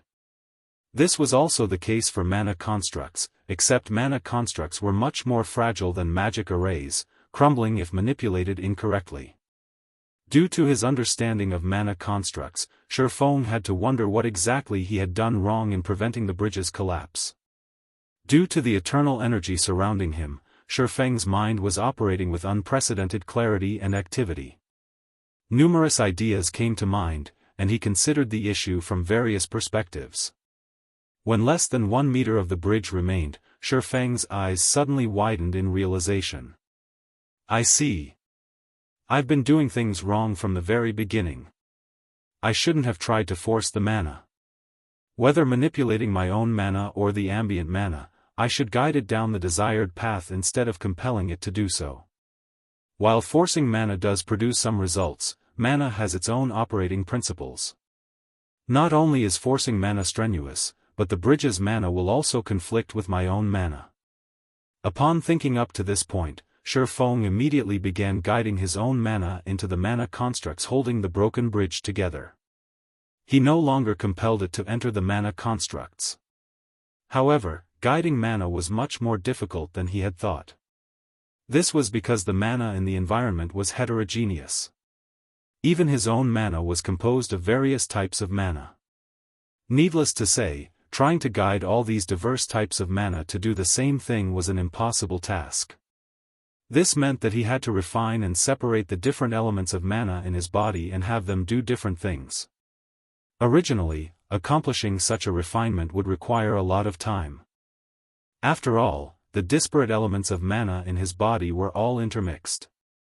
Just separating them would already drive countless expert players to despair.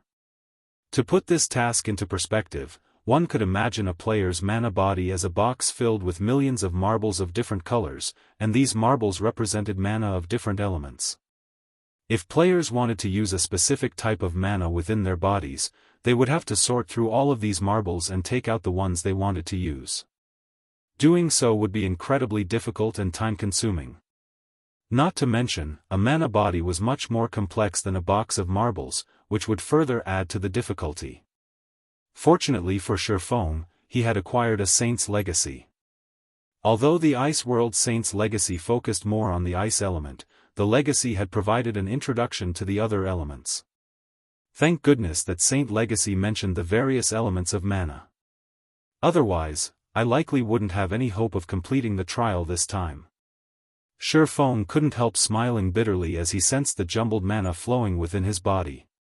Previously, when he made use of mana, he did not bother segregating it at all. He simply used it as it was and didn't find any problem with it. Now, however, he realized that his past actions had thoroughly mixed up the various types of mana in his body and made them even more difficult to separate.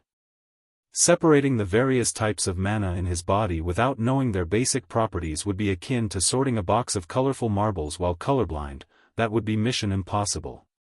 Immediately, Shifeng began classifying his mana based on the Ice World Saint's introduction on the various elements. Fire-type mana was violent, scorching hot, and extremely difficult to control.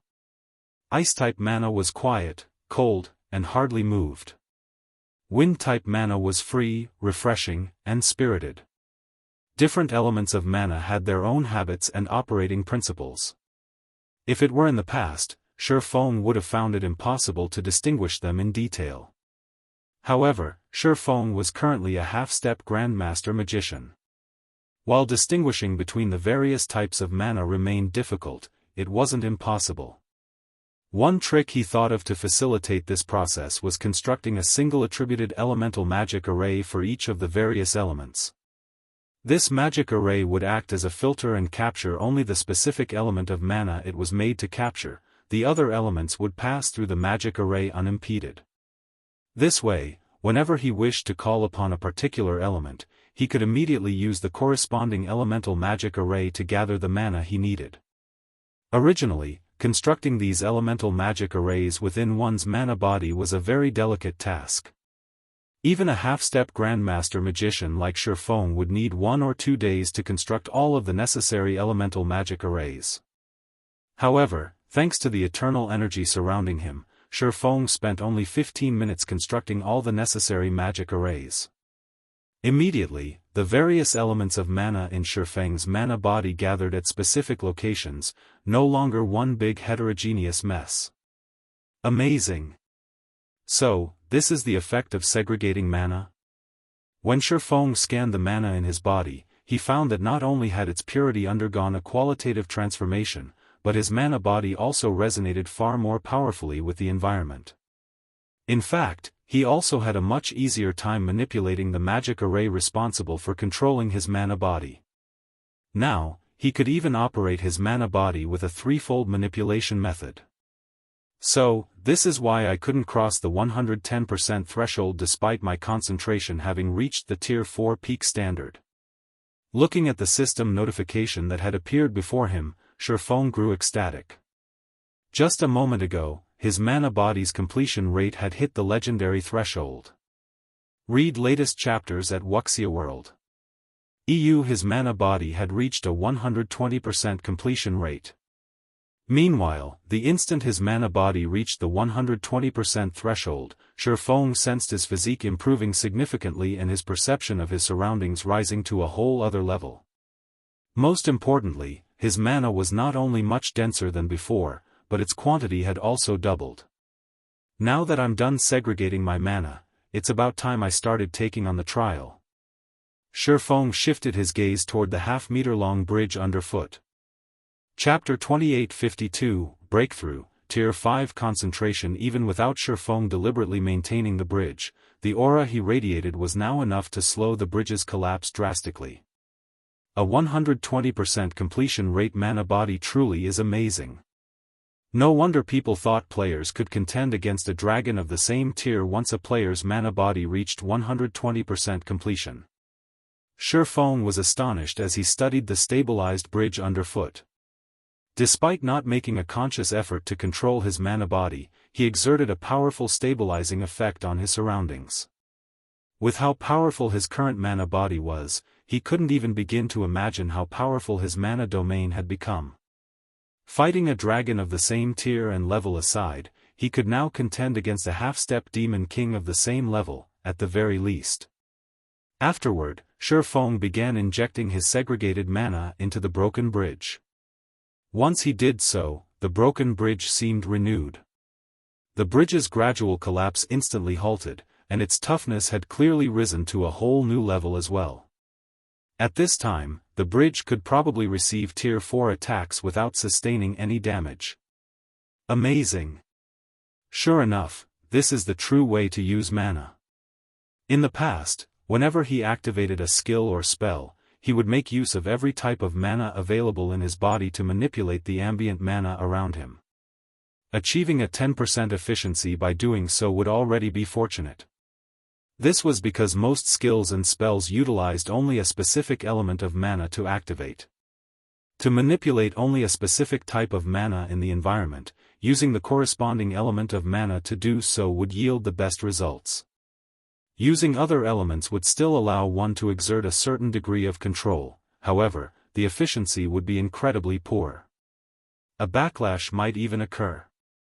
Now that Shifeng had perfectly matched his mana with the ambient mana, he could use the ambient mana's power at 100% efficiency. One could easily imagine how much of a boost to his combat power this change would bring. After thoroughly stabilizing the broken bridge, Shifeng shifted his attention to the mana constructs keeping the bridge together. Keeping the bridge's mana construct stable and operational could be considered the bottom line for this trial. If he wished to pass the trial, he would need to reconstruct the bridge. Otherwise, all he could do was stand still and stare idly at the distant land until his time ran out. This is. After carefully inspecting the bridge, Shifeng was surprised. Previously, he had focused entirely on stabilizing the bridge, so he hadn't spent much time observing the bridge itself. Now that his mana body had reached a 120% completion rate, his perception of his surroundings had improved to a point where it felt as if he had again taken over a half-step demon king's body. DI as expected of the dragon race's trial. This bridge's mana constructs are simply phenomenal. Shifeng sighed in awe as he observed the broken bridge's structure. This bridge has made use of practically every property and operating principle of the various elements of mana. Without a considerable understanding of these aspects, it would be impossible to create such mana constructs. In God's domain, it was already a heaven-defying task for players to gain a deep understanding of the operating principles of the various types of mana. Hence, making proper use of these types of mana was simply a luxury players couldn't afford.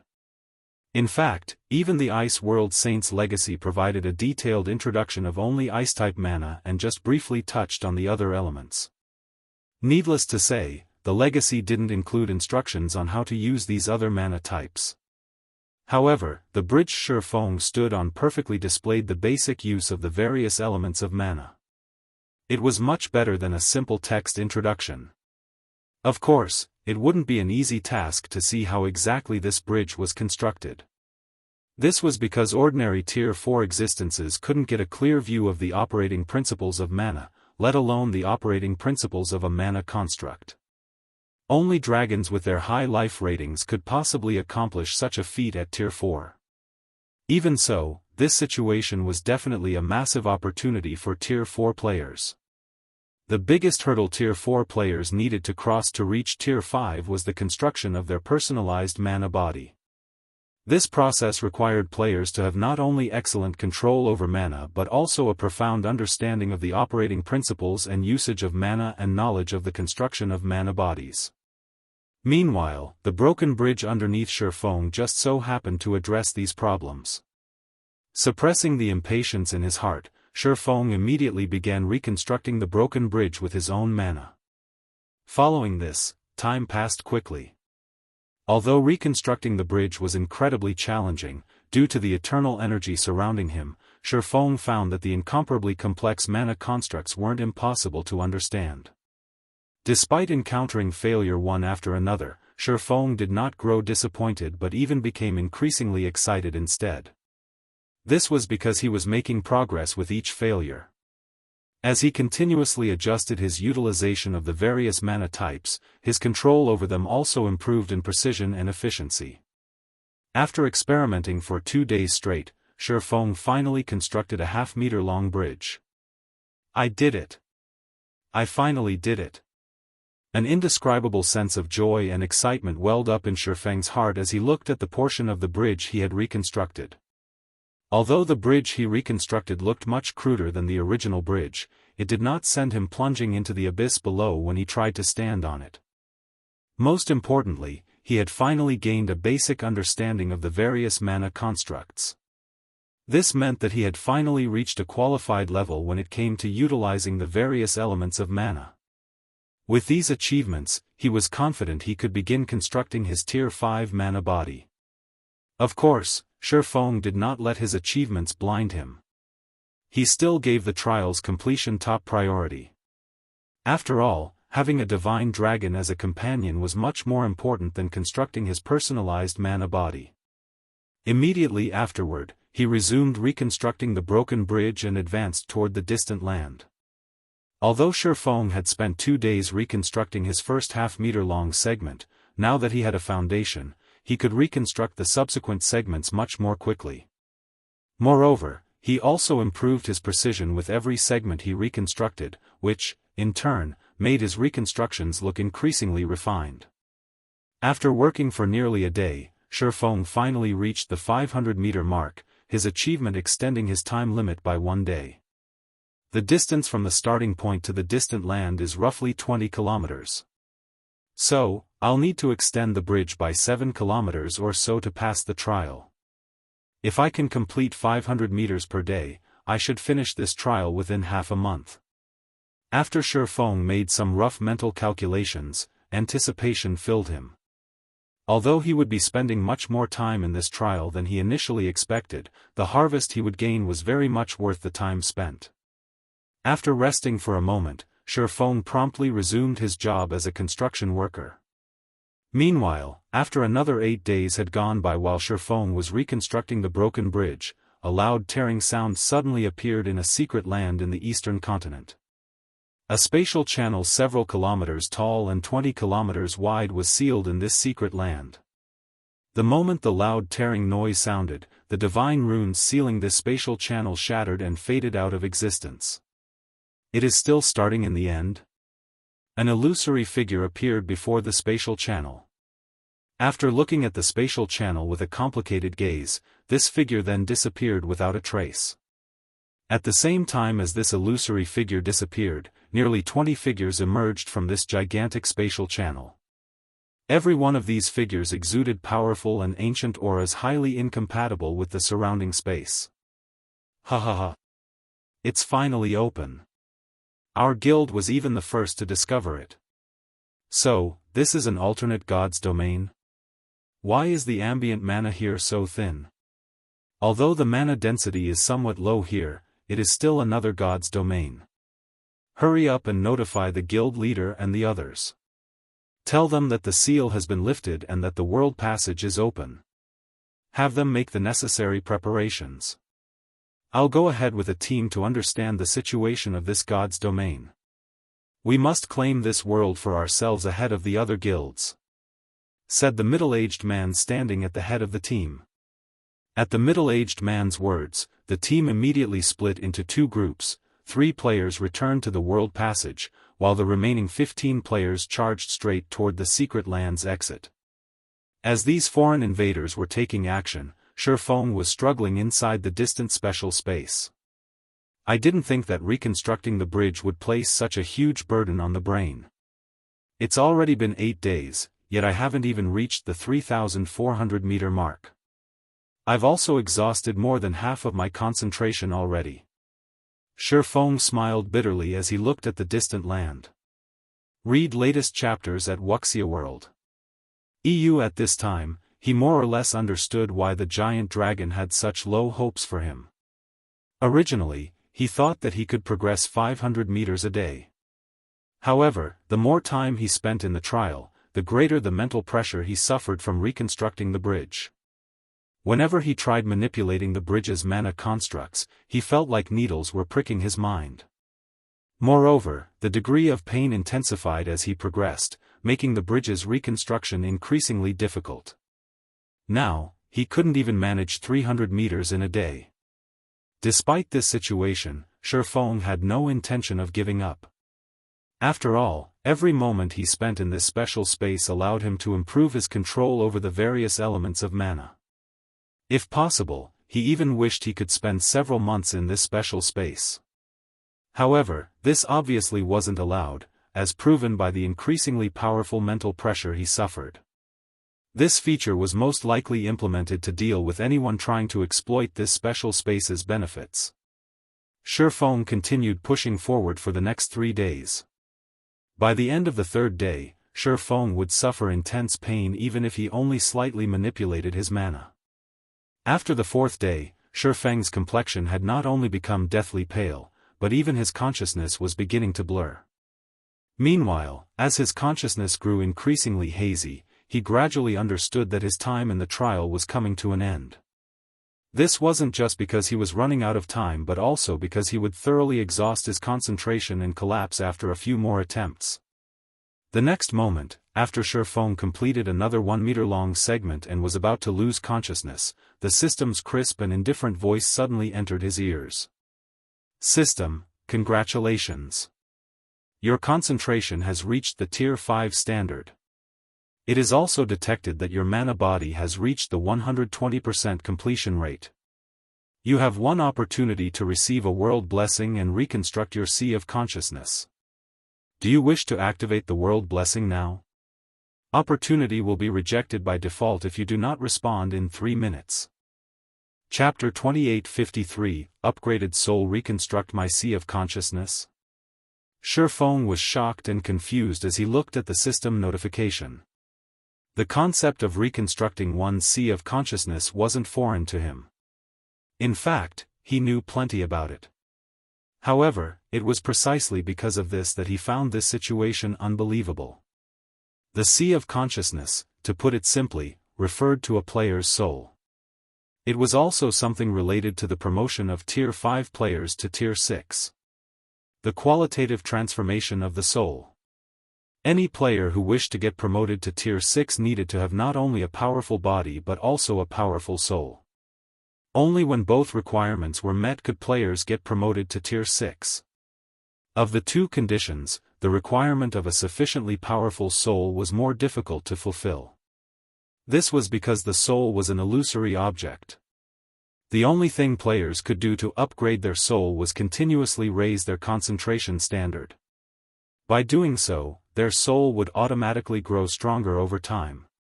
However, this form of improvement was incredibly slow.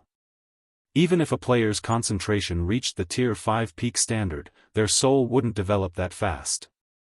If one wished to let one's soul undergo a qualitative transformation, one would need to experience numerous events that tempered the mind. Of course, there was an even quicker method to do so, raising one's concentration to the Tier 6 God-ranked standard. This was an incredibly frightening concentration standard where players could continuously modify and improve their sea of consciousness through their own will. The benefits a Tier 6 concentration provided were far superior to those of a Tier 5 concentration. In addition, there was also a third method, relying on external items to destroy one's inherent sea of consciousness and construct a new one. This method was similar to how players with Tier 6 concentration modified their sea of consciousness, only much more ruthless and thorough. Reconstructing a sea of consciousness meant destroying everything that currently existed and creating a completely new one. It was different from what players with Tier 6 concentration did. These players would gradually address the flaws of their existing sea of consciousness, refining it over time. For Tier 5 players, the opportunity to reconstruct their sea of consciousness was both rare and precious. Shifeng never even dreamed of receiving such an opportunity before getting promoted to Tier. After pondering in silence for a moment, he chose to accept the world blessing and the opportunity to reconstruct his sea of consciousness. System, the world blessing will be granted in 30 seconds. Please make the necessary preparations.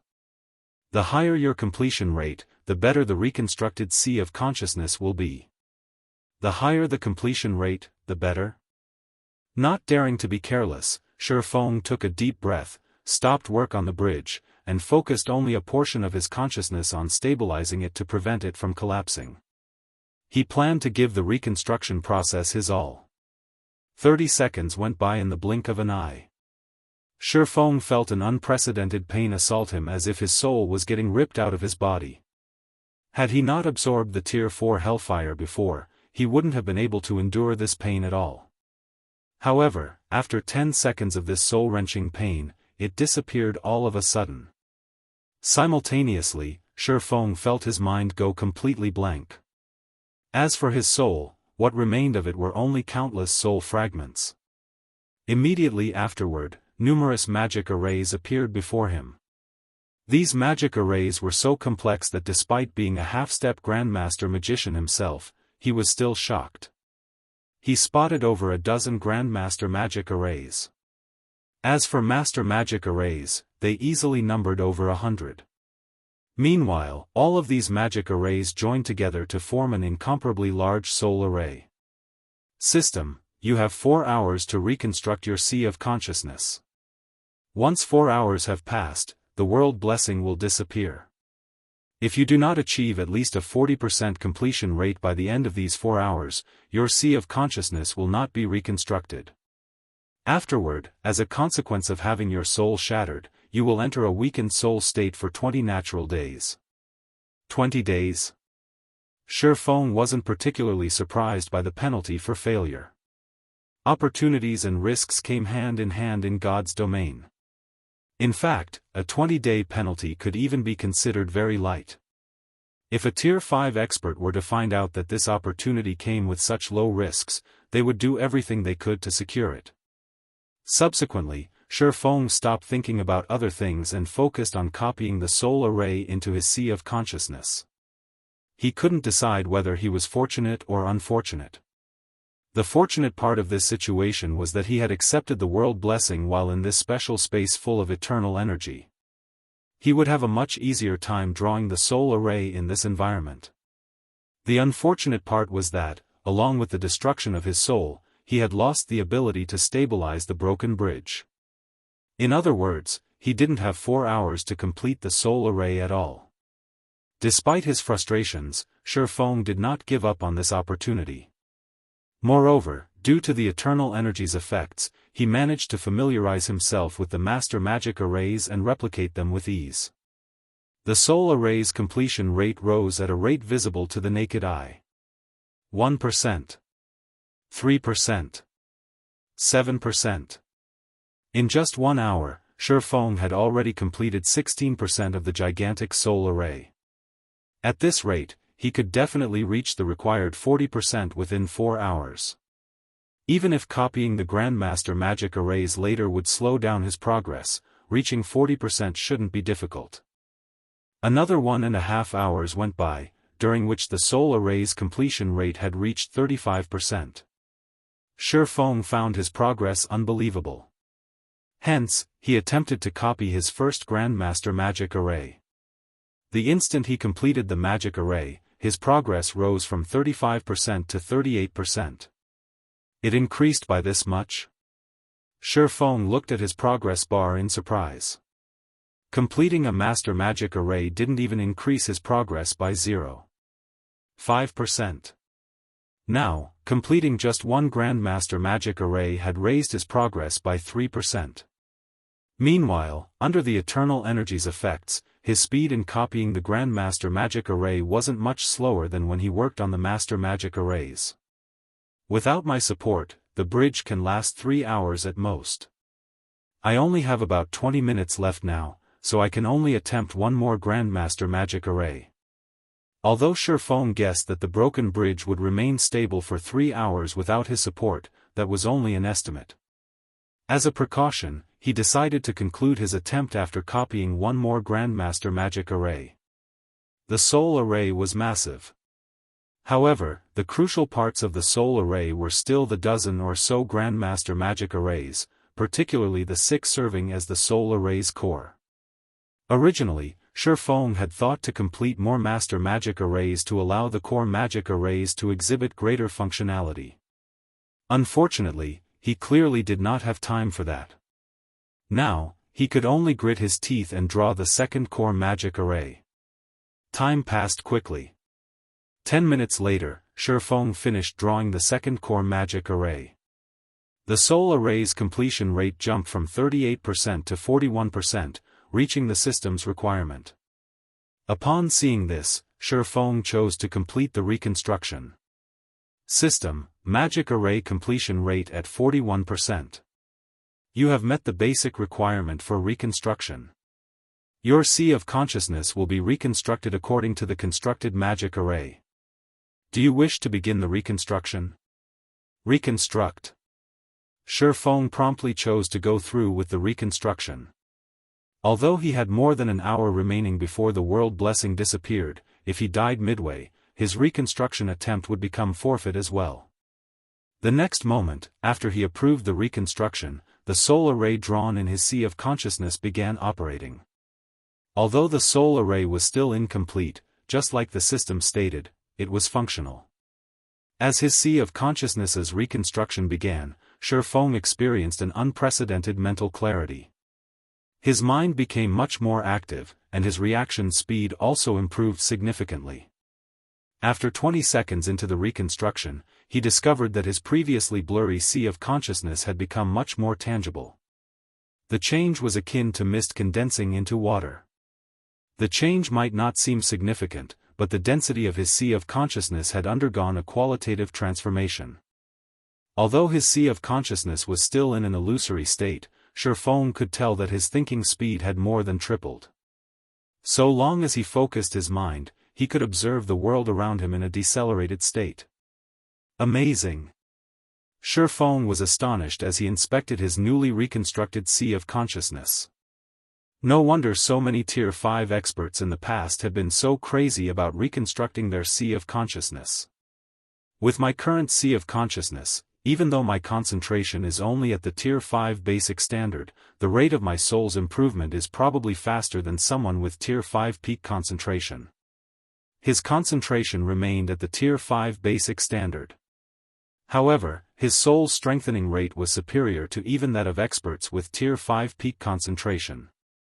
The next moment, when Shifeng opened his eyes again, his surroundings looked completely different from before. The range of his mental perception had increased from 100 yards to 500 yards, and his 5 senses had also undergone a qualitative transformation. Similarly, his body felt more flexible and sharper than ever before.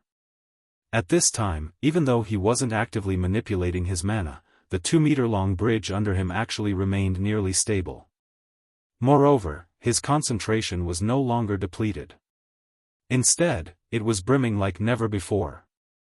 It seems I shouldn't have any problems completing the trial now. Shifeng smiled subconsciously as he looked at the relatively stable bridge. Previously, he had to make an effort to ensure that the bridge did not collapse. Doing so had taken up a lot of his focus.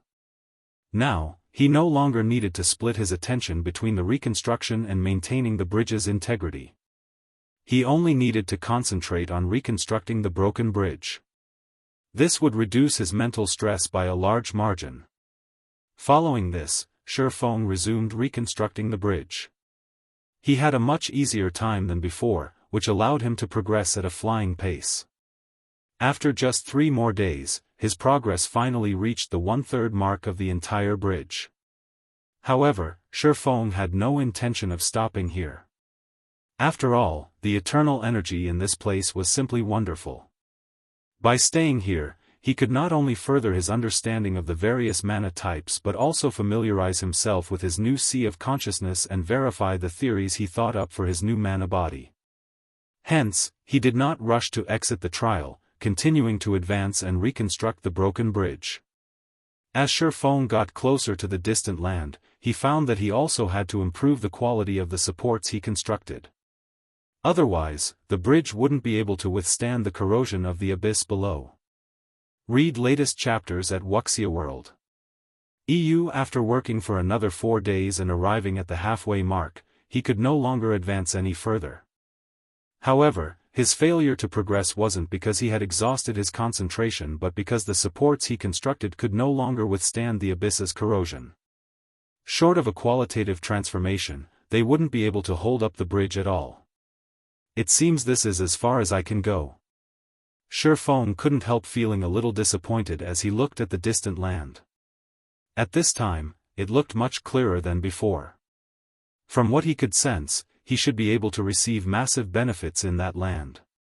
However, with his current standards, it was evidently impossible to construct a bridge of a much higher quality. Shi Feng immediately chose to leave this special space. Chapter 2854, Upgrading the Abyssal Blade inside the Ancient Dragon Temple. How surprising, the Dragon Phantom exclaimed in astonishment when Shi Feng suddenly appeared before it. Despite having the body of a human, you actually managed to clear a trial made for the dragon race. Moreover, you managed to reach the halfway point. This is a rare achievement, even among the dragon race. A rare achievement? Shi Feng was surprised by the dragon's words.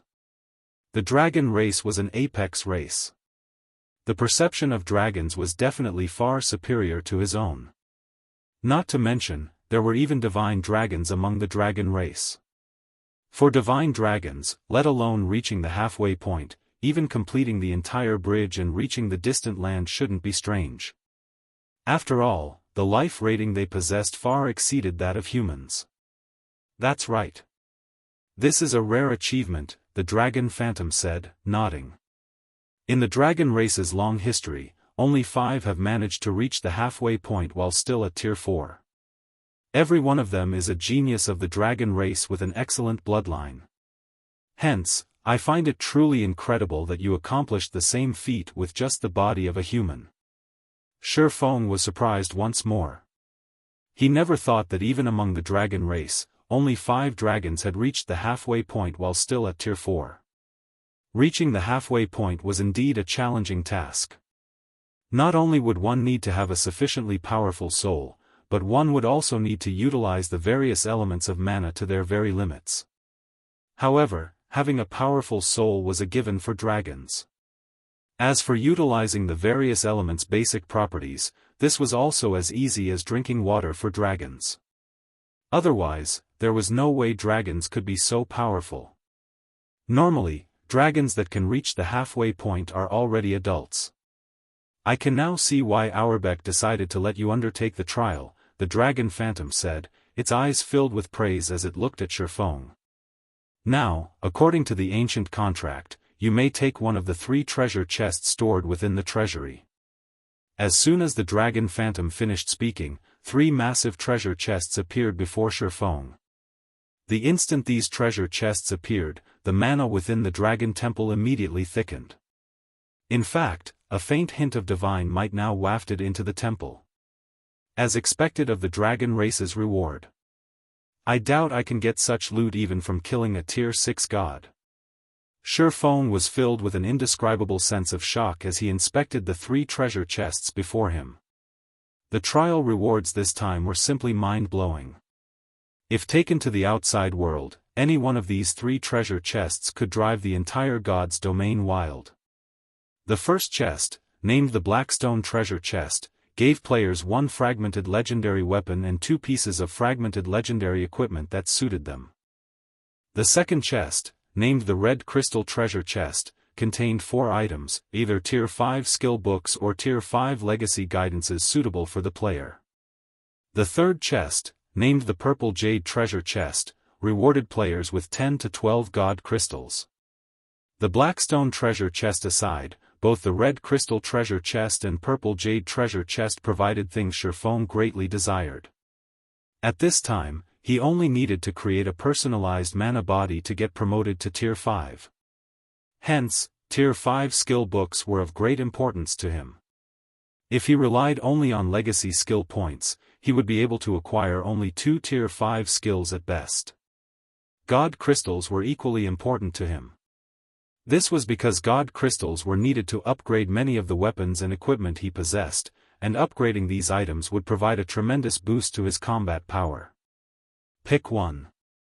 The Dragon Phantom smiled faintly when it saw the gleam in Shi Feng's eyes. I will teleport you back in 3 minutes, so you'd best not take too long in choosing. After giving the matter some thought, Feng said earnestly, I've decided. I will go with the purple jade treasure chest. While the red crystal treasure chest was indeed important to him, he was, after all, still at tier 4 right now. Moreover, the items appearing inside the red crystal treasure chest were completely random. If he were unfortunate, he might end up getting 4 tier 5 legacy guidances. Moreover, god crystals weren't easy to come by. If he missed this opportunity, who knew how long he would have to wait before he received another opportunity to improve his weapons and equipment further? Alright, this purple jade treasure chest is yours, the dragon phantom said, lifting a claw. Immediately, the barrier sealing the purple jade treasure chest disappeared. Feng chose to open the treasure chest without hesitation. After all, there was no way he could bring such a massive treasure chest away. The instant the treasure chest opened, divine might gushed out of it. Bathed in this divine might, even ordinary tier 4 players would grow fearful and dare not approach the treasure chest. However, now that Feng's concentration had reached the tier 5 standard, resisting this divine might wasn't much of a problem. In fact, he was confident he could stand tall in the presence of even a bona fide tier 6 god in his present state. 11. Feng couldn't help feeling a little disappointed when he saw the number of god crystals in the treasure chest. If not for the luck attribute having no effect on high-caliber treasure chests, he definitely would have activated Divine Providence to boost his luck. After all, the value of one god crystal nearly rivaled that of fragmented legendary items. Moreover, god crystals were just as rare as fragmented legendary items. Although that's one less god crystal than I hoped for, I have more than enough to upgrade my weapon now. The next moment, Feng had the Abyssal blade absorb 4 god crystals without hesitation. Now that he was at the half-step tier 5 standard, only the Light of Two Worlds was an adequate weapon for him. The Abyssal blade couldn't keep up with him any longer. Hence, he had to upgrade it. After the Abyssal blade absorbed the 4 god crystals, its skills got upgraded to tier 4, and its basic attributes underwent some changes.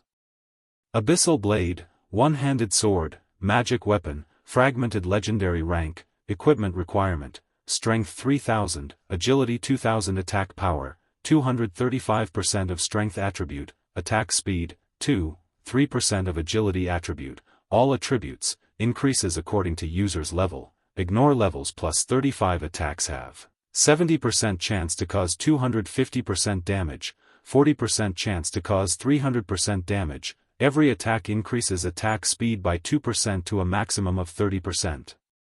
When equipped, strength increased by 50%, agility increased by 50%, intelligence increased by 35%, endurance increased by 50%, attack speed increased by 40%, all effects of weapon-related skills increased by 20%, all item level requirements reduced by 10 levels. If wielder belongs to a swordsman-related class, all skill levels plus 6. Increase free ability points received for every increase in level by 2 points. Equipment tier 4. Can be evolved, devour 9 god crystals to evolve to tier 5. Additional active skill 1, Darkness Bind, tier 4. Binds all enemies within a 500-yard radius for 4 seconds and reduces their defense and magic resistance by 100% for 20 seconds. Cooldown, 40 seconds. Additional active skill 2, Darkness Domain, tier 4. Converts an area of 800 yards around the user into a darkness domain. Weakens the senses of all enemies within the darkness domain and reduces enemies' basic attributes by 20%. While inside the darkness domain, the user may control up to 36 strands of power of darkness. Each strand carries a force equivalent to 150% of the user's strength and causes 200% darkness damage. Duration, 60 seconds. Cooldown, 10 minutes. Additional passive Profound Inheritance, Mana Abyss, tier 4. The higher the density of the mana surrounding the abyssal blade, the more power the weapon will exhibit. The power of the weapon can be increased up to 150%. Additional active Profound Inheritance, Black Dragon's Soul, tier 4. Grants the user the Black Dragon King's soul and transforms the user into the Black Dragon King. The higher the density of the surrounding mana, the higher the Black Dragon King's life rating will be. Can use the skill, Dragon Breath. Duration, 10 minutes cooldown, 15 hours. A sword recast from the fragments of an ancient, unknown weapon. The Black Dragon King's power has been sealed within the sword, although the Black Dragon King has cursed the weapon. Beyond the immense strength the blade offers, the wielder must face a backlash after a certain amount of time. If the wielder cannot suppress the backlash, the wielder will receive the Black Dragon King's curse, permanently reducing all attributes by 70%. Unable to be dropped. Unable to be traded. Unable to be destroyed. After the Abyssal blade absorbed the 4 god crystals, its attributes and skills received significant improvements. Although the magic weapon was still no match for the Light of Two Worlds in terms of attack power and attack speed, it was still top tier among fragmented legendary weapons. Shifeng felt very satisfied after upgrading his weapon. Now that he had the Tier 4 Abyssal blade, combined with his half-step Tier 5 standard, he was confident he could hold his own even against a real Tier 4 dragon. After all, once he transformed himself into a Tier 4 dragon, his combat standards and mastery over the elements would become much superior to the average Tier 4 dragons. Read latest chapters at Wuxia World. EU. Although Shifeng also had the option of repairing the disintegration armor instead of upgrading the Abyssal blade, he had decided against it.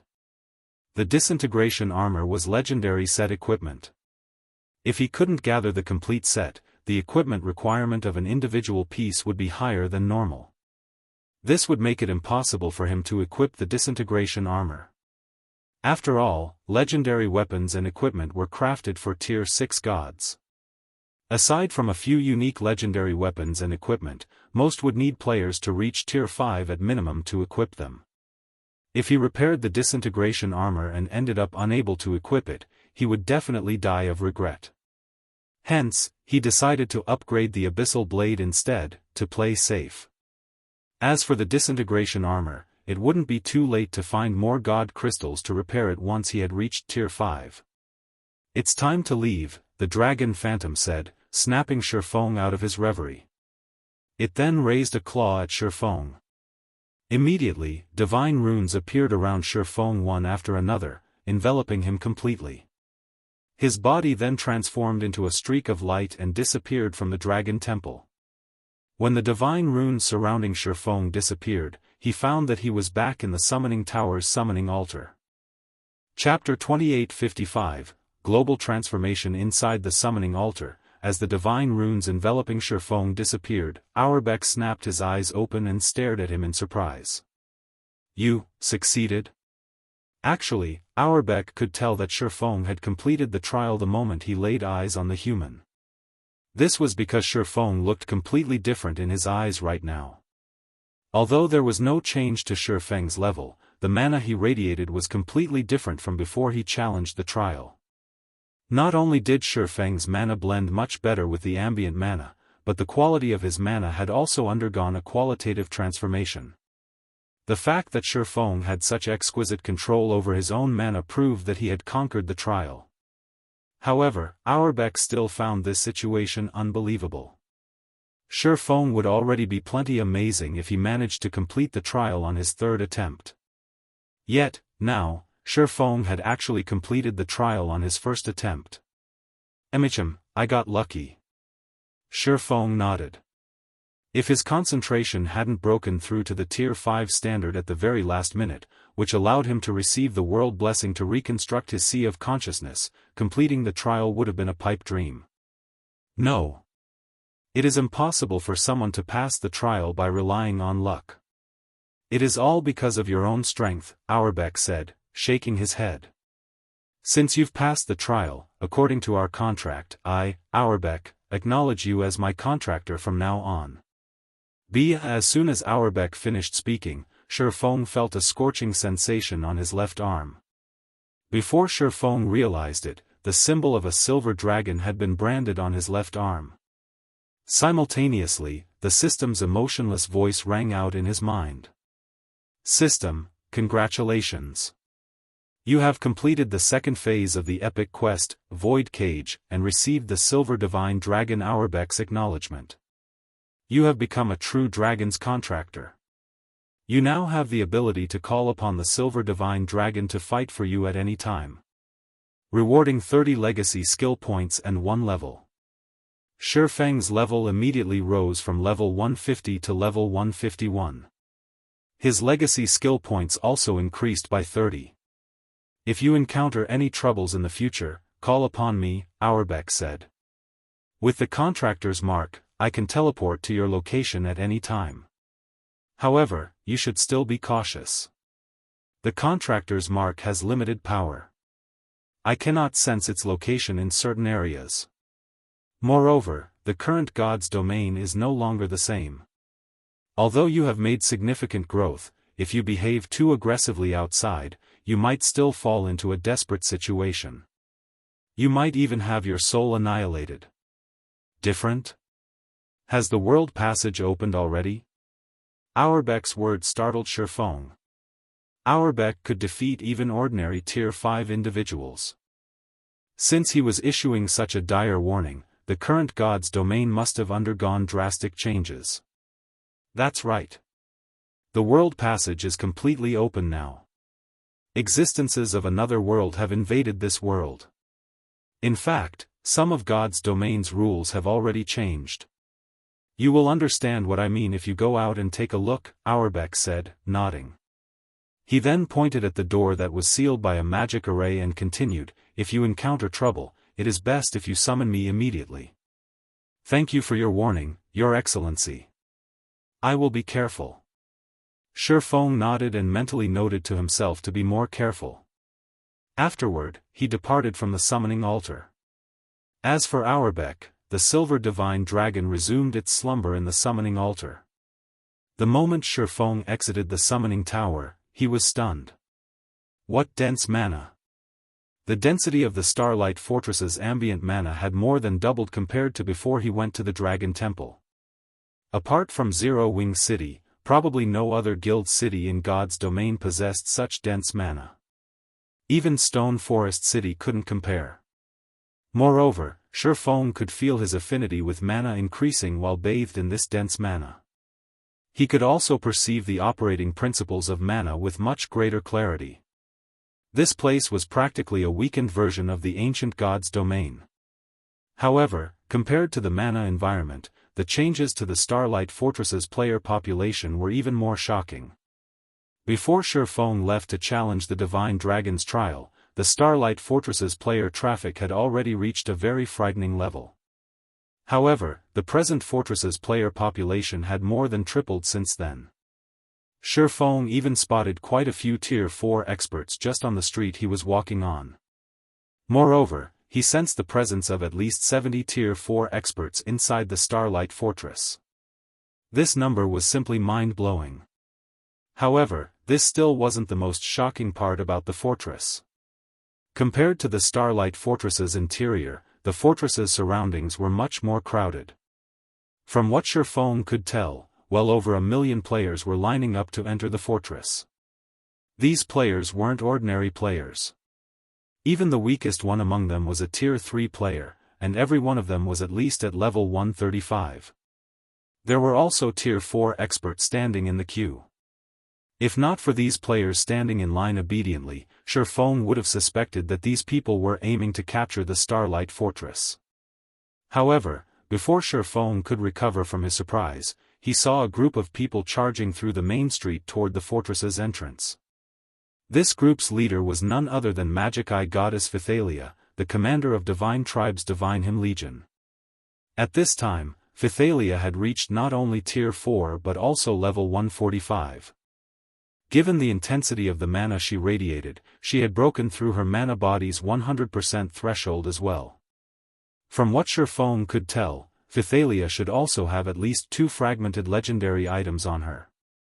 In her current state, she could probably hold her ground against a superior mythic monster of the same level. Moreover, aside from Phythalia, there were 3 other Tier 4s in the team she led. These 3 players were at the Void Realm standard and boasted 8 or more pieces of epic equipment. The only unfortunate part was that none of them had transcended the limits of their mana bodies. Even so, the strength of Phythalia's team was more than enough to raid superior mythic monsters of the same level. However, Phythalia and the others looked anxious as they rushed toward the entrance. Did something happen? Curious, Shifeng stealthily followed Phythalia's team. Divine Tribe could be considered Zero Wing's strategic ally on the Western continent. Moreover, it was tasked with maintaining the Starlight Fortress's security on Zero Wing's behalf. Unless something major occurred, someone of Phythalia's status wouldn't take action. If need be, Shifeng naturally had to lend her a helping hand. Shortly afterward, Phythalia's team arrived at the Starlight Fortress's entrance. At this time, the players outside the entrance were staring curiously at a group of people standing before the fortress's checkpoint. To be precise, it was a mixed group of NPCs and players. Among these players were 5 Tier 4s. As for the NPCs, there were actually over a dozen Tier 4s among them. Why are people of the Blood Alliance here? Don't the superpowers in the Alliance mainly operate out at sea? It is indeed strange. From what I remember, they've never been active on land.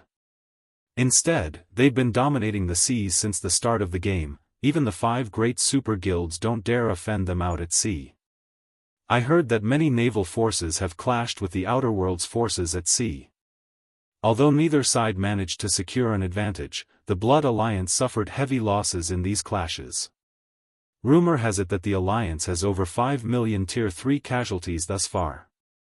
3 of the Alliance's islands were razed to the ground. The players in the queue couldn't help starting heated discussions among themselves as they looked at the Tier 4 players and NPCs. While the Blood Alliance's sphere of operations was mostly limited to the sea, the Starlight Fortress was nowhere near the sea. Just teleporting from a coastal city to the Starlight Fortress cost nearly 6 gold coins. Are they greedy for the Starlight Fortress's benefits? That's probably the case. After all, the current Starlight Fortress is simply amazing. Its mana density and the benefits the mana provides are much greater than what you can find elsewhere on the continent. Not to mention, it is also near a God Mode regional dungeon. That can't be, right? Don't they know that a Tier 4 Divine Dragon is guarding this place? That's not something Tier 4 existences can go up against. While everyone wondered why members of the Blood Alliance had come to the Starlight Fortress, Phythalia's team arrived before the Blood Alliance group. Guild leader Brute, to what do we owe this sudden visit? Phythalia asked a thin man wearing a grey robe and carrying a dark wooden staff. The Blood Alliance had arrived with more than a dozen Tier 4 NPCs and 3 of the Blood Alliance's top 10 Tier 4 experts. It definitely wouldn't be an exaggeration to say that the Blood Alliance came with bad intentions. Commander Phythalia, you don't need to be so nervous. We are not here to ask for trouble. Moreover, we aren't here to meet you, Brute said, smiling faintly. In fact, this matter doesn't have anything to do with Divine Tribe. We are simply here to find Zero Wing and negotiate a partnership. Negotiate a partnership with Zero Wing? Phythalia laughed at Brute's statement. I naturally don't have a say in such a matter. However, seeing as you've brought so many Tier 4 NPCs with you, no matter how I look at it, it doesn't seem like you've come for a friendly negotiation. Read latest chapters at Wuxia World. Ew, I didn't call them here, Brute countered, shaking his head. These people are the representatives of various NPC naval forces. Representatives of NPC naval forces? Phythalia was surprised by Brute's answer. If only one NPC force had sent these Tier 4 NPCs, she wouldn't have found the situation strange. However, it was a different story if these NPCs represented multiple NPC forces. This was something she had to take seriously. In God's domain, the reason many kingdoms and empires had chosen not to spread their influence to the sea wasn't just the presence of powerful sea monsters. Another reason was the extraordinary strength of many NPC naval forces, with some even having Tier 5 NPCs leading them. Nodding, Brute said in an indisputable tone, "That's right. It's fine if you do not let us enter, Commander Phythalia. However, I don't mind letting you know that the Blood Alliance plans to requisition a portion of the Starlight Fortress's temporary residences to resist the Outer World invaders." Chapter 2856, Half-Step Tier 5, Requisition. Phythalia was momentarily stunned by Brute's words. "Have you lost your mind, Brute?" Phythalia wasn't the only person to have such thoughts. The spectating crowd thought so as well. The Blood Alliance, with its many superpowers and NPC forces, was indeed powerful. However, the Alliance's strength was only in the sea.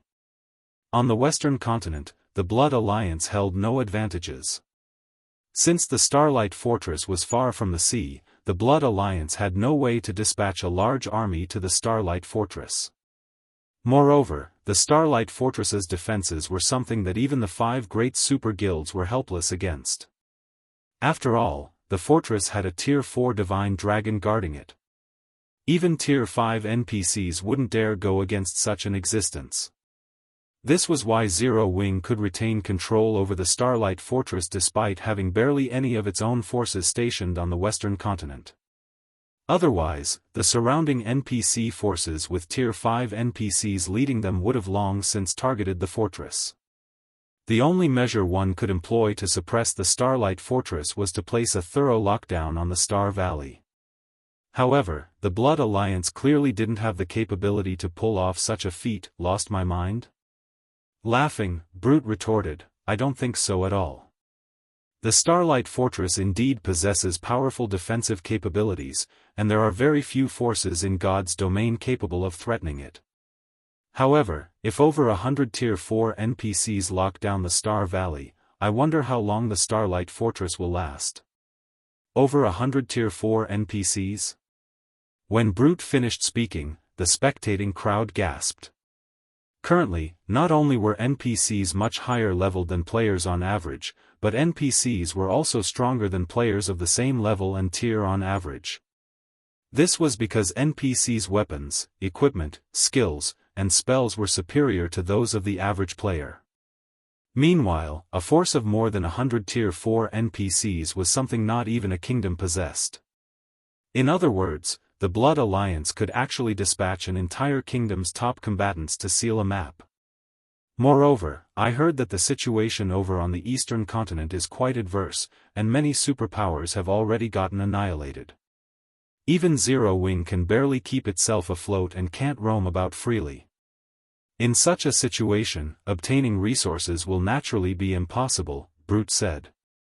Without the Starlight Fortress's resources, I believe Zero Wing will have even more difficulty surviving, right? Hence, we are inviting Zero Wing to become a member of the Blood Alliance right now. Not only will we help the Starlight Fortress develop, but we will also help Zero Wing defend against the Outer World invaders. Wouldn't this situation be the best of both worlds? Upon hearing Brute's proposal, nobody present could offer any rebuttals, not even Phythalia. The chaos on the eastern continent was no longer a secret. The entire God's domain had been greatly shaken on the day the World Passage had opened, the sudden event catching countless powers off guard. After all, a group of unknown player forces had suddenly appeared and taken over many guild cities of first-rate guilds. In fact, these unknown player forces had even laid their hands on the guild cities of superpowers. Originally, these superpowers had planned to retaliate against these unknown invaders. However, when they marched their armies to reclaim their cities, they found a large number of experts already gathered in their captured cities. Moreover, there were even many Tier 45 among these players. Needless to say, none of the superpowers managed to recapture their cities. Initially, the various powers of God's domain thought that this was merely a hidden superpower making its public debut.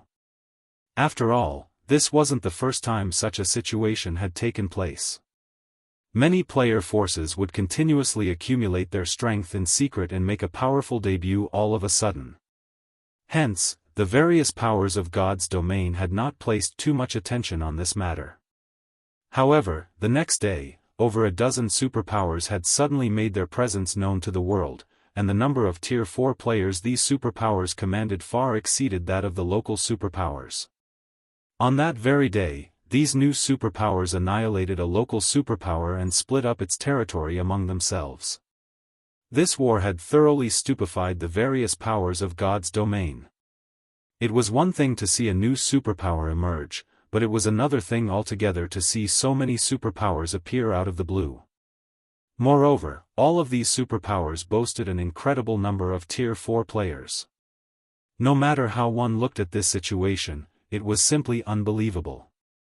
After a series of frantic investigations, the various powers of God's domain eventually discovered that these new superpowers didn't originate from their version of God's domain but from another God's domain. Moreover, the players belonging to these superpowers didn't live on Earth but on an interstellar continent.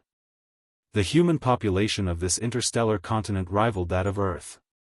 Most importantly, the average combat standard of these interstellar continent residents was much higher than that of Earthlings.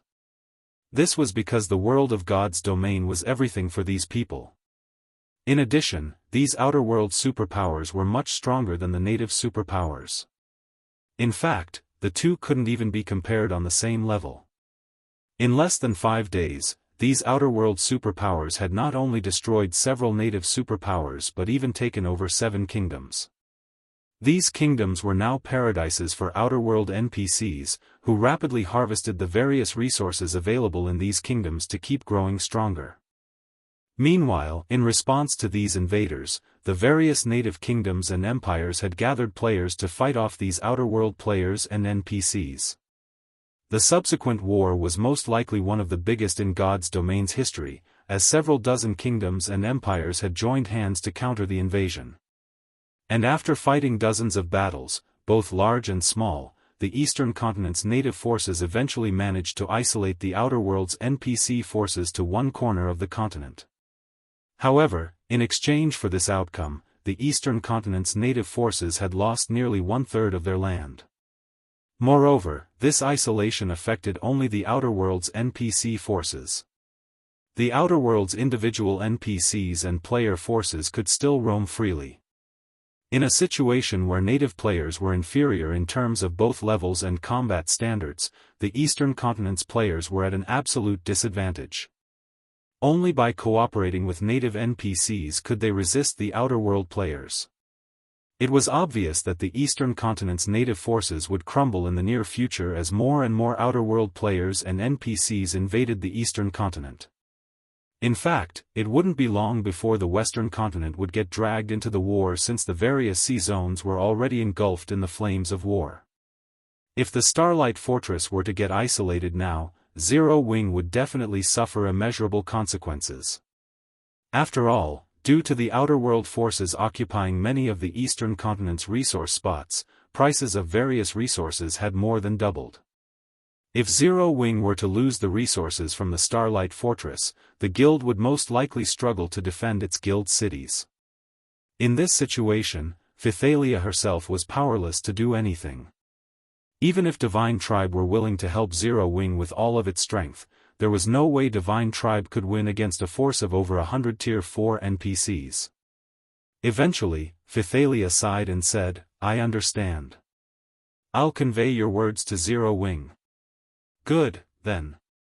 Nodding, Brute said indifferently, "However, our patience is limited. Tell Zero Wing that they only have 1 day to reply. If they don't give us an answer by then, we will begin sealing the map immediately." 1 day? Phythalia frowned. This was too short. It was barely enough time for her to convey the message and for Zero Wing to hold a short discussion among its executives. Zero Wing wouldn't have any time to make the necessary preparations at all. That's right. Only 1 day. Zero Wing had best not waste any time. That wouldn't be beneficial to the Blood Alliance or Zero Wing. Brute said in a determined tone. "I can even tell Zero Wing now that if they refuse our offer, while it might give the Blood Alliance some trouble, I can guarantee that they will suffer 100 times more than us." After Brute finished speaking, the Tier 4 NPCs standing behind him promptly unleashed their auras. The combined aura of over a dozen Tier 4 NPCs pressured even Phythalia. If not for the buff from standing inside the Starlight Fortress, she might have even succumbed to this mighty aura and stumbled back. As for the other Divine Tribe members, their complexions had paled. It was evident that they felt very uncomfortable beneath this frightening aura. However, just as Phythalia was about to speak up, a calm and deep voice suddenly entered everyone's ears. A partnership won't be necessary. Zero Wing doesn't need allies like you bunch. At this voice of rejection, everyone present turned reflexively toward its origin, curious to see who would be so bold as to decide for Zero Wing. Who said that? Come out. Brute, in particular, reacted with anger and displeasure. He never thought that someone would dare openly challenge the Blood Alliance. Black Flame? Zero Wing's guild leader has arrived already? When everyone present saw the cloaked man approaching Phythalia and Brute, they quickly recognized him, based on the two longswords hanging by his waist, as well as his dark and determined eyes. Guild leader Black Flame? Phythalia was stunned when she saw Shifeng. This was because Shifeng's present self was completely different from when she last met him. Not only did his body radiate frighteningly dense mana right now, but she could also sense a difference in life rating between them. Half-step Tier 5? When the elderly level 167, Tier 4 NPC at the head of the Blood Alliance's group saw Shifeng, he gasped in shock. Half-step Tier 5? How is this possible?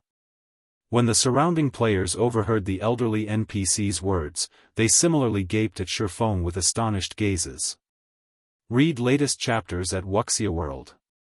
EU nowadays, Tier 4 players were no longer as rare as before.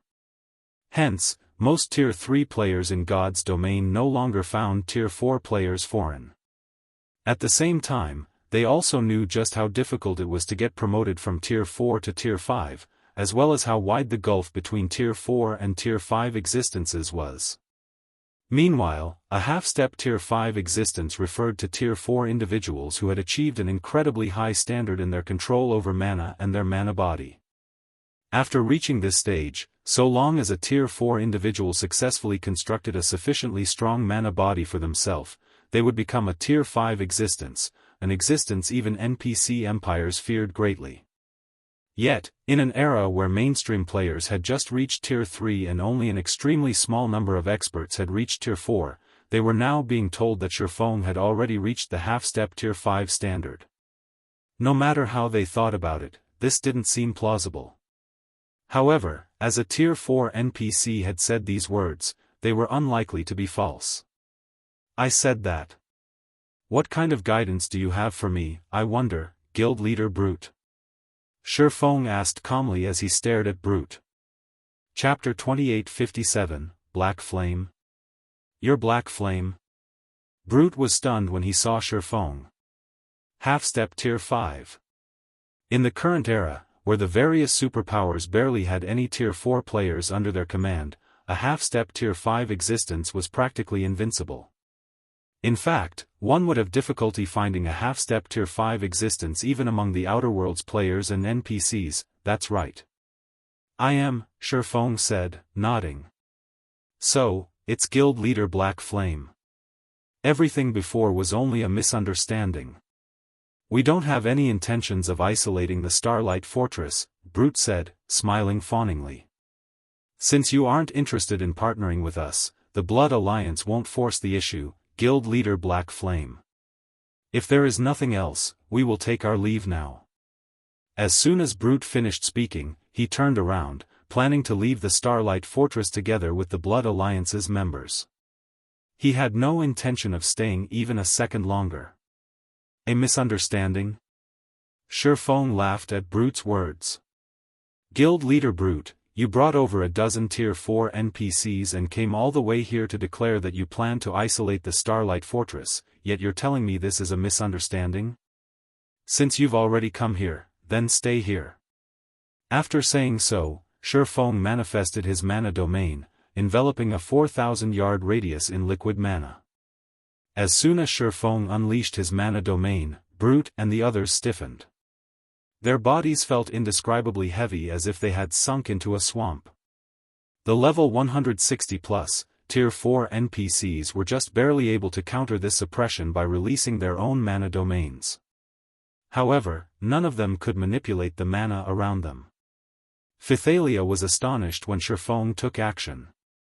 She never thought that he would do so without a second word. After all, the Blood Alliance's side had more than a dozen Tier 4 NPCs. While these NPCs might not be a match for Shifeng in a one-on-one fight, if they worked together, they could potentially take on even a Tier 5 existence. Not good.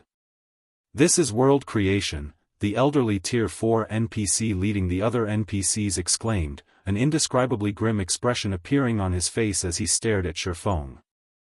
The fact that Shifeng was at the half-step Tier 5 standard was already plenty frightening. That, combined with his control over mana being at the world creation standard, meant he could fight Tier 5 existences already. In front of such an expert, even a group of Tier 4 individuals would be insignificant. What made Tier 4 individuals much more powerful than Tier 3 individuals was their ability to strengthen their abilities using the ambient mana. However, individuals who had reached the world creation standard could create a miniature world with their mana domain. All the mana within the domain would operate by rules favorable to the user and disadvantageous to hostile forces. Unless one had similarly reached the world creation standard, manipulating the ambient mana while standing in a world creation level mana domain would be impossible. One could only rely on the mana in one's body to do battle, essentially losing all the advantages of Tier 4. World creation was something Shifeng achieved after his concentration had reached the Tier 5 standard. To be precise, he had first reached the Grandmaster Magician standard after his concentration had reached the Tier 5 standard, then, his mana domain had automatically transformed into a miniature world. He didn't even have to transform it consciously. Run! Brute shouted in a panic. Run? With your abilities? Shifeng unsheathed the Abyssal blade and activated Darkness Bind. After getting upgraded to Tier 4, Darkness Bind's range had improved tremendously. The next moment, pitch-black chains emerged from the void within a 500-yard radius and instantly constrained the Blood Alliance members' movements. The chains not only prevented the use of skills and spells but also drastically reduced their target's mobility. Shifeng appeared before the Blood Alliance members and brandished the Light of Two Worlds. Tier 4 Legacy Skill, Formless Blade. Swords Transmigration. 13 sword lights shot at the chests of Brute and the others, so fast that barely any of them managed to react to the attacks in time. Of the Blood Alliance players, only Brute, who had broken through the 100% threshold of his mana body, managed to activate a Tier 4 defensive spell in time. Even so, the Tier 4 barrier he summoned shattered after receiving Shifeng's attack. As for the other Tier 4 players, none of them survived the attack. Even a Tier 4 shield warrior died on the spot. The Tier 4 NPCs fared a little better than the players. Because of their significant advantage in levels and equipment, they all managed to activate a Tier 4 defensive skill or spell in time and block the attacks directed at them. Even so, having used up one of their life-saving measures, these NPCs wouldn't be able to reuse these skills and spells within a short time. However, Shifeng had no intention of giving the Blood Alliance's members any room to catch a breather. After completing his first attack, he promptly activated Blade Domain and executed Swords Transmigration once more. Under Shifeng's control, the 7 magic swords exhibited power at the Tier 5 standard. Brute and the Tier 4 NPCs were cornered and had no choice but to work together to cope with Shifeng's attacks. Despite not holding anything back, they were still forced to use their life-saving measures one after another. For a time, explosions and spatial tears roiled the entrance of the Starlight Fortress. After these noises continued for around 30 seconds, Brute and the Blood Alliance's Tier 4 NPCs all turned into ashes, becoming deader than dead. They died, just like that? So, this is Black Flame's strength? Amazing! Isn't he basically a Tier 5 now? The spectators gaped in shock when they saw the Blood Alliance's people annihilated, unable to get their minds around this situation for a long time. After all, Brute was a domain realm expert. If he worked together with more than a dozen Tier 4 NPCs, they could probably raid even Tier 5 legendary monsters. However, in front of Shifeng, these powerful individuals were like children. Throughout the fight, they could only defend themselves. They didn't have any leeway to retaliate or even heal themselves. Anyone who slipped up on their defense for even a moment got killed instantly. At this time, let alone the spectating crowd, even Phythalia was flabbergasted by this situation. She never thought that a person's combat power could achieve such frightening heights after reaching the half-step Tier 5 and world creation standards. With such combat power, Shifeng could probably go up against a true Tier 5 existence. Meanwhile, after killing the Blood Alliance's members, Shifeng didn't hesitate to pocket the items they dropped. Simultaneously, he marveled at the excellence of the items they dropped. Just the epic weapons and equipment he obtained numbered more than 10. Moreover, every one of them could be used up to level 150. After collecting his loot, Shifeng went to Phythalia's group and said gratefully, "Thank you for helping out with the Starlight Fortress's troubles throughout this period. If not for you all maintaining the fortress, it would have most likely become a mess long ago." From the Blood Alliance's movements, he could tell that many powers on the western continent already had their sights set on the Starlight Fortress. The threat of the Divine Dragon was no longer sufficient to ensure the Starlight Fortress's development. After all, so long as these powers isolated the Starlight Fortress and prevented other players from visiting it, they could easily stifle the fortress's development. "You exaggerate, Guild Leader Black Flame. However, you dealt a heavy blow to the Blood Alliance. The Alliance is unlikely to take this lying down," Phythalia said. She then added, "We have already conducted a thorough investigation into the Blood Alliance.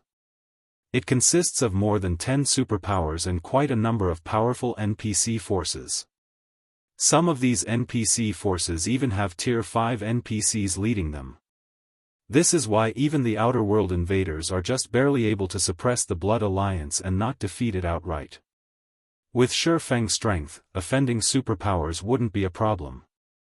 However, it was a different story for NPC forces.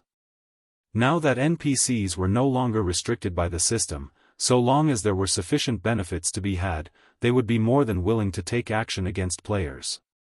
If a Tier 5 NPC were to attack the Starlight Fortress, even if the fortress could remain standing, it would still be a nightmare for the fortress. "Relax. Even if a Tier 5 does come, they can do nothing," Shifeng said, chuckling nonchalantly. If it were before he had challenged the trial, he would indeed hesitate to clash with the Blood Alliance. However, he now had the ability to contend against Tier 5 existences. Not to mention, the Starlight Fortress even had Auerbeck guarding it. The Silver Divine Dragon could suppress even ordinary Tier 5 existences of the same level. "Do nothing?" Phythalia's eyes widened in shock. She couldn't help growing curious about the basis of Shifeng's confidence. In the current era where gods had secluded themselves, Tier 5 existences were considered the strongest combatants in God's domain. This was the same for the outer world. Every Tier 5 individual was a strategic existence that could single-handedly ensure the safety of a region. Hence, she found it inconceivable that Shifeng already had the ability to go up against Tier 5 existences. Not to mention, these were Tier 5 NPCs they were talking about, not Tier 5 players. "Commander Phythalia, may I trouble you to get me these materials?" Instead of explaining his confidence, Shifeng took out a list and handed it to Phythalia. "I am willing to purchase them using magic crystals at double the market value." After taking a look at the materials on the list, Phythalia found that although these materials were rare and valuable, gathering them shouldn't be a problem with Divine Tribe's abilities. "This shouldn't be a problem, but why would you want to purchase these materials at such a high price? With Zero Wings abilities, you should be able to gather these materials yourself. There's no need to pay double for them, much less pay in magic crystals," Phythalia asked as she looked at Shifeng strangely. Aside from the magic elven stone, the other materials on the list were relatively easy to obtain for a superpower. So long as Shifeng returned to the eastern continent, he could gather these materials at any time through Zero Wing. There was no need to pay such an exorbitant price. Read latest chapters at Wuxia World. EU not bothering to hide his motives, Shifeng explained calmly, I don't have a choice. I urgently need these materials to connect the two continents. I won't have enough if I rely on only the Starlight Fortress's material stockpile, so I have to ask your guild to acquire them for me. Now that he could summon the divine dragon to his aid at any time, he could do many things that he dared not do before. Connect the two continents? Phythalia momentarily doubted her ears when she heard Shifeng's words. How is this possible? The two main continents of God's domain were incredibly far apart from each other.